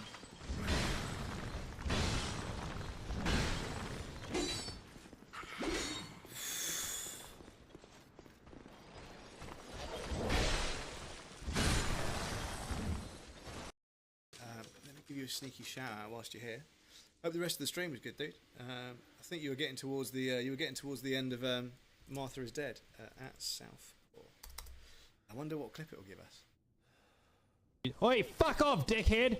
Oi, get out of the... Oh, there's so many cunts in the fucking... If you ever needed a taste of South...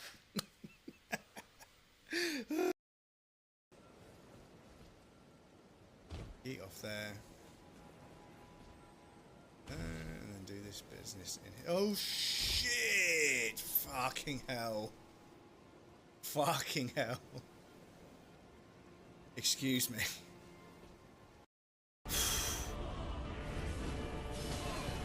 the first age, in the first battle, when the shadows first lengthened, one stood. Fuck off! Fucking hell. Deg, welcome in, dude. Thank you so much for the raid. Fuck, Bambi. That was for you. Sorry, that was for Bambi. Fucking hell. He's got heat-seeking loads. He is a female porn star's worst nightmare. Heat-seeking loads that do damage. You can kind of climb anywhere. Or, well, either that or,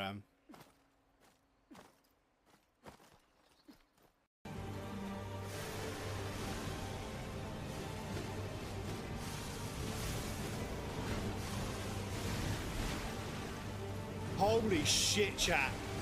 Clip it. Clip it. I think you could maybe, you know... Welcome back, everybody. Thank you for your patience. I appreciate that. Tumors that would analyze a patient's genomic data to recommend a personalized treatment plan. And the third would monitor the patient's progress and adjust the plan in real time. That sounds fucking good, dude. This is the thing. AI technology in medical science that's helping to like make diagnosis, treatment, and recovery better. All of that is fucking great, you know? That makes perfect sense to me, and yeah, I think we should be funding that. AI that's, you know, stealing people's artwork and copying it to a certain degree, that's making it even more difficult for artists to fucking earn a living. Yeah, I've got absolutely no fucking sympathy. And recently, people have started to pipe up saying that AI is the only way people with certain disabilities can make art, and therefore it's gatekeeping to say that AI art isn't real art, which is pretty fucking underhanded, if you ask me, to bring people's disabilities into it. Because I'll be honest with you, like one of the artists that inspires me the most is disabled. I don't know if they'd be comfortable. I don't know them. But if you want to know, what inspires me as an artist,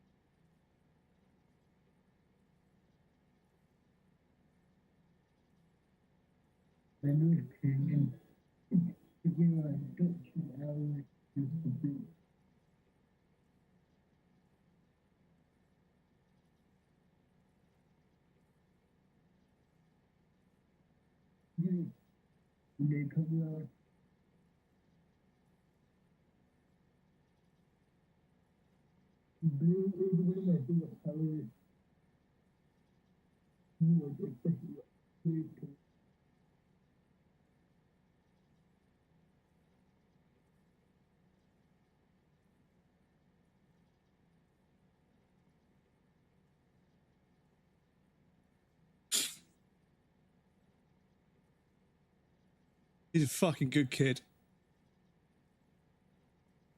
Oh, don't get me copyright striked. He's a fucking good kid. And he's out there being an artist. You know, he's drawing every fucking day. And he's never once, not once, mentioned how his, you know, physical limitations might stop him being an artist. So I have absolutely no fucking sympathy for people saying that their disability means they have to use AI to make art. This kid is out here fucking making art every single... I mean, look at this kid's profile. It's just drawing after drawing after drawing after drawing. This kid is fucking honing his craft, despite how much difficulty he, you know, must have. So yeah, I've got just undying respect for people that, you know, refuse to let things stop them doing what they want to do. And if you want to talk about artists, yeah, that's what inspires me. Artists feel like Anish Kapoor. Yeah, you've got the whole modern art thing where people are just, you know, people are just making, it feels as if they're just making shit up as they go along. And people are like, you just don't get it, you know. And it's, you know, there's a whole money side to it, you know. AI in the art world is the last thing we need, because for the last 50 years, we've had nothing but money in the art world, destroying it. Money and the monetization of art has made it so cagey and clicky and toxic. It's fucking, and it is ultimately, like, when you break it down, there is a process where somebody pays an artist $5,000 for a painting. They then take that painting to their friend who appraises it and values it at fucking, you know, 10 million. They then donate that painting or lend it to an art gallery as a donation, which means they then get an $11 million write-off on their tax because they've made a charitable donation by donating this painting to a gallery. So when you realize you've got billionaires buying up artwork, like buying up an entire artist's body of work, right? Appraising it at some absurd amount of money because they're friends with the person doing the appraisal. And then using that to then write tax off, you begin to realize that there's a lot of people in the art world that have more money than taste. And that's always been true. I've always known that, but now it makes sense. Now I know why people will pay $50 million for a painting of like a fucking blue square. Because yes, you could see the point behind it and everything, but ultimately when you realize what's going on in the background, you realize that, yeah, this modern art, abstract, kind of like, you know, they make it up as they go along. They're not really representing anything, but it will continue to do well and it will continue to make money because these billionaires need something to appraise. And because art is so subjective, the value of said art can be, you know, manipulated by the appraisal process. And then the ownership of a very valuable piece of art, which is then donated to a gallery so it can be displayed, counts as a tax write-off. And suddenly it all starts to make fucking sense, doesn't it? Meanwhile, you've got people trying really fucking hard to be artists. Really fucking hard to be artists.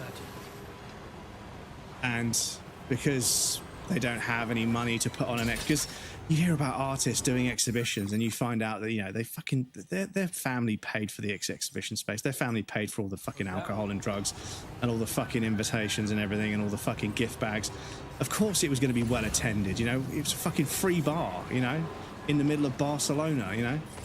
Probably costs like 15,000, 16,000 euros.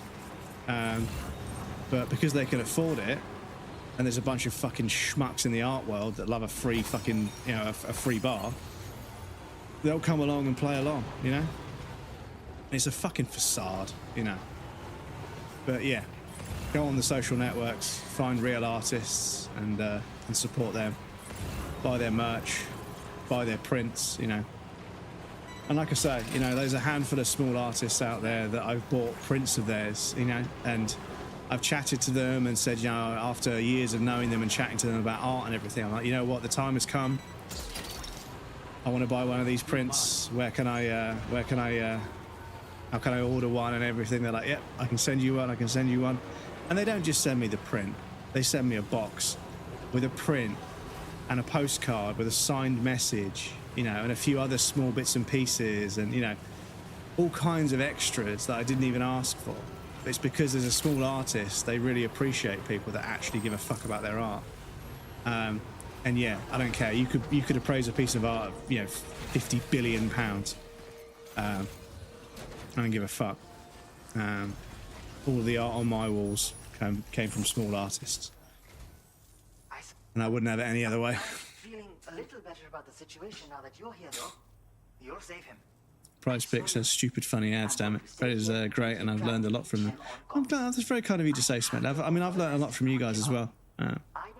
And thank you, Nimbus. That's very kind of you to say. Only time I believe AI should be to learn from artwork is art within the public domain. Yeah, and you know, and I think that because there's a term for it. It's called techromancy. But it's when they use AI to make videos of dead people, and it's really soulless. It's really fucking soulless. But a day or two after Ozzy Osbourne died, there was this AI-generated video of them, like, in, like, the classic selfie pose, like, with, like, him with fucking Jimi Hendrix. And you could tell it's obviously trained on selfie data from social media because it's easy to scrape. And I was like, the guy hasn't even been dead a fucking week yet. And you're already showing fucking techromancy. Like, you fucking reanimated them through fucking AI with Jimi Hendrix. It's, for fuck's sake, man. Technomancy, yeah. Because it's necromancy to bringing things back to life, but with tech. This is inspiring. I've myself fallen out of art due to money stigma. Yeah, and the thing is, you've got a is it technomancy or techromancy? I'm not sure, but yeah, it's horrible. Some of the US courts have been allowing it for victim statements. What, for AI video? Yeah, because the thing is, now that AI deepfake videos exist, video evidence is hardly. It doesn't have anywhere near as much. It's nowhere near as open and shut as it used to be, right? So it's kind of like, you know, GG, you know, GG humanity. You've basically made it so one of the main sort of ways of proving something. Because yeah, there's no point having CCTV cameras anymore because nobody's going to fucking believe you, right? Nobody's going to fucking believe it because, you know, why would they? It's so easy to deepfake things. How are we going to get video evidence that we know for certain isn't fucking deepfaked? And then you've got the ability for people to make up fake news. And thankfully, somebody... this is the last piece of the puzzle, chat. And they're just over there, so I'm going to do that now. This is the last bit to unlock, and then we've got chiral network everywhere. But yeah, somebody went to the trouble of making an AI news report video where the news anchor's like, "Hi mom, hi dad, I know this video looks pretty real, but actually everything you're seeing right now was generated," and it's a way of just, you know, showing people, like, listen, this is how real it can look. So if you see something, you need to take everything with a pinch of salt right now. And I urge everybody to have a conversation in person, not text messages or anything, but a conversation not on the phone, not via text message, completely away from any technology, where your family members and close friends, you need to have a safe word that only you guys know, so that if a deep fake is ever done of either of you for a scam, you can easily debunk it. Because yeah, that's the only way we're going to be able to get around this, because it's fucking terrifying. The vocal synthesis AI models, where it can basically just listen to your voice over like 5 or 6 phone calls, and then because of the quality of a telephone line, it can basically sound like you. And yeah, with these large language models being able to scrape public data, it can refer to things that you've posted on social media for legitimacy. And yeah, so you've got AI scams now. This gets us back to the old film cameras I help keep alive. At some point, having physical object is much harder to fake will be important. Oh yeah, for sure, RSY, 100%. Being able to have physical media. And do you know what? I'm starting to think I might start getting a Blu-ray collection back, because I used to have some Blu-rays and some DVDs and everything. I might start, going back. Because, yeah, I'm getting fucking sick and tired of not being able to watch the films I want to watch despite paying for multiple streaming services. I'm getting sick of it. Oh, I pretend not to be grateful for that. One moment while I check its condition.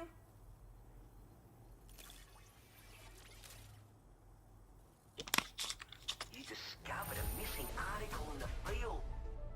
This is an unanticipated development. Thank you.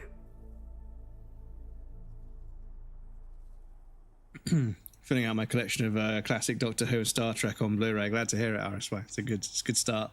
And yes, Stabby, using AI to generate an image of what you know that's similar to what you want, I think that's still a little bit insincere to the artist. I think if you're going to work with an artist, having a consultation with them to discuss the idea is still going to be better. You seem like it, but as for connecting to the chiral network, that's a conversation that will have to wait. It's not that we don't recognise, it's just that we... Let me guess, you want me to complete an order for you? Well done. Well done. That's not bad. That's not bad. Oh, how heavy is this?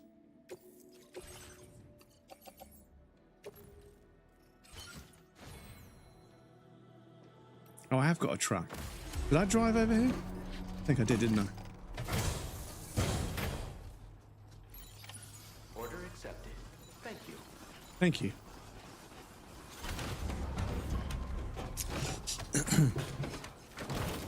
Have almost the Ghibli movies on DVD. So I had several of them. I was with a partner of mine would buy one for me for my birthday and for Christmas. Because they like them as well, but you know. At the time where the relationship came to an end, the majority of them weren't in my possession, and I don't know. Baba.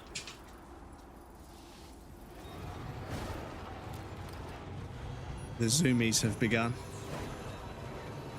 So yes, out of the 7 or 8 of them that there were, I think 1 or 2 of them are still in my possession. But you know, and the thing is, they know full well I'm not going to ask for them back. So, touche. You know, GGs. GGs.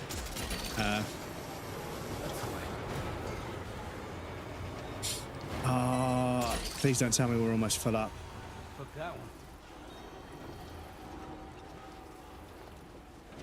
Oh, why is my truck always so fucking full, dudes? What is the fucking problem? Fuck's sake.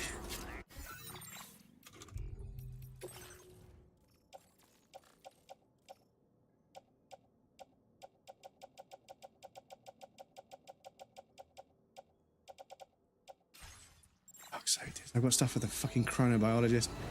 I need to empty my fucking truck, dudes. Right, let's go over here and make the delivery and then make our way back.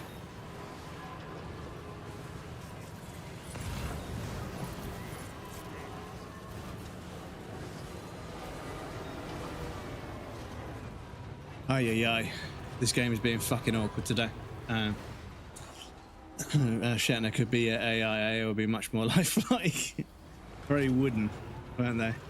And isn't it called Shatnering when, like, because I can't remember which group of people it was, but they were like, we have this game called Shatnering, where, like, when somebody shouts Shatner, everyone has to pretend there's an earthquake and just really badly act like there's a fucking earthquake. And silly inside joke, but yeah, pretty funny.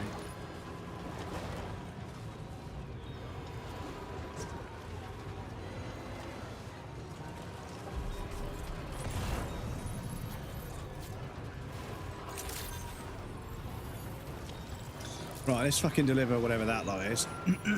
Excuse me. Make some space in the fucking truck to go back. Hopefully get them connected to the chiral network. I'm going to repair my truck whilst we're here. Apologies, I've got streamer nose. I touched my nose earlier and it's just going to itch like crazy.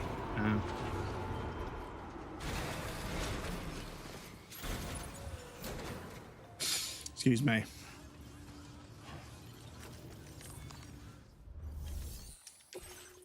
Get all this stuff out of the way.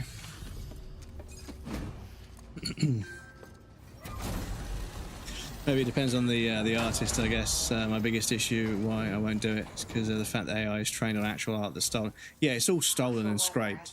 And the shitty thing is that because art is being scraped by AI, lots of artists have to put their artwork behind some kind of, like, not a paywall, but they have to hide it away from public view, and that massively hurts the reach of the artist. When their artwork could be shared far and wide by all kinds of various different platforms, and it would show up in Google searches and stuff, all it had to do was catch someone's eye once for them to click on it, and as long as your watermark, which is very important, was on the artwork, they would find your profile, they would find your Instagram, they would find your Etsy, your website or whatever, and then they could buy it if they wanted to.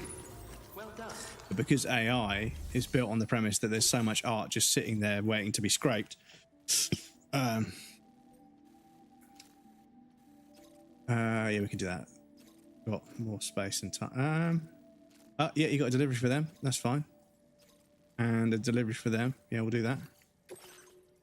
Hopefully this doesn't take up too much space in the truck. Oh, there's a fucking bunch of it. Are you fucking kidding me? Oh my God.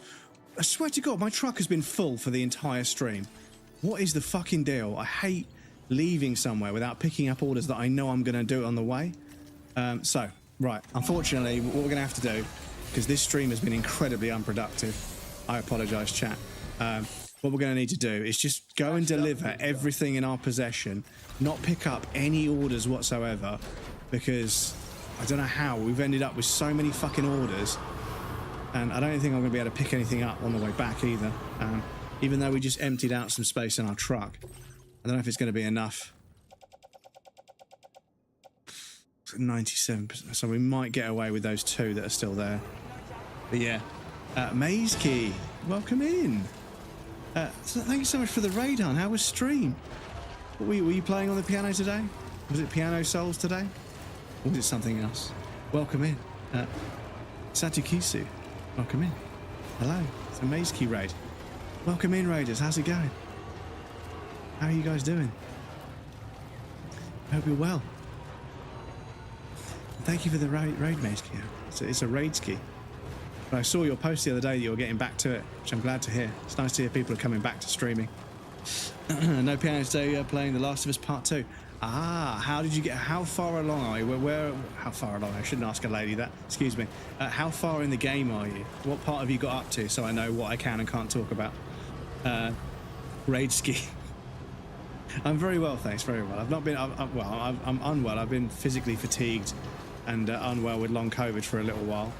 But I am going to doctors, going to appointments, and yeah, hopefully getting some answers.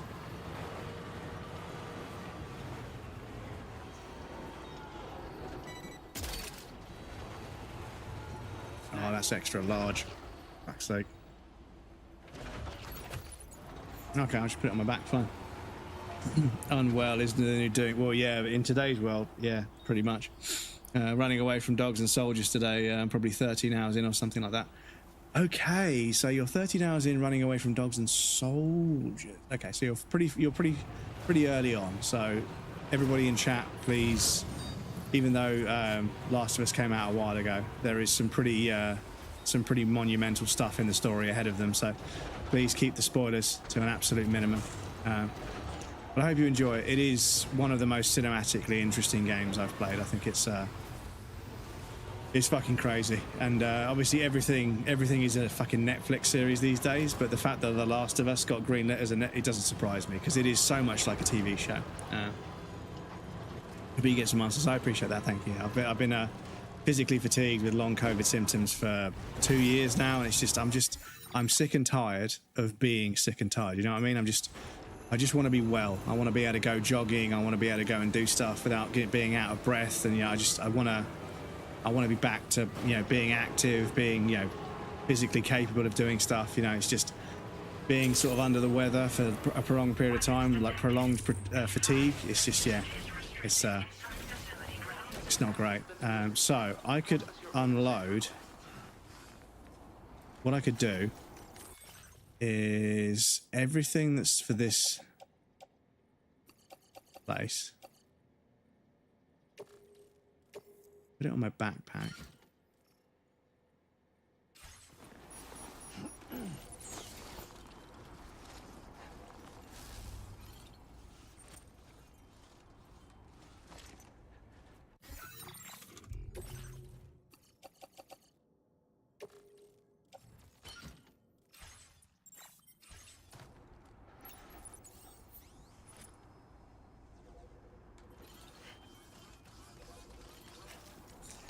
Go in here and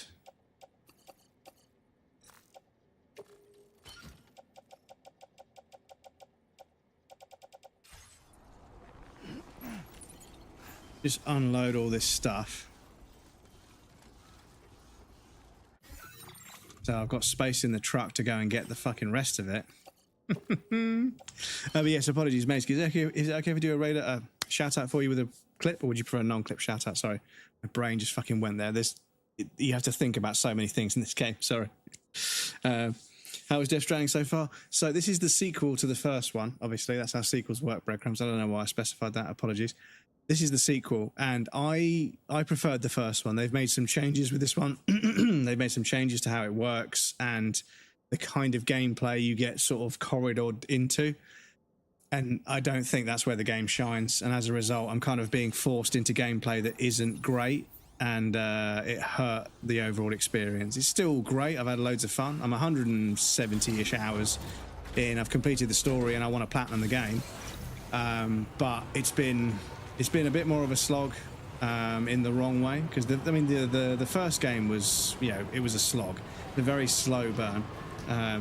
So you have to be content with just doing tasks and just not being stimulated all the time. And for me, that's fine. I like games that are more laid back. When a game is too stimulating, where it's constantly trying to do something, I just get kind of overwhelmed and sort of check out. I get fed up, because it always feels a bit insincere and kind of manufactured. Games are always trying to shove things in your face, because they're worried that the TikTok generation will just lose interest if there's not something going on every fucking 20 seconds. Otherwise, they'll get bored and walk away, right? So, but for me, it's just games that won't shut up, and they just won't just let me just move around and do things. It feels kind of a bit, silly. So I've never been a huge fan of games that do that. So Death Stranding 1 is really, really quiet, low-key. It doesn't really beat you over the head with anything. You just plod through the game and just do the game, and you enjoy the atmosphere, and it's very atmospheric because of that, because it doesn't interrupt you. The atmosphere is just perfect. But this one, it's trying to go for the same thing, but it's trying to make it a bit more action-orientated, which kind of clashes a little bit, and therefore it feels a bit kind of, it almost feels like it doesn't know what game it wants to be. But it's a sequel, sequels are difficult, I've been calling it a difficult second album, because that's what it feels like. It feels like a difficult second album. And yeah, it's a shame, but I guess they wanted to evolve it and move it forward in some way, and they've moved it in a direction that I'm not quite as fond of. But the first one I sunk hours into that game and I loved every second of it. And I platinumed it, and then they released the director's cut with more stuff, so I re-platinumed that. I got the platinum for that as well, and yeah. So yeah, I was really looking forward to this one, but yeah. Heard about Nightshade, looked into it. I want to do one closer to steganography with a malware kind of thing that only affects AI, makes it... Yes, so there, yeah, Nightshade. So is Nightshade the tool that deliberately it takes artwork and it makes it poisonous to AI? So have we got... Oh my goodness. Have we got all of the stuff? It's of 8. I go to deliver. Deliverable 8 of 8. Okay, we have.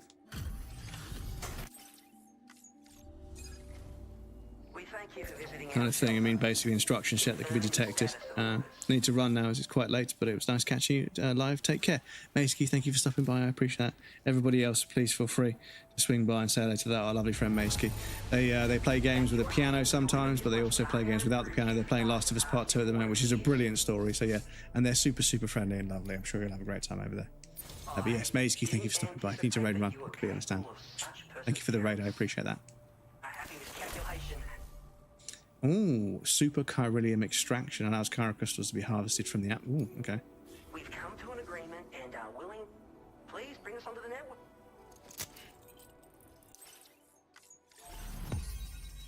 There we go. There's that. So we got a couple more. Hang on, keep on connecting. Connect all facilities using your Cupid. Ooh. Okay, that's that. Build one of every structure we can do whenever. So complete 10 deliveries, 10 recoveries, and 10 elimination destruction standard orders with an S rank. Okay, I need to figure that out. So that's the platinum. Defeat Lord of the Tar Lake, which I think we'll do with the fisherman at some point. Prevent terminal Fortnite from falling victim to a void out. Not sure. That'll be a mission later on. Arrive at the BT Nexus in the F3 crater. Yeah, so that's the F3 crater is back there. And then we've got a few hidden ones. So we've got to capture a BT at some point, as well as a few other things. But yes, that's it. We now have complete movement of everywhere. So we can use the coffin board whenever we want, which is perfect. So we have made some progress tonight, chat. It's been a fucking grindy stream tonight. Lots of very awkward deliveries. Thank you for your assistance thus far. We've shared an all new.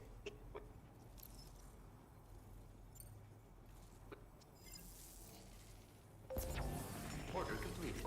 Well done. Well done.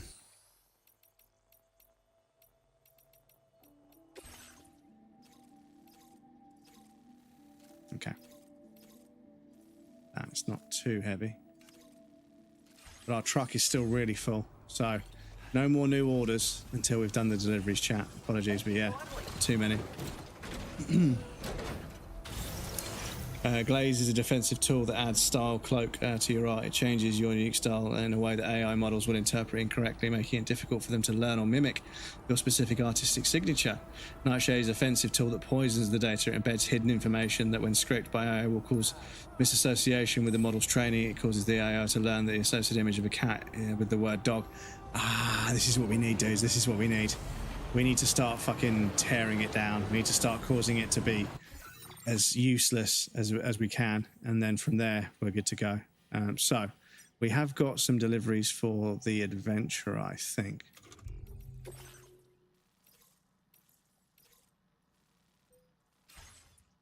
Oh, we've got some cargo for them.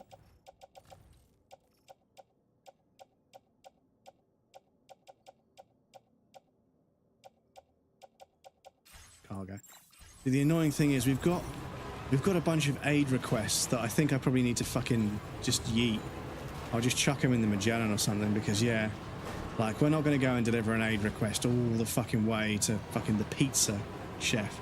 No offense, cool guy, but yeah, I'm not driving all the way to that mid-game point of the map when we've got deliveries that need 5-starring, or shelters that need 5-starring. Sorry, I went silent. I'm trying to do models. No, don't worry about it, Nimbus. It's fine. You've got stuff to do, you've got stuff to do. It's nice of you to stop by either way, you know? You feel free to drift in and out, dudes. I mean, Twitch isn't going to count you as a viewer anyway, so don't worry about it. That's not aimed at you, that's just Twitch, you know? Before you know it, it'll be 2030. Shit! No, I did it again! I just carefully went over the top and fucking destroyed all my fucking cargo.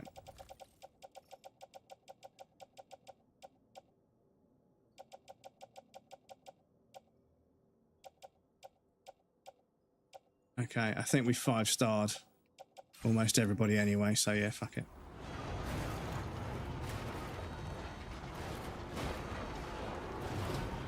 So annoying when you just gently drift over the top of something and the fucking truck just takes off. Suddenly it doesn't weigh anything.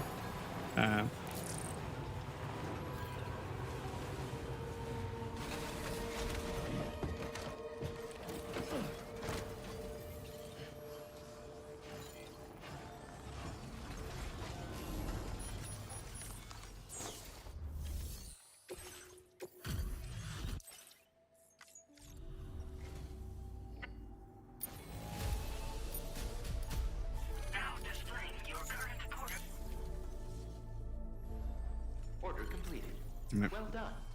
No new orders. Up the hill, breadcrumbs, come on.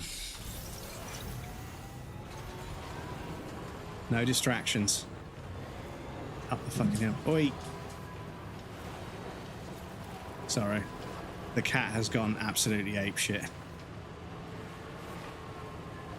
Our anti-AI tool tech is much simpler. We publish a business school magazine, which is already mostly nonsense. In a good day, on a good day, any model trained our contact will try very hard to collapse immediately. Well, yeah, and this is kind of it. Is that, you know, never before, with AI scraping everything to sort of teach data models, never before has the corporate world been more interested in misinformation, because if they spread misinformation about things and their competitors' AI scrapes it and fucking tries to learn from it.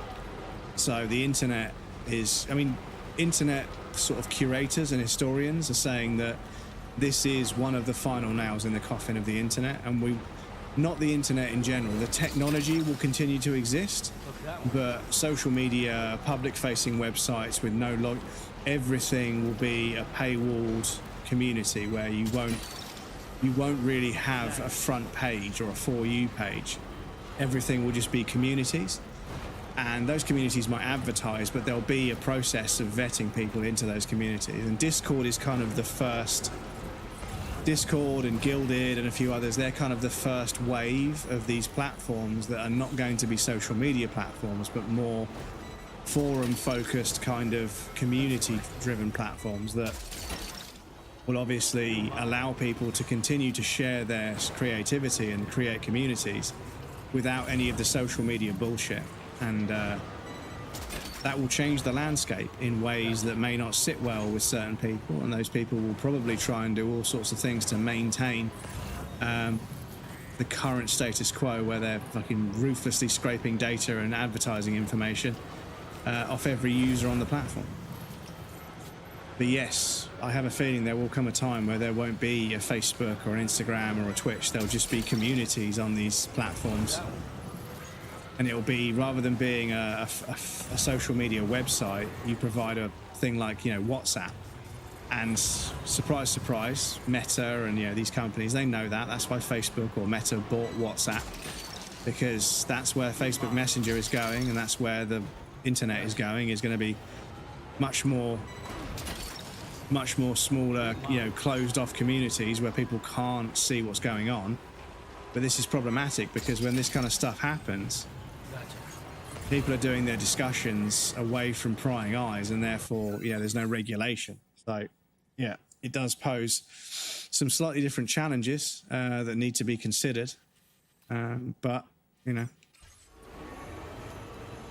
I'm not even sure I'll be alive long enough to see how bad it gets. But yeah, we already have enough of a problem with these kind of, you know, insular circle jerk kind of chat communities that are very closed off, and as a result, things turn toxic, and it's too late by the time people realize to moderate it and to stop it. And well, you know, you've got a group of people being radicalized by some fucking group, to believe something, and it's yes, problem. It is a problem. Rain. Oh, there's some bird feed for Rainy Shelter. So I've wanted to deliver back to Rainy Shelter.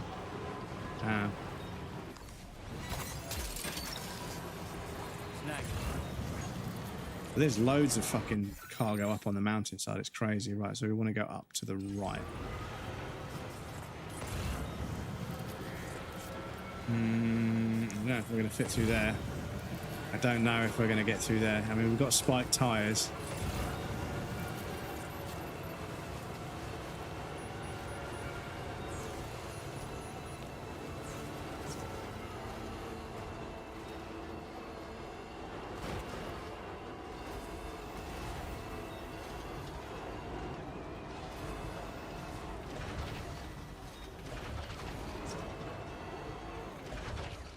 Shit.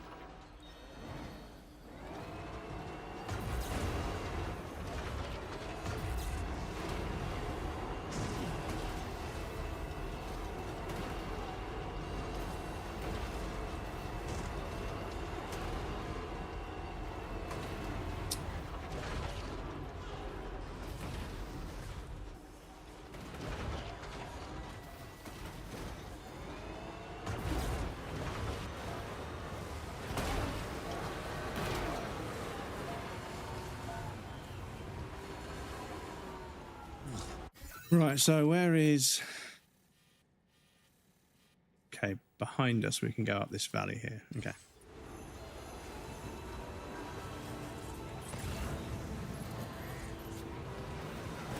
Using wire chat.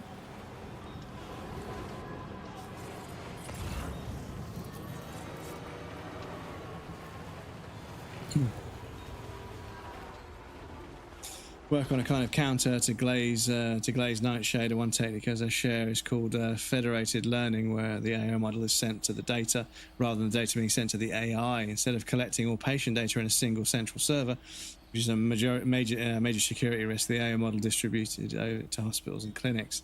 Ah, so you've kind of splintered the data sets so that all the servers need to be complicit in the sharing of information, and because there's so many checks and balances in a system as such. Okay.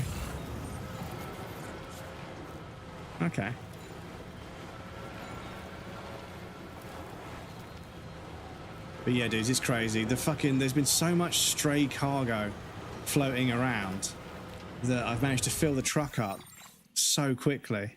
Yeah, let's see if we can dump some of this shit. Chronobiologist I'm really not that interested in, but yeah. Aeronautical engineer I'm interested in. Phantom Smith I'm interested in. But let us continue.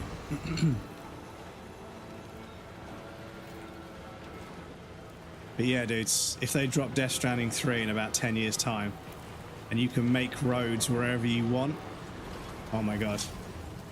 Could you imagine a mountain road taking you up where you need to get to? The dream. Interesting. Use tools similar to Nightshade to subtly alter CT scan to see if I can trick the tumor detection algorithm into missing a cancerous growth, or a segmentation model into misclassifying an organ. I'm able to see these techniques from both sides. Damn, that's fucking interesting, dude. So you're sort of you're stress testing and you're kind of probing for leaks in the classification part of the AI. So you're trying to trick it with you're trying to trick it with the stuff that it would see. Okay. Yeah. Cat and mouse game it is, yeah. With artists, yeah. Oh shit, careful. Really has a significant impact on the risk to medical application. Well, yeah, this is it. You know, if you've got people submitting fake art, and yeah, are people going to be submitting fake medical data?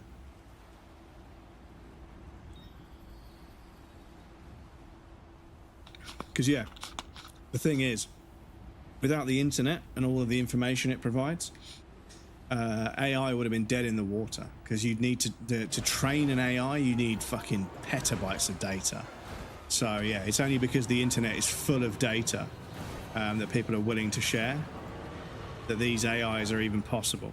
And yeah, like I say, whilst they need the information, whilst they need the testing, they'll continue to allow it to be used for free. But as soon as they've got a model that can be self-sustaining and is of an acceptable level of function, they'll start charging. Some of them already do. You know, there was a story about some kid that was an intern at a company and was just using the AI request thing for everything, and didn't realize there was like a $50 charge for every single use case, and racked up a fucking enormous bill because they thought it was free.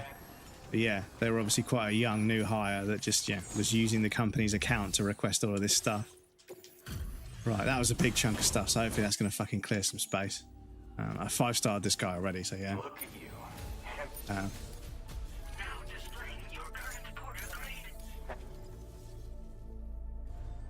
Order completed.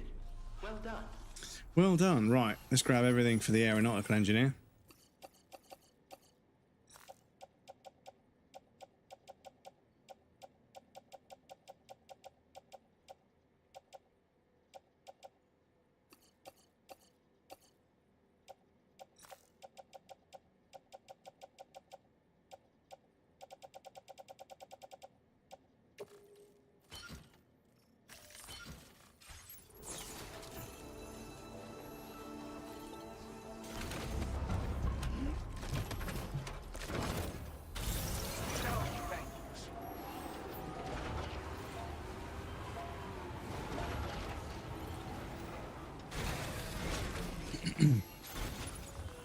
Need petabytes for LLMs, small language models that actually show a lot of promise and require much smaller training sets.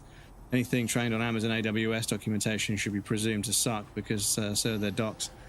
Well, yeah, and there was somebody who got sued and sent to prison for like a long period of time for downloading 70 gigabytes.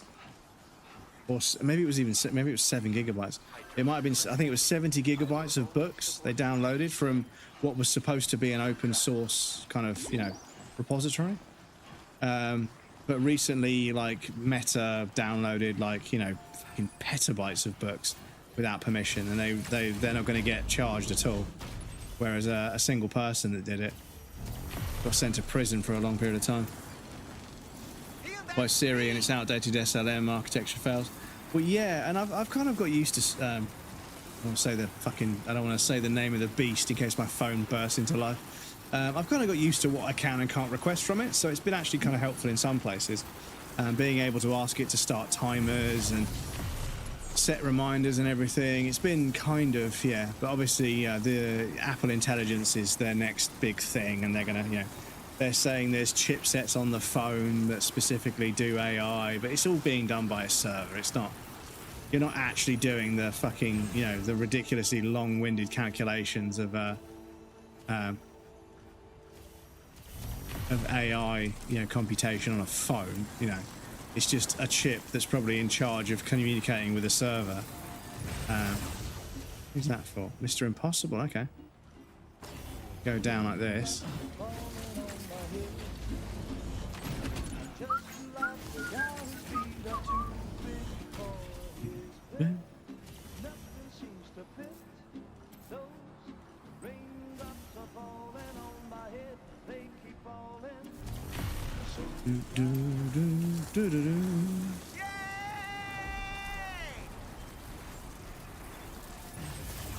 What the fuck are this fucking... My zipline has got right outside the fucking place. My zipline has no fucking lights. But then somebody's fucking... like piss... fucking mold, whatever you want to call it. The mushrooms that grow when you piss somewhere has lights. There's just no justice in this world, chat. No justice. Right, let's get rid of this shit.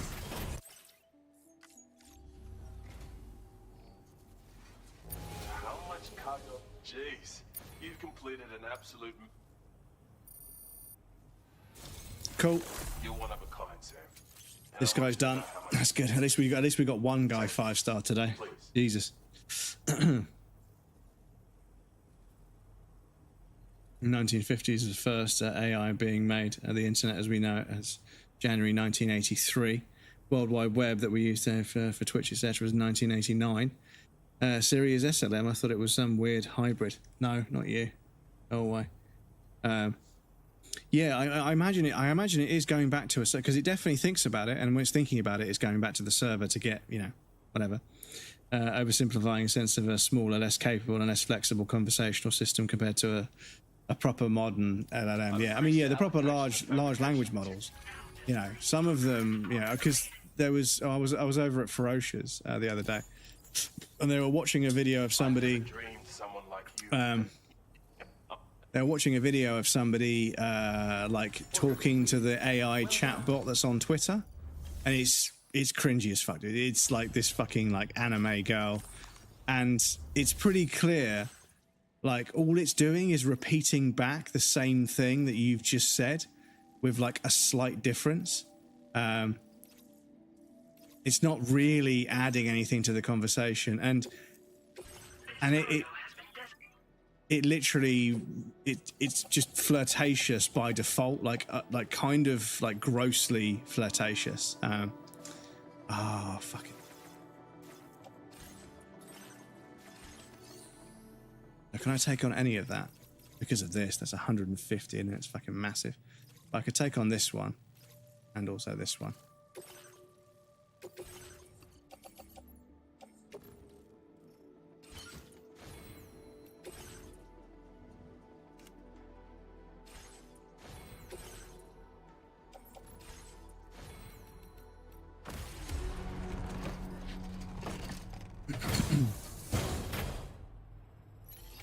We all know it's not made for good. Well, yeah, this is the thing, is that, yeah, like you can, like, yeah, like I can't even understand, like I genuinely can't fathom it. Like, it's basically just this little anime girlfriend that agrees with everything that you say, and no matter how cringy you are when you flirt with it, it always reciprocates like gladly.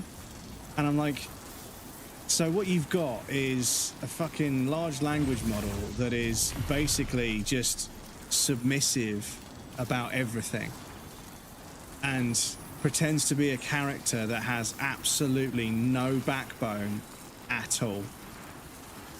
And that's what people want? No. Like, imagine like having a conversation with, you know, somebody you're attracted to, and they just never disagree or never have anything to say for themselves. They just agree with you all the time. That would be fucking weird and kind of cringe, dudes. But yeah, they kept talking to it, and it was just like, is that what you want me to do? Is that what you want me to do? Yeah? Is that how you want me to be? Fucking hell, grow up, man. Fucking people that use that, fucking grow up. Fucking go to the gym. Fucking get a hobby. Fucking learn how to be a fucking human being and engage with people. Fucking hell, dudes. It's just, yeah. Like, the fact that there's a demand for that kind of thing. Some fucking fake woman that always agrees with you. Like, some men truly are fucking pathetic. Like, truly, like, beyond all help pathetic. Wanting like a really submissive and agreeable fucking agreeable fucking made up girlfriend. Fucking makes my skin crawl. Imagining the kind of person that's fucking interested in that sort of thing. Oof.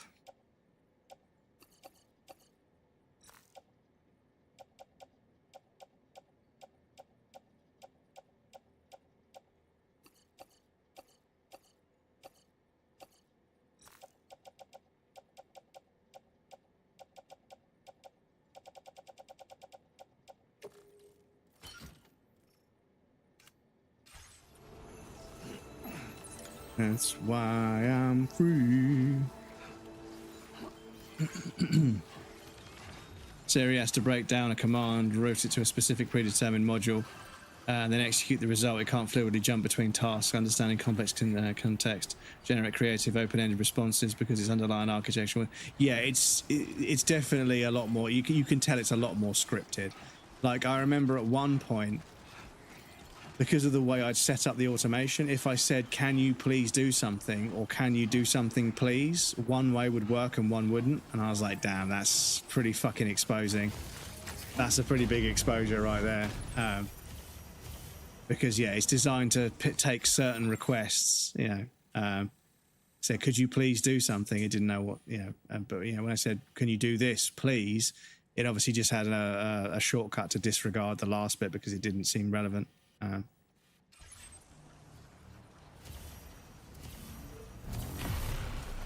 yeah, dudes, watching this fucking dude sit there and interact with this fucking anime character. Because don't get me wrong, I don't have any, you know, I'm not trying to throw shade at fucking VTubers and everything else.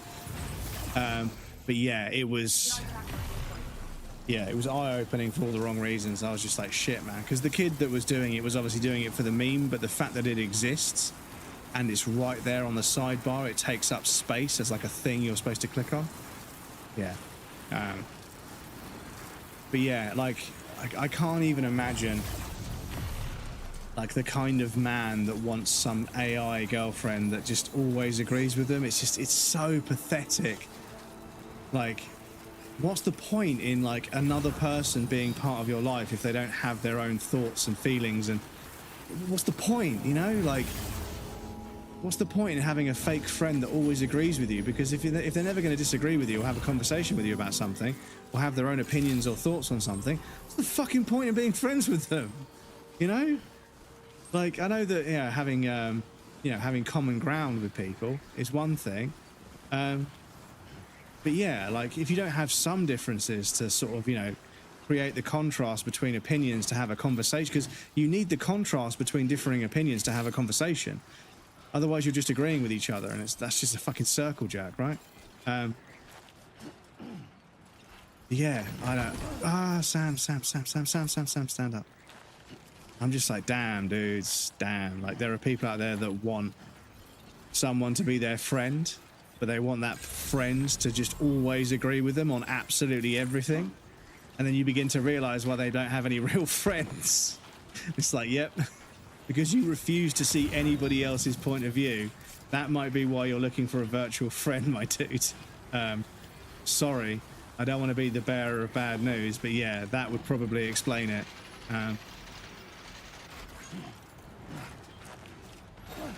You fucking prick. This person is a fucking prick. Do you know what? You're not going to fucking do it to anyone else. You fucking prick. Have you just... I don't even need this cargo that's up there.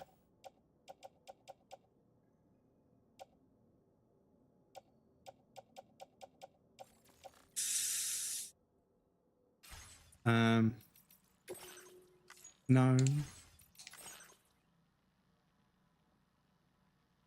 That was a little while ago, wasn't it? Okay, fuck it. Okay, let me fucking deliver this, and I'll put a proper fucking ladder up there. Absolute dickhead. They put a ladder that drops you off, so it tops out, then you just fall immediately. Absolute dickhead. Sad part people want. There have been news articles here, people marrying AI. Oh, fucking hell, dudes. It's just... I get that throughout history, human beings have strived to remove the friction and difficulty in life through technology and automation and understanding and everything else. But I truly feel from 2000 onwards, 2005 onwards, we've started to remove the frictions which are actually part of the defining reason for why we do things. Well done. Like, finding friends is not easy, but that's why it's special, right? We're getting to a point now where we're removing what it is that makes something what it is, right? You know, the challenge you face is what makes it special, right? That's the point, right? If it was easy, it wouldn't be special, right? And if it was special, it wouldn't be easy. You know, this is the thing, is that, you know, yes, there are difficulties in life which don't bear any real tangible benefit, which is the sort of thing we need to get rid of, because there's no point in human beings suffering and struggling with things that don't teach them or help them in some way. But we're removing, like, like I mentioned earlier, the fucking large language model business, the thing that when I actually took a sip of my drink and I didn't do the rant, I apologize. But what kind of boils my piss and baffles me at the same time is you've got people using these AI assistants to fluff up an email into several lines. They then send it to someone else who then uses an AI to summarize it back down. And then they respond, and then they ask them to fluff it back up and then send it back. And then they use the same AI to summarize it back down. And it's like, just fucking send the question and just fucking send the answer. It isn't this complicated. Like, writing an email is not difficult. Handwriting a letter, painting something, there's some kind of degree of skill and practice required. But just typing a fucking email is not fucking difficult. Jesus. Like... I don't want to fucking spiral, dudes, but oh my god. Right, no new orders. So this person is 5-starred now, I think. Yeah, they're 5-starred, right? Because we've got their hologram data. Exactly like me and Josh have different opinions on stuff, and me and Ella have had disagreements. That's normal, it's healthy. Yeah, exactly. Strengthens the bond for sure. Knowing that you can disagree about something but still find common ground is one of the strengthening factors of a relationship. 100%. A very good point. It acts as a strengthening factor because you know that something trivial like a disagreement over something like that won't break the friendship, so it does strengthen it for sure. Slightly difficult tone-wise. Yes, and obviously, like... tone is something that's difficult for different people for different reasons and stuff, but it is something you can learn over time. It's obviously more difficult, I appreciate, but yeah, the use case I'm thinking of is people that are just fucking lazy. Not you, obviously. People that are just too fucking lazy to even write out a proper email. And the thing is, these are the same motherfuckers that send an email that doesn't have the information that you need. You ask them a question and they send you a response, but it isn't the answer. These are the fucking idiots that are fucking using it. And it's like, damn, dude, this is not... We don't need something to make it... we don't need something to write emails for us. We need people to learn how to write a fucking email, because, you need to... Because at the end of the day, if it's just going to fucking get... If they're just going to get an AI to write the email for them, what's the fucking point in having them? Just let the AI do the job, right? Anyway... History of robotics, where particularly widespread acceptance of social robots like Abo was created a very different cultural relationship in AI compared to the West.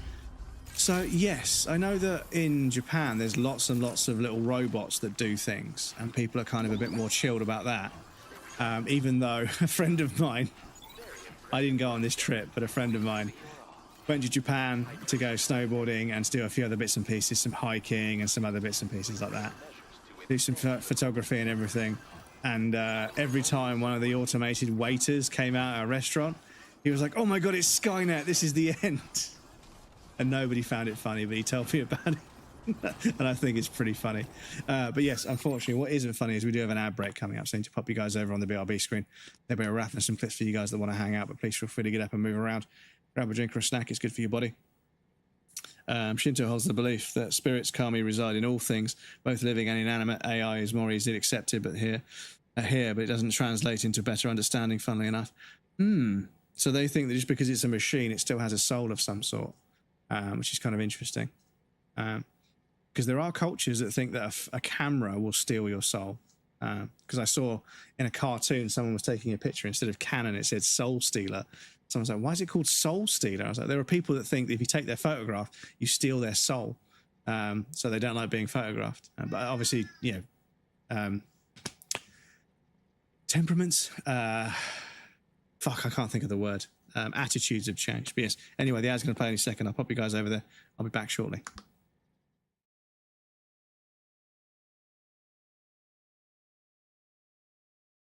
You guys know when they call that open-faced sandwiches. It's not a sandwich. Yeah, it's not open-faced. A deconstructed sandwich. Motherfucker, you just didn't make the sandwich, all right? You just put the ingredients on the plate. There's nothing deconstructed about it. It was never constructed to begin with. This is the thing. They call it deconstructed. You didn't make it and then unmake it. You just put the ingredients on the plate. You have done no deconstruction. It is a lie. Do not let these restaurants that charge 60 quid for a sandwich tell you that something is deconstructed. It's not. You never made it to begin with. You haven't deconstructed anything. You're full of shit and you're not getting a tip, alright? Anyway.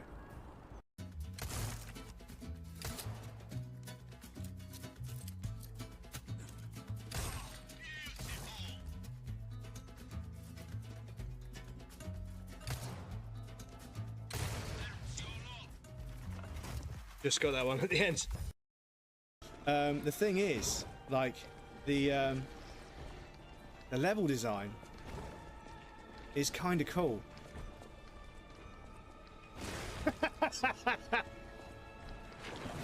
Ah!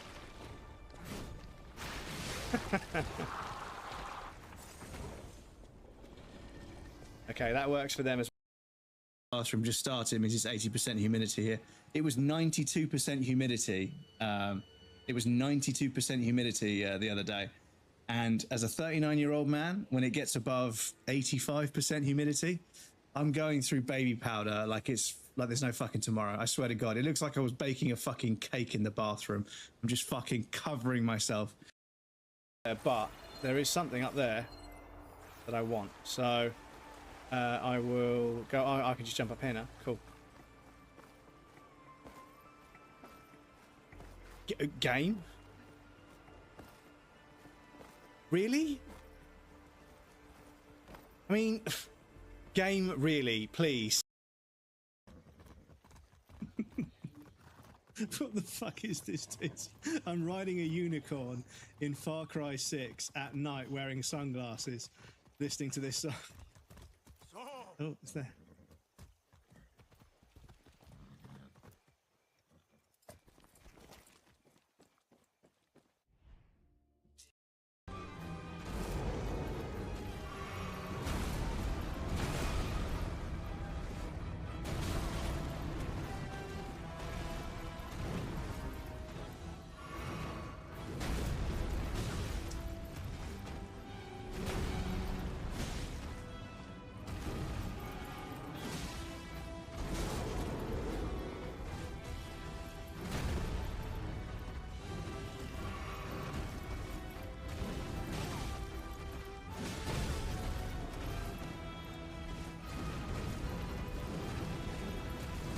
Fuck!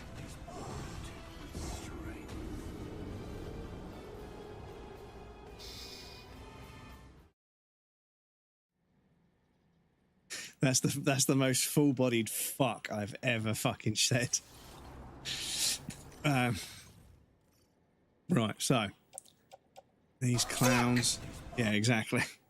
That's why I added it as a sound routine. This lot. And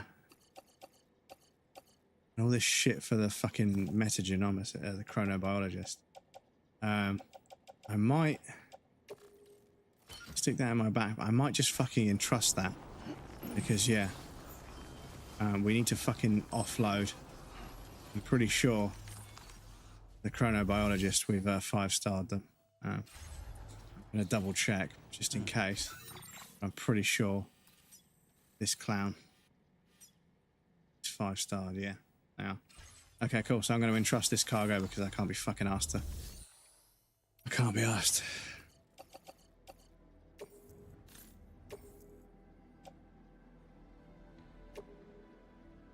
Your service in transporting this cargo is appreciated.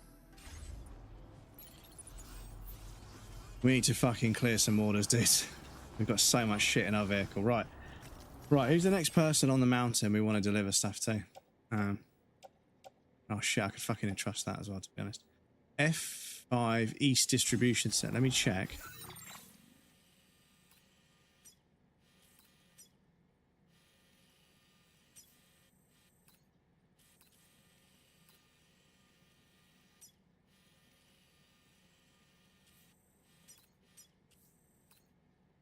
Yeah, I 5-starred this guy as well. So I can fucking get rid of that lot as well.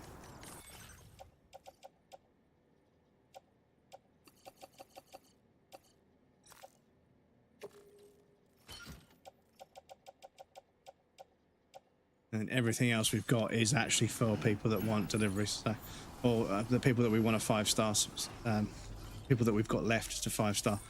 Holy shit, dudes! What is it about Mondays? My brain is always such a fucking mess on Mondays. I apologize, dudes. Just can't get sentences out of my head in a way that makes sense. It's just so annoying. But yeah, sorry, welcome back everybody. Terminator Matrix versus Doraemon and Astro Boy, supporting partners versus homicidal enemies. Have you seen the restaurant in Japan that allows disabled, sick, anxious people to control robots to serve and interact with people and still have a job? Yeah. I mean, yeah, obviously somebody like that doesn't, you know, hopefully they'll be able to find a job where they can do the job themselves, and not need to control a robot, but obviously that's an option for them, which is nice. And obviously a restaurant where, if you had a restaurant where you don't have to interact with human beings, you could just order your food and it was delivered by a robot. I know some anxious people that would appreciate that, because I know some people that wouldn't mind going out to dinner, but the whole process of going and speaking to the concierge and sitting down, ordering and everything else is really, really sort of, you know, anxiety, or it's really sort of, you know, nerve-wracking for them. So they would never, you know, go and do it. But if you go to a restaurant where you order everything with your phone and it gets delivered to your table,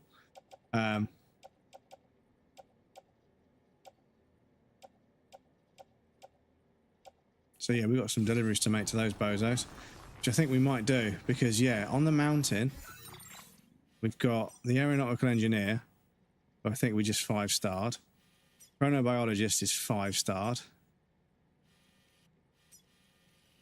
Phantom Smith is 5-starred. And then we've got, yeah, I think on the mountain, I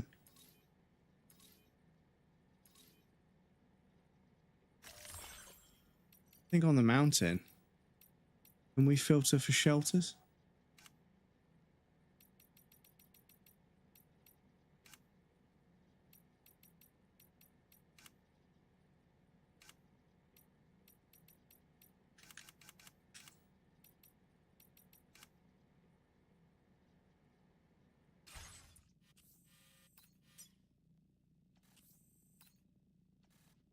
So yeah, they're 5-starred. APAS is on the mountain, but not really. So yeah, we got a 5-star them, and them, and them.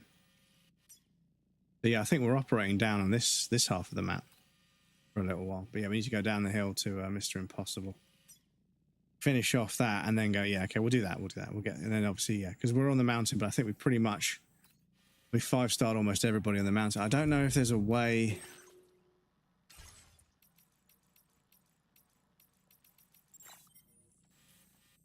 Yeah, I don't know if there's a way of checking who we have and haven't 5-starred, but yeah, I'll have to try and work that out. So down the hill, back from the way we're facing. So down and then over that hill and then down to there. Okay, we can do that. We can do that. It's really nice as people working are able to make profiles so you know who you're talking to. Okay. But obviously it means they don't have to be face to face. And the thing is, oh, I just fucking banged that light and it turned up. If I bang the other one, will it turn off? You can break them and knock them over, chat. Little attention to detail there. Anyway, there's a restaurant down the street from my house with a robot server. You get greeted by humans, sit wherever you like, and order by tablet. It's great for when you want to go out and eat and don't want to interact. The cheery face and the music on the robot server somehow reminds me that things aren't always so bad, and cheer up a bit never ceases to amaze me. Okay, fair. Because yeah, like I remember a hotel I stayed in once. I ordered something. Yeah, I was fucking dead tired from walking around a city all fucking day. I was only there for a couple of days, so I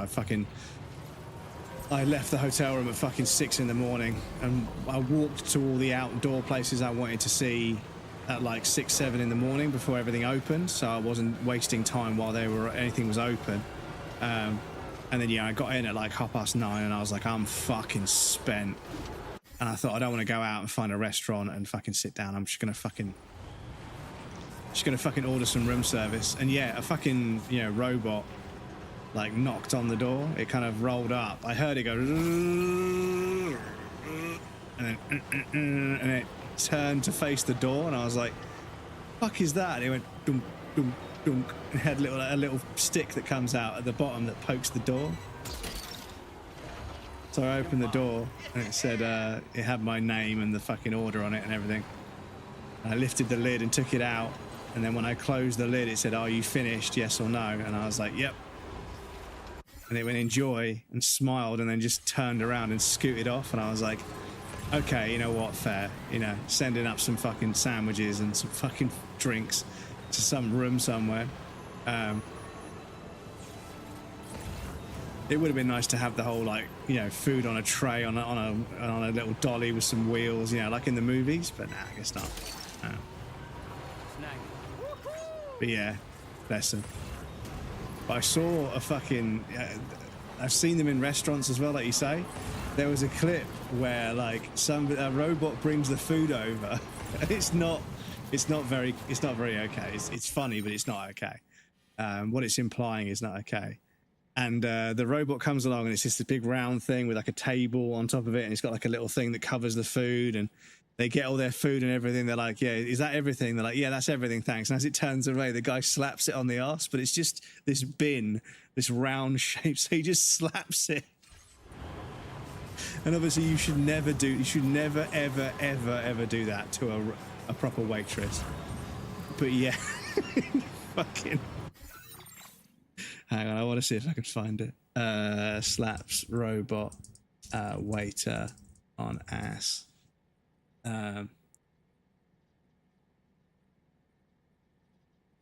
Is it? It's got this little table.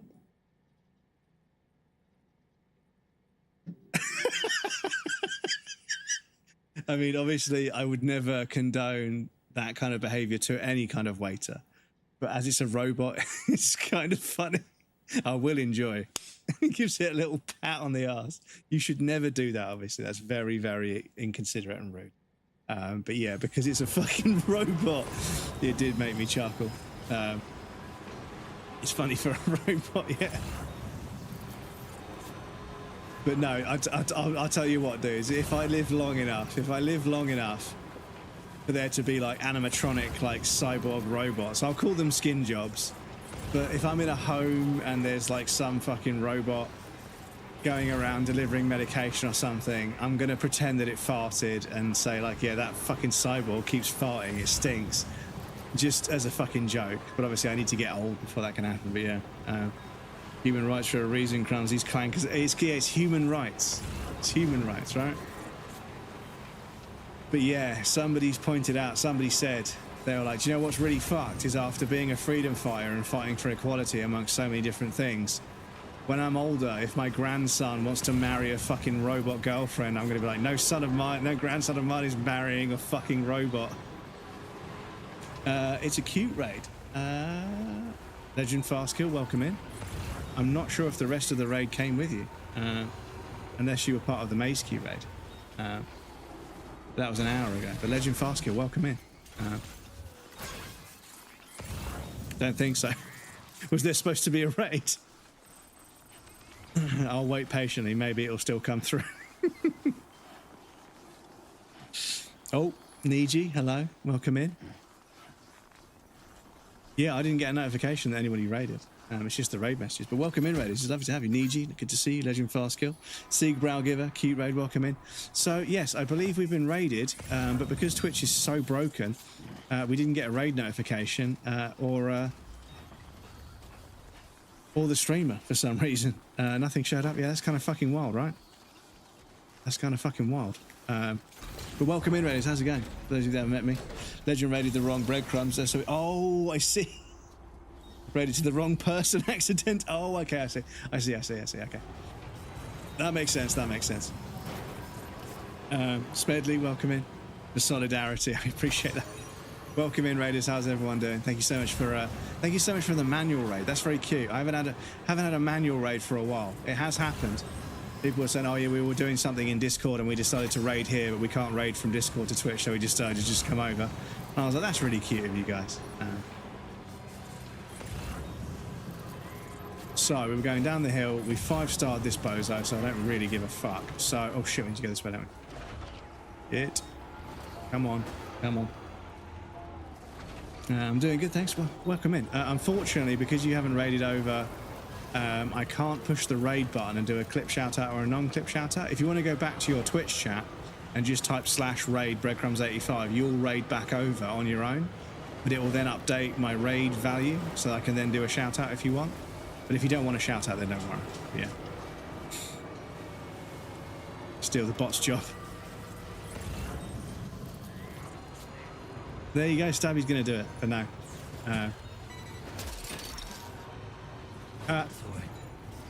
Apologies, Raiders. My cat has been an absolute fucking goblin this evening. He's fucking running around like an absolute fucking menace. Oi, shush. Stop it. Shush. Yeah, where the fuck are we?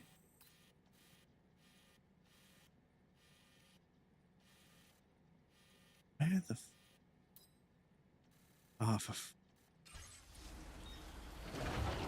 So this game is so fucking dark.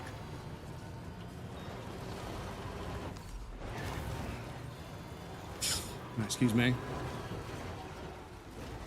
Don't mind clip shout-outs. Fuck you say to me, human. Nah, he's running up and down the flat, and he's not being like meow. He's being like wow. He's making that really deep, weird, sort of like tweaked out noise.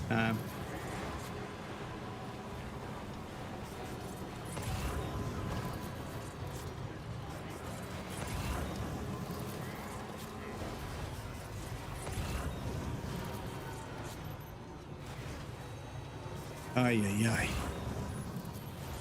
Oh, this terrain is fucking horrible. But yes, lovely to have you, legend. What were you playing today, dude? What was on the old agenda? What was Guanin? What were we up to? But I hope you had a bunch of fun. Night Rain, I see. Because did they drop a new boss recently? I haven't played it at all. But I think they dropped a new boss, and this new boss can summon in like NPC kind of like summons, and apparently they're pretty ridiculous. But yeah, Everdark Libra, okay, Libra, yeah. Apparently it summons in like, you know, loads and loads of ads and makes it really fucking annoying. So a few people have been trying to solo it, but apparently it's fucking rough. I hope you had some good matches, dude. Best option is to go to your chat. Yeah, as you say, if you'd like a raid clip shout out, if you jump over back to your chat and then just type /raid breadcrumbs and just do an offline raid, that should work. Everduck Summoner, I hate that boss. Yeah, there's a few of them, right? And what's crazy to me, right, is like, there we go. That's how it works. So what I can do now is, now that you've raided, it will update the last raid value, and now when I push this button, it pulls your name and not the last raid we had from Mazekey. So non-raiders, please feel free to swing by our lovely friend, swing by and say hello to our lovely friend. Plays DBD, it would appear, but also Night Rain and some other stuff as well. Were you hiding around the corner? Did they fall down a hole? So you were hiding around the corner and the killer fell down the hole. Love it. I have no idea. There's a whole meta with that game. I have no idea how it works. But I know that obviously you're being pursued by the killer. So if you can juke them. I don't know if you know Ghost Arcade, Kate's partner. I've watched Kate play with them a little bit, and there was a clip where they showed recovered everything then. Their Ghost was going full, like, you know, full DVD streamer mode, and like Kate was like, holy shit, this is really impressive. I have no idea what they were doing. Ferret, another raid. Look at this. Ferret, welcome in. Thank you for the raid. I appreciate that. about a map of a website always helps. But yes, Ferret, welcome in. Thank you for the raid. I appreciate that. How are you guys doing? How was stream? What were you guys playing today? Masked Yames. Hello, it's a Ferret raid indeed. Welcome in, Ferret. How's it going? How was stream? What were you playing today? What was Guanin? So yeah, I think we need to stay up, gangster. We need to stay up here, basically. What was Guanin? Temptation to steal the bot's job just to show the Clanker his boss. Playing Batman Arkham Asylum. Oh, what a game. What a fucking game. Aves Woman, welcome in. What a fucking game, dude. The Arkham games were so good. The art, I mean, they're very simple, but the art direction is so fucking good. And the combat system is really genuinely, great once you get used to it. It's as far as beat 'em ups go, that game is, yeah, it definitely added, you know, a little bit of special sauce, as gaming memories would say. It added a little bit of extra sauce to the mechanics. Well, they say extra sauce when they're talking about visuals, but yeah. Yeah, the Arkham games added a little bit of nuance to the beat 'em up kind of genre in a way that was super compelling. And the stealth was also pretty good. The detective mode was pretty good. Yeah, I really enjoyed them.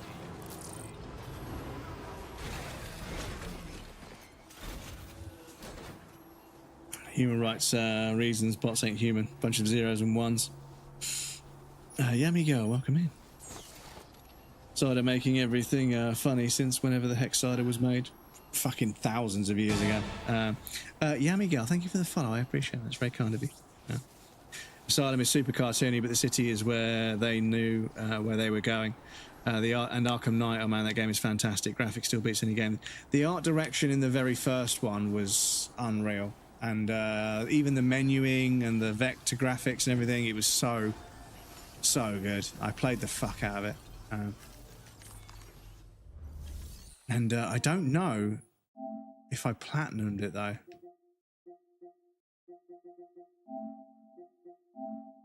I don't know if I platinumed it.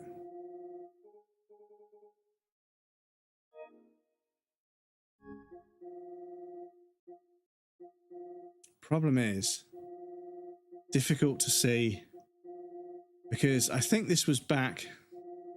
Is this back on PS3? This is how you can tell I'm old, chat, as I've got fucking PS3 trophies. HD collection. So Arkham City, I played on the PlayStation 3. There was a bunch of DLC that I never did.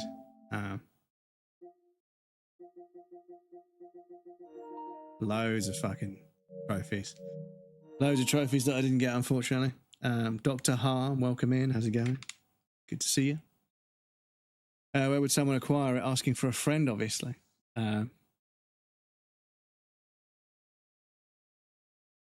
6,000 BC. Yeah, it was a fucking long time ago. PS1 trophies, I'm only 24. But the PS1 didn't have trophy stabby, so those were added afterwards. PS3 was the first generation to have trophies, so that's, yeah.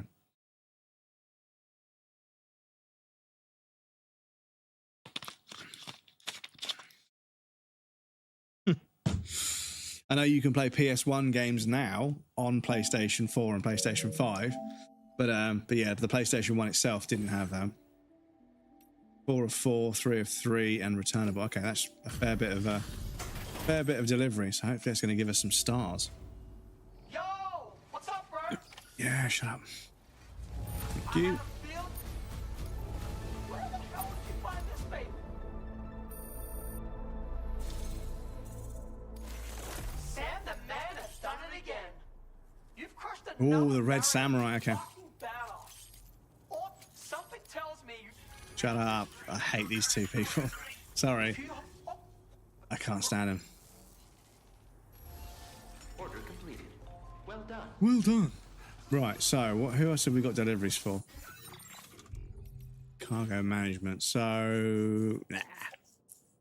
5-starred them already. So, this guy, and this guy.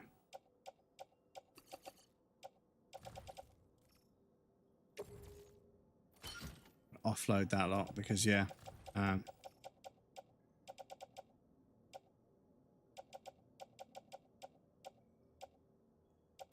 we've got quite a lot of stuff for the B-Pass guy, and that person's only just down the road from them. So we'll do that next. This cargo that we've offloaded, I will put it on my back and we'll just entrust this lot. Because we don't really need to make... Yeah, we need to be a bit more fucking ruthless because we don't need to fucking... the truck being full is such a pain in the arse. Cool. So, from here, we now need to go... Sammy? Excuse me. Now we need to go... back to this place. So there is a monorail that will take us most of the way, which is pretty cool. We can deliver to B-Pass, we can deliver to this place, we can go up here to deliver to the Phantom Smith. We 5-starred them actually, so we might want to fucking get rid of that cargo, to be honest. Good. And then from there we need to go to South Fort Knot and also the Tar Therapist. But yeah, we'll start 5-starring these guys. So, back up the hill to the monorail. It's daylight now. Back up the hill to the monorail, repair the truck at that distro center, use the monorail to get to where we need to get to. Deliver some bits and pieces over there, and then we're in a good spot.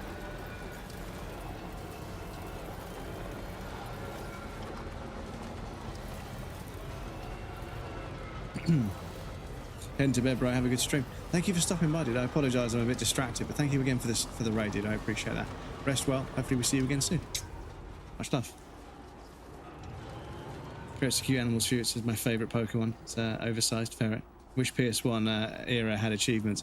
Well, they didn't have standardised, you know, trophy achievements, but magazines used to lay down gauntlets. They used to lay down challenges, and also people came up with challenges that were just, they were so obvious, right? There was like, you know, can you break every window in this level, or, you know, can you make this little the developers would program like a little character that follows you around, but they die in one hit, so you've got to try and get through the entire game without letting them get killed. And kind of the birth of, you know, challenge runs, I suppose. Because obviously games like Doom and everything else, because I remember saying, you know, that Doom having a timer was kind of one of the reasons why games, you know, speedrunning got started. And somebody was like, yeah, racing games had timers before that on like the Amiga, and I was like, yes, but, you know, racing is emulating something in real life that's timed. It's a race, you know, but doing something which is not usually designed to be raced and racing it, Doom was kind of the first major game that had a timer at the end of the level. So if you got the same amount of points, if you got 100%, but you did it quicker, there was still some sort of, you know, skill to be learned, right? And yeah, to this day, there's all sorts of categories. I mean, there's a category in Doom where you start with a pistol on every level. So every time you get to a new level, you start with a pistol. So you don't even have your guns until you actually collect them. Which is, yeah, that sounds fucking crazy to me. Because, yeah, some of the later levels, some pretty nasty enemies straight away. So, but yeah, Doom speedruns and Doom challenge levels. There's a weird microcosm of creativity in the Doom custom. They're called WODs, like the level packs are called WODs. In the Doom, like, you know, community WOD space, there's some real interesting creative stuff going on there. Because I showed you guys before, there's that map called the thing you can't defeat, and it's supposed to simulate dementia setting in to the player. But it was made, you know, in honor of somebody. The map maker was obviously paying homage to one of their family members that had succumbed to dementia. And yeah, to see that represented in a Doom map was like really weird, interesting way of, you know. But obviously the map starts off normal, but it starts to decay, and the logic of the entire thing starts to fall apart, and then you start getting lost and being confused. And it's like, holy shit, dude. That's like a really heartbreaking way to represent that kind of process. Only the first level of Doom 2, eyes closed with friends. Really? Doom WOD community is still, yeah, it's the speed running and the custom WOD community. Because there's a level that has like just an absolutely absurd amount of enemies, and one of the challenge run criteria for Doom is a pacifist. I think they call it a pacifist run, where you don't kill any enemies. And that doesn't mean that you don't allow enemies to die, but you don't actively kill them. So because Doom has infighting, which is a genius decision on his part, because back in the day that's fucking crazy to think about, enemies attacking themselves. There's a level that it's just a giant room full of enemies, like it's just wave after wave of different kinds of enemy. And apparently somebody managed to do a pacifist run of that room by infighting the rockets that the cyber demons launch and just walking in a circle for like an ungodly amount of time. I think it must have been a TAS, or not a TAS, not a speed run, but it must have been tool assisted. They wrote a script to walk in a circle, and apparently because of the way that works, the game was rendering at like fucking less than 1 frame a second for such a long time. So you had this situation where it was rendering, the game is rendering the physics and then everything's position and everything, but it's taking so long with so many enemies that it's rendering like 1 frame every 2 seconds or something. So they had to just leave it going to see if it would actually work, but eventually it did. Which is fucking crazy to pacifist run that level. Actually been playing a bit of Arkham City myself recently. Yeah, so you had Arkham Knight, Arkham Asylum and Arkham City. And I think they were all okay. They were all pretty good. But the first one was fucking special. I really enjoyed that one. And Veldor, sorry, Veldor, you said, I think you came in earlier. I think you came in on the break as well. I think Nimbus came in on the break, but you came in on the break as well. And I said loads of Nimbus. I didn't say it's Veldor. Welcome in. Sorry. Really sorry about that, dude. I'm trying to avoid that. Never got into the Batman games. Really? So, yeah, like some of the Batman games are obviously, you know, movie tie-in games. I'm sure there's a few dud Batman games out there. But no, Arkham, the first one. What's the first one called? Mouse, where are you? Batman Arkham series. So the first one was Asylum. Yeah, so Asylum was fucking brilliant. Asylum was so good. I don't remember City Lockdown. I remember City. There was Origins as well. Are these all on PS? So, Suicide Squad. Arkham Shadow. Was there one in 2024? Okay. VR, yeah, I remember the VR one being pushed on me. Arkham Underworld. Arkham Knight. So yeah, I played Arkham Knight and I played Arkham City. And I played Arkham City and I played Arkham Asylum. And yeah, those three. The other ones I'm not sure about. But Asylum. Yeah, Asylum was a fucking jam, dude. The art direction, the mechanics, it was, yeah, it used PhysX quite famously, because playing Arkham Asylum on PC, if you have a 50 series card, they've actually removed the PhysX chip, so you can't really use PhysX unless you plug in a secondary GPU to use its PhysX core, which is fucking wild. And I don't think the PlayStation 3 probably didn't use PhysX, because the PlayStation 3 had, I don't remember what the GPU that was. It was just the Cell Broadband engine, but I don't know if it had a GPU as well. But yeah, Asylum, City, and Night. Those three main ones: Asylum, City, and Arkham Knight. I played those three. Arkham Knight was, yeah, that's where it started to go a little bit wrong, I think, because it was more about vehicle combat than anything else.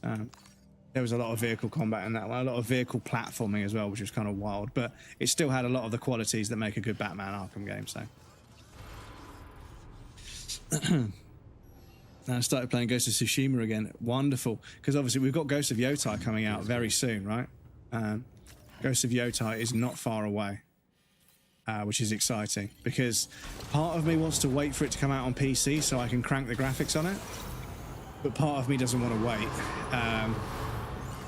So yeah, I'm kind of torn. I'm really kind of torn, because I know it will look really good on PlayStation 5 because it's PlayStation 5 and it's obviously, you you know, it's a late life cycle PlayStation 5 game, so it will look really good on PlayStation 5. But on PC, you know, 1440p. Well, the thing is, after this game, the next game we play on PC, I need to remember, we can actually stream at 1440p, so I can actually increase the resolution for you guys. And I don't want to be cheeky, but I did apply for the 1440p test, and I didn't think I would get accepted, but I did. But unfortunately, we're playing a PlayStation game, which is obviously going to be probably capped at 1080p because I can't capture above 1080p on the PlayStation. But when we play a PC game, because if I get Metal Gear Solid Delta on PC, which is what I think I'll do, I'll play at 1440 with a 4080 and a 13700K. It should be all right at 1440. You know, it's 1080p on a 4080 should be fine. So 1440p shouldn't be too bad. But yeah, I'll be able to increase the resolution of the stream, which actually is not as bad as I thought. I thought I was going to have to fucking redo all kinds of stuff, but actually I can just change the canvas size in OBS to 1440 and it will just do it. And we've got enhanced broadcasting turned on, so that's cool. I don't think I need to change anything with YouTube. I'll double check, but I think if I'm sending a 1440p signal, it'll be 1440p. And yeah, I'm looking forward to seeing what it looks like, because yeah, I've always wanted to try and find a way to bring you guys better quality, because the trouble is, as a smaller streamer, I have no doubt that, you know, when the servers start to struggle, it's my stream that's going to get nerfed, which is why sometimes, for no apparent reason, what the fuck is that? Oh yeah, that's that Chiral thing we fucking set up. Which is why, you know, no matter how good my internet is, unfortunately, sometimes Twitch is just going to nerf the quality of the stream. And it fucking sucks. It's annoying. I wish it didn't do it. I wish there was some kind of guarantee, but unfortunately, doesn't seem to be any way to guarantee it. But yes, if we stream at 1440, that obviously... oh, I'll take it. I'll fucking take it. Thank you very much. If we stream at 1440, you guys can always just, you know, you can just drag the stream down to 1080p size, and hopefully that'll give it some sort of, you know, kind of random, sort of roundabout kind of super sampling. Because if you take a 1440p stream and you scale it down to 1080, you should be getting some super sampling by virtue of it being a bigger picture than you're actually watching. So yeah, like I say, I feel bad that I didn't jump on it and start streaming at 14, because I think this game outputs at 1440p. It can output at 4K if I do the quality mode, but obviously I can't capture anything above 1080, so I've got it. I'm pretty sure it's playing at 1440. But yes, the next game we play, which is coming up in a week's time, 28th, we'll be buying and playing Metal Gear Solid Delta on PC, and I will play at 1440p. I'll set my resolution on my TV to 1440, and we'll screen capture it at 1440p and see how that comes out. Because it's a screen capture, I can capture whatever size I want.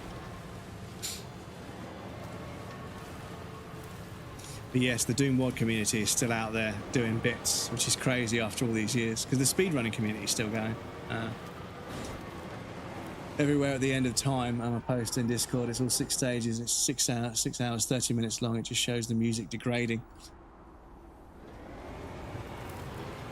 Is that the audio project where it... No, what was the... There was an artist that made some music that every time it played, it got worse on... And I know that's what music does, I know. But they deliberately did it over a course of a year, and it just broke down into static. I can't remember the name of the artist.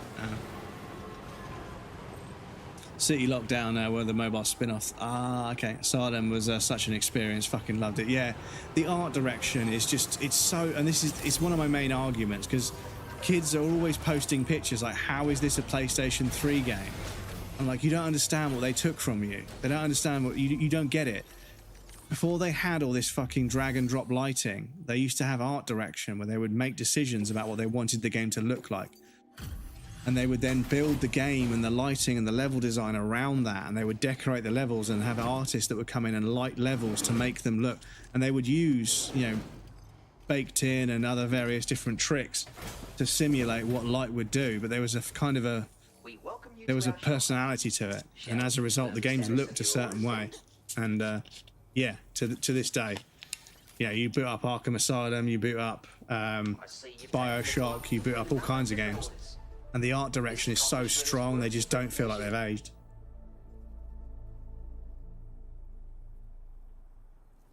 Mechanically, yes, but yeah, you look at them visually, you bump the resolution up a little bit, and allow us to demonstrate our gratitude towards you with a gift.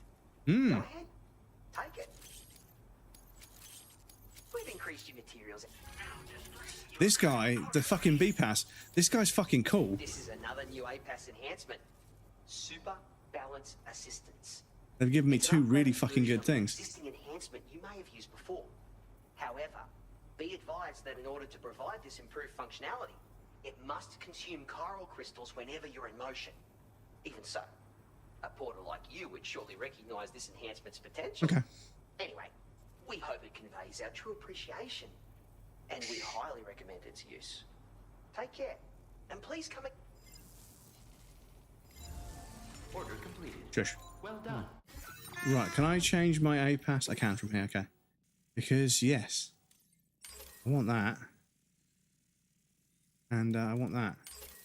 Because I hope that this one, that just gets chiral crystals from the atmosphere, collects chiral particles from the atmosphere, gradually increasing a stock of chiral crystals. Enhancement was developed. I'm hoping this makes it easier, so even without an active skeleton. This enhancement will consume a small amount of chiral crystals while you are moving, developed by B-Pass. But so yeah, let me see how many crystals it uses. Because if one balances out the other, then fuck it, it's cool. I'm good. I'll take it. So nope. And yes, we can do that on the way back. It's not much, is it? That's not much weight. That's fine. Go in the truck. Away we go. Gives Artie pats and belly rubs. In time for a head scratch. In time for a head scratch, Bubba.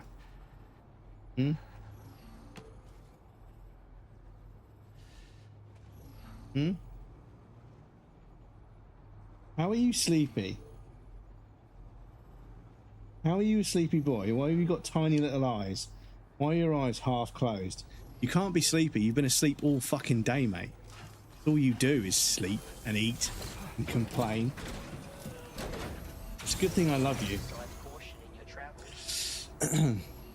Tried to get into Knights of the Old Republic, but failed to, really. I'm probably not going to grab Game of the Year. Asylum was such an experience. Arkham Shadow says it's VR only. I was was like, what? And then I saw this on the list. Ain't a professional, but it's going to look like 1440p. Still processing last week. I got sacked. Oh, did you get sacked, Valdar? Dude, I'm sorry to hear about that. Hope you can find another job, dude. Sorry to hear that. How come? Disconnected between my focus and quality and management demanded of quantity. Yeah, good scritches. South, welcome in, dude. How's it going? Good to see you. I hope you're well, dude. Right, so we're going back down the hill. But we're going to go to there first, so we just go this way, yeah? We can do that. Welcome in, South. It's good to see you, dude. I hope you're well. Somebody raided over earlier. They were playing Elden Ring Night Rain, talking about the Everdark Libra. And I think I may have seen you fight it. And I've seen a couple of other people fighting it. It's just this thing that keeps summoning in fucking NPC summons that just get in the fucking way. But apparently they can summon like 6 or 7 of them or something stupid. So I think apparently everyone's calling for it to be nerfed, so it probably will. But yeah.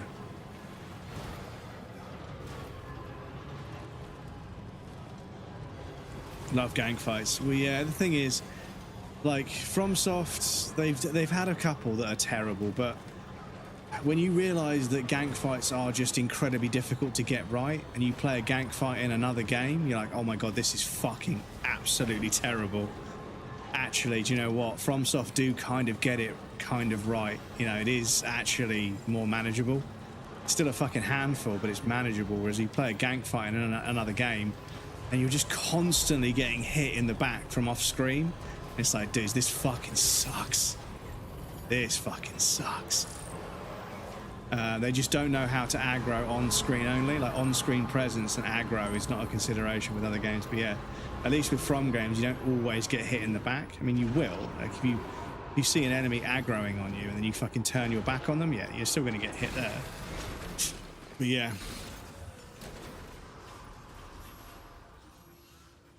What if we got a little skull face on our fucking tyre?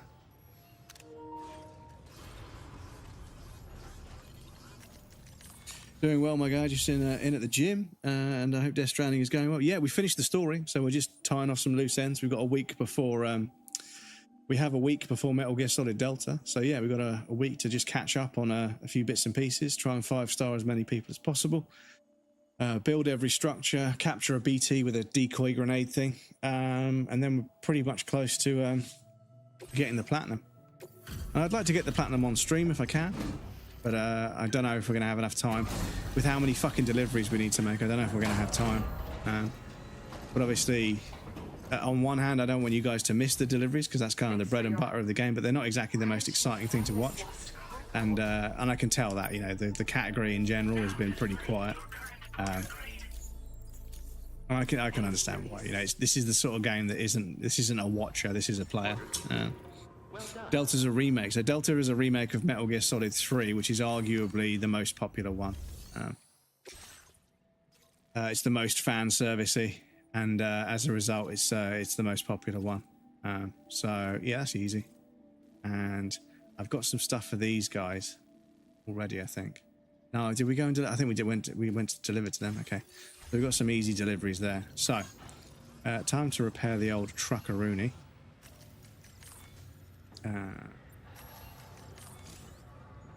Doesn't need repair. Time to go to the private room. Oh, get our save on. Get Sam some sleep. Just doing side stuffs. Excited for Metal Gear Delta. Yes, yeah, I'm excited for it. The fact they're NPCs, not just mobs, is crazy. You can spam, roll spam, and more often they're not more kitted out than you and do more damage than you. Because the thing is, like, when Dark Souls 2, which I know is not a game you're very fond of, but in Dark Souls 2, there's a boss called the Looking Glass Knight, and they have like a big mirror as a shield, which kind of seems silly because it's just going to break. But they can plant the shield down and they can summon people in, and it summons real people that are waiting in that area to be summoned. You put a summon sign down and you get summoned into somebody else's boss fight as an adversary, right? Which is a fucking really cool mechanic. It's one of the many very cool mechanics in Dark Souls 2. Is that, yeah, when the game was obviously reasonably sort of recent, people that are still playing it, it would summon in real people into the fight, which is fucking bonkers. Because could you imagine somebody summoning in a sweaty PvP player into your boss fight? I'd be fucking livid, mate. Nothing would ever put as much fun for me as Stellar Blade. Yeah, I don't think I did. I don't think I watched you play that one. I've watched a few people play it, and it looks like your average kind of hack and slash, semi-goon, semi-hack and slash kind of game. But it also looks like the combat has actually got some nuance to it. It looks like it's got some depth to it. So you've got something for you to get your teeth into. Libra is the worst fight in any Souls game I've ever played, genuinely, except there's a crazy amount of sweat lords waiting to be summoned in, I see. But yeah, in Dark Souls 2, the Looking Glass Knight, it would summon in real people. I mean, it summons in just NPCs because it can't find them now, which is good that it still works to a certain degree. But yeah, back in the day, man, imagine if you were fighting against real people. You're like, damn, these NPCs that are being fucking summoned, they're hard as fuck, but they're not NPCs, they're real people. That was a DS3 DLC boss. Judicator Argo. Do they summon in real people as well? I think there is. One of the only hack and slash games I actually managed to get through. Really? Half-Life. Oh yeah, Half-Life does. Half-Life does. Yeah. There's that Covenant. Yes, there is. Right. Anyway, chat. Let me jump over here because sadly, I apologise, but it is definitely time for me to call it for the night, because I need to get to bed at a reasonable hour, because at the moment I'm not sleeping enough, and the inflammation and swelling in my torso is out of control, and I feel like shit. My cholesterol's up, blood sugar is up, and I'm not feeling very good at the moment. So I need to get to bed at a reasonable time, try and catch as much sleep as I can, and then hopefully when I go see the doctor on Saturday, they can examine my ear, nose, and throat and check my respiratory system and see if there's anything obvious physically wrong with me. And then maybe I might get some kind of, treatment to try and get me back to being able to do stuff again. Anyway, you got your raid messages there. First one is for subs. Second one is for non-subs. Please feel free to copy and paste the one that pertains to you. I'm going to copy and paste that one. Get some rest, my guy. Look after yourself. Glad I could watch you. Obviously our time zones don't really work out that much. I catch you in the morning sometimes, and obviously you catch me in the evening sometimes. But if you've got the gym and you've got a girlfriend now, wife, sorry, 2 cats, so you've got a bunch of stuff on the go, dude. So I understand. It's nice to see you either way. Mirror Night and Half-Life is Night Rain is a 40-minute run back. Yeah. Great stream, brother. Appreciate it. Nilo, thank you for hanging out on the YouTube. I really appreciate that, dude. I am going to end the YouTube there because we are going to raid out on Twitch. So YouTube, thank you for hanging out. I'll be back on Wednesday, 5 p.m. UK time. Thank you for hanging out in the YouTube gang. I really appreciate it. Getting the ball rolling over there on another platform is obviously very advantageous and very reassuring for me, is knowing I'm getting something going on other platforms, because, doesn't feel like this platform cares about me, unfortunately. I'll just call it as it is. It doesn't feel like it cares about me or other small streamers, and unfortunately that's something that doesn't seem like it's going to change. It's been 4 years now, and it's just, they just don't seem to have any interest in anybody growing unless they're already fucking giga streamer, 50,000 average viewers. But I won't go down that spiral just now. We've been through that before. But yes, end the YouTube there. YouTube, thank you for hanging out, dudes.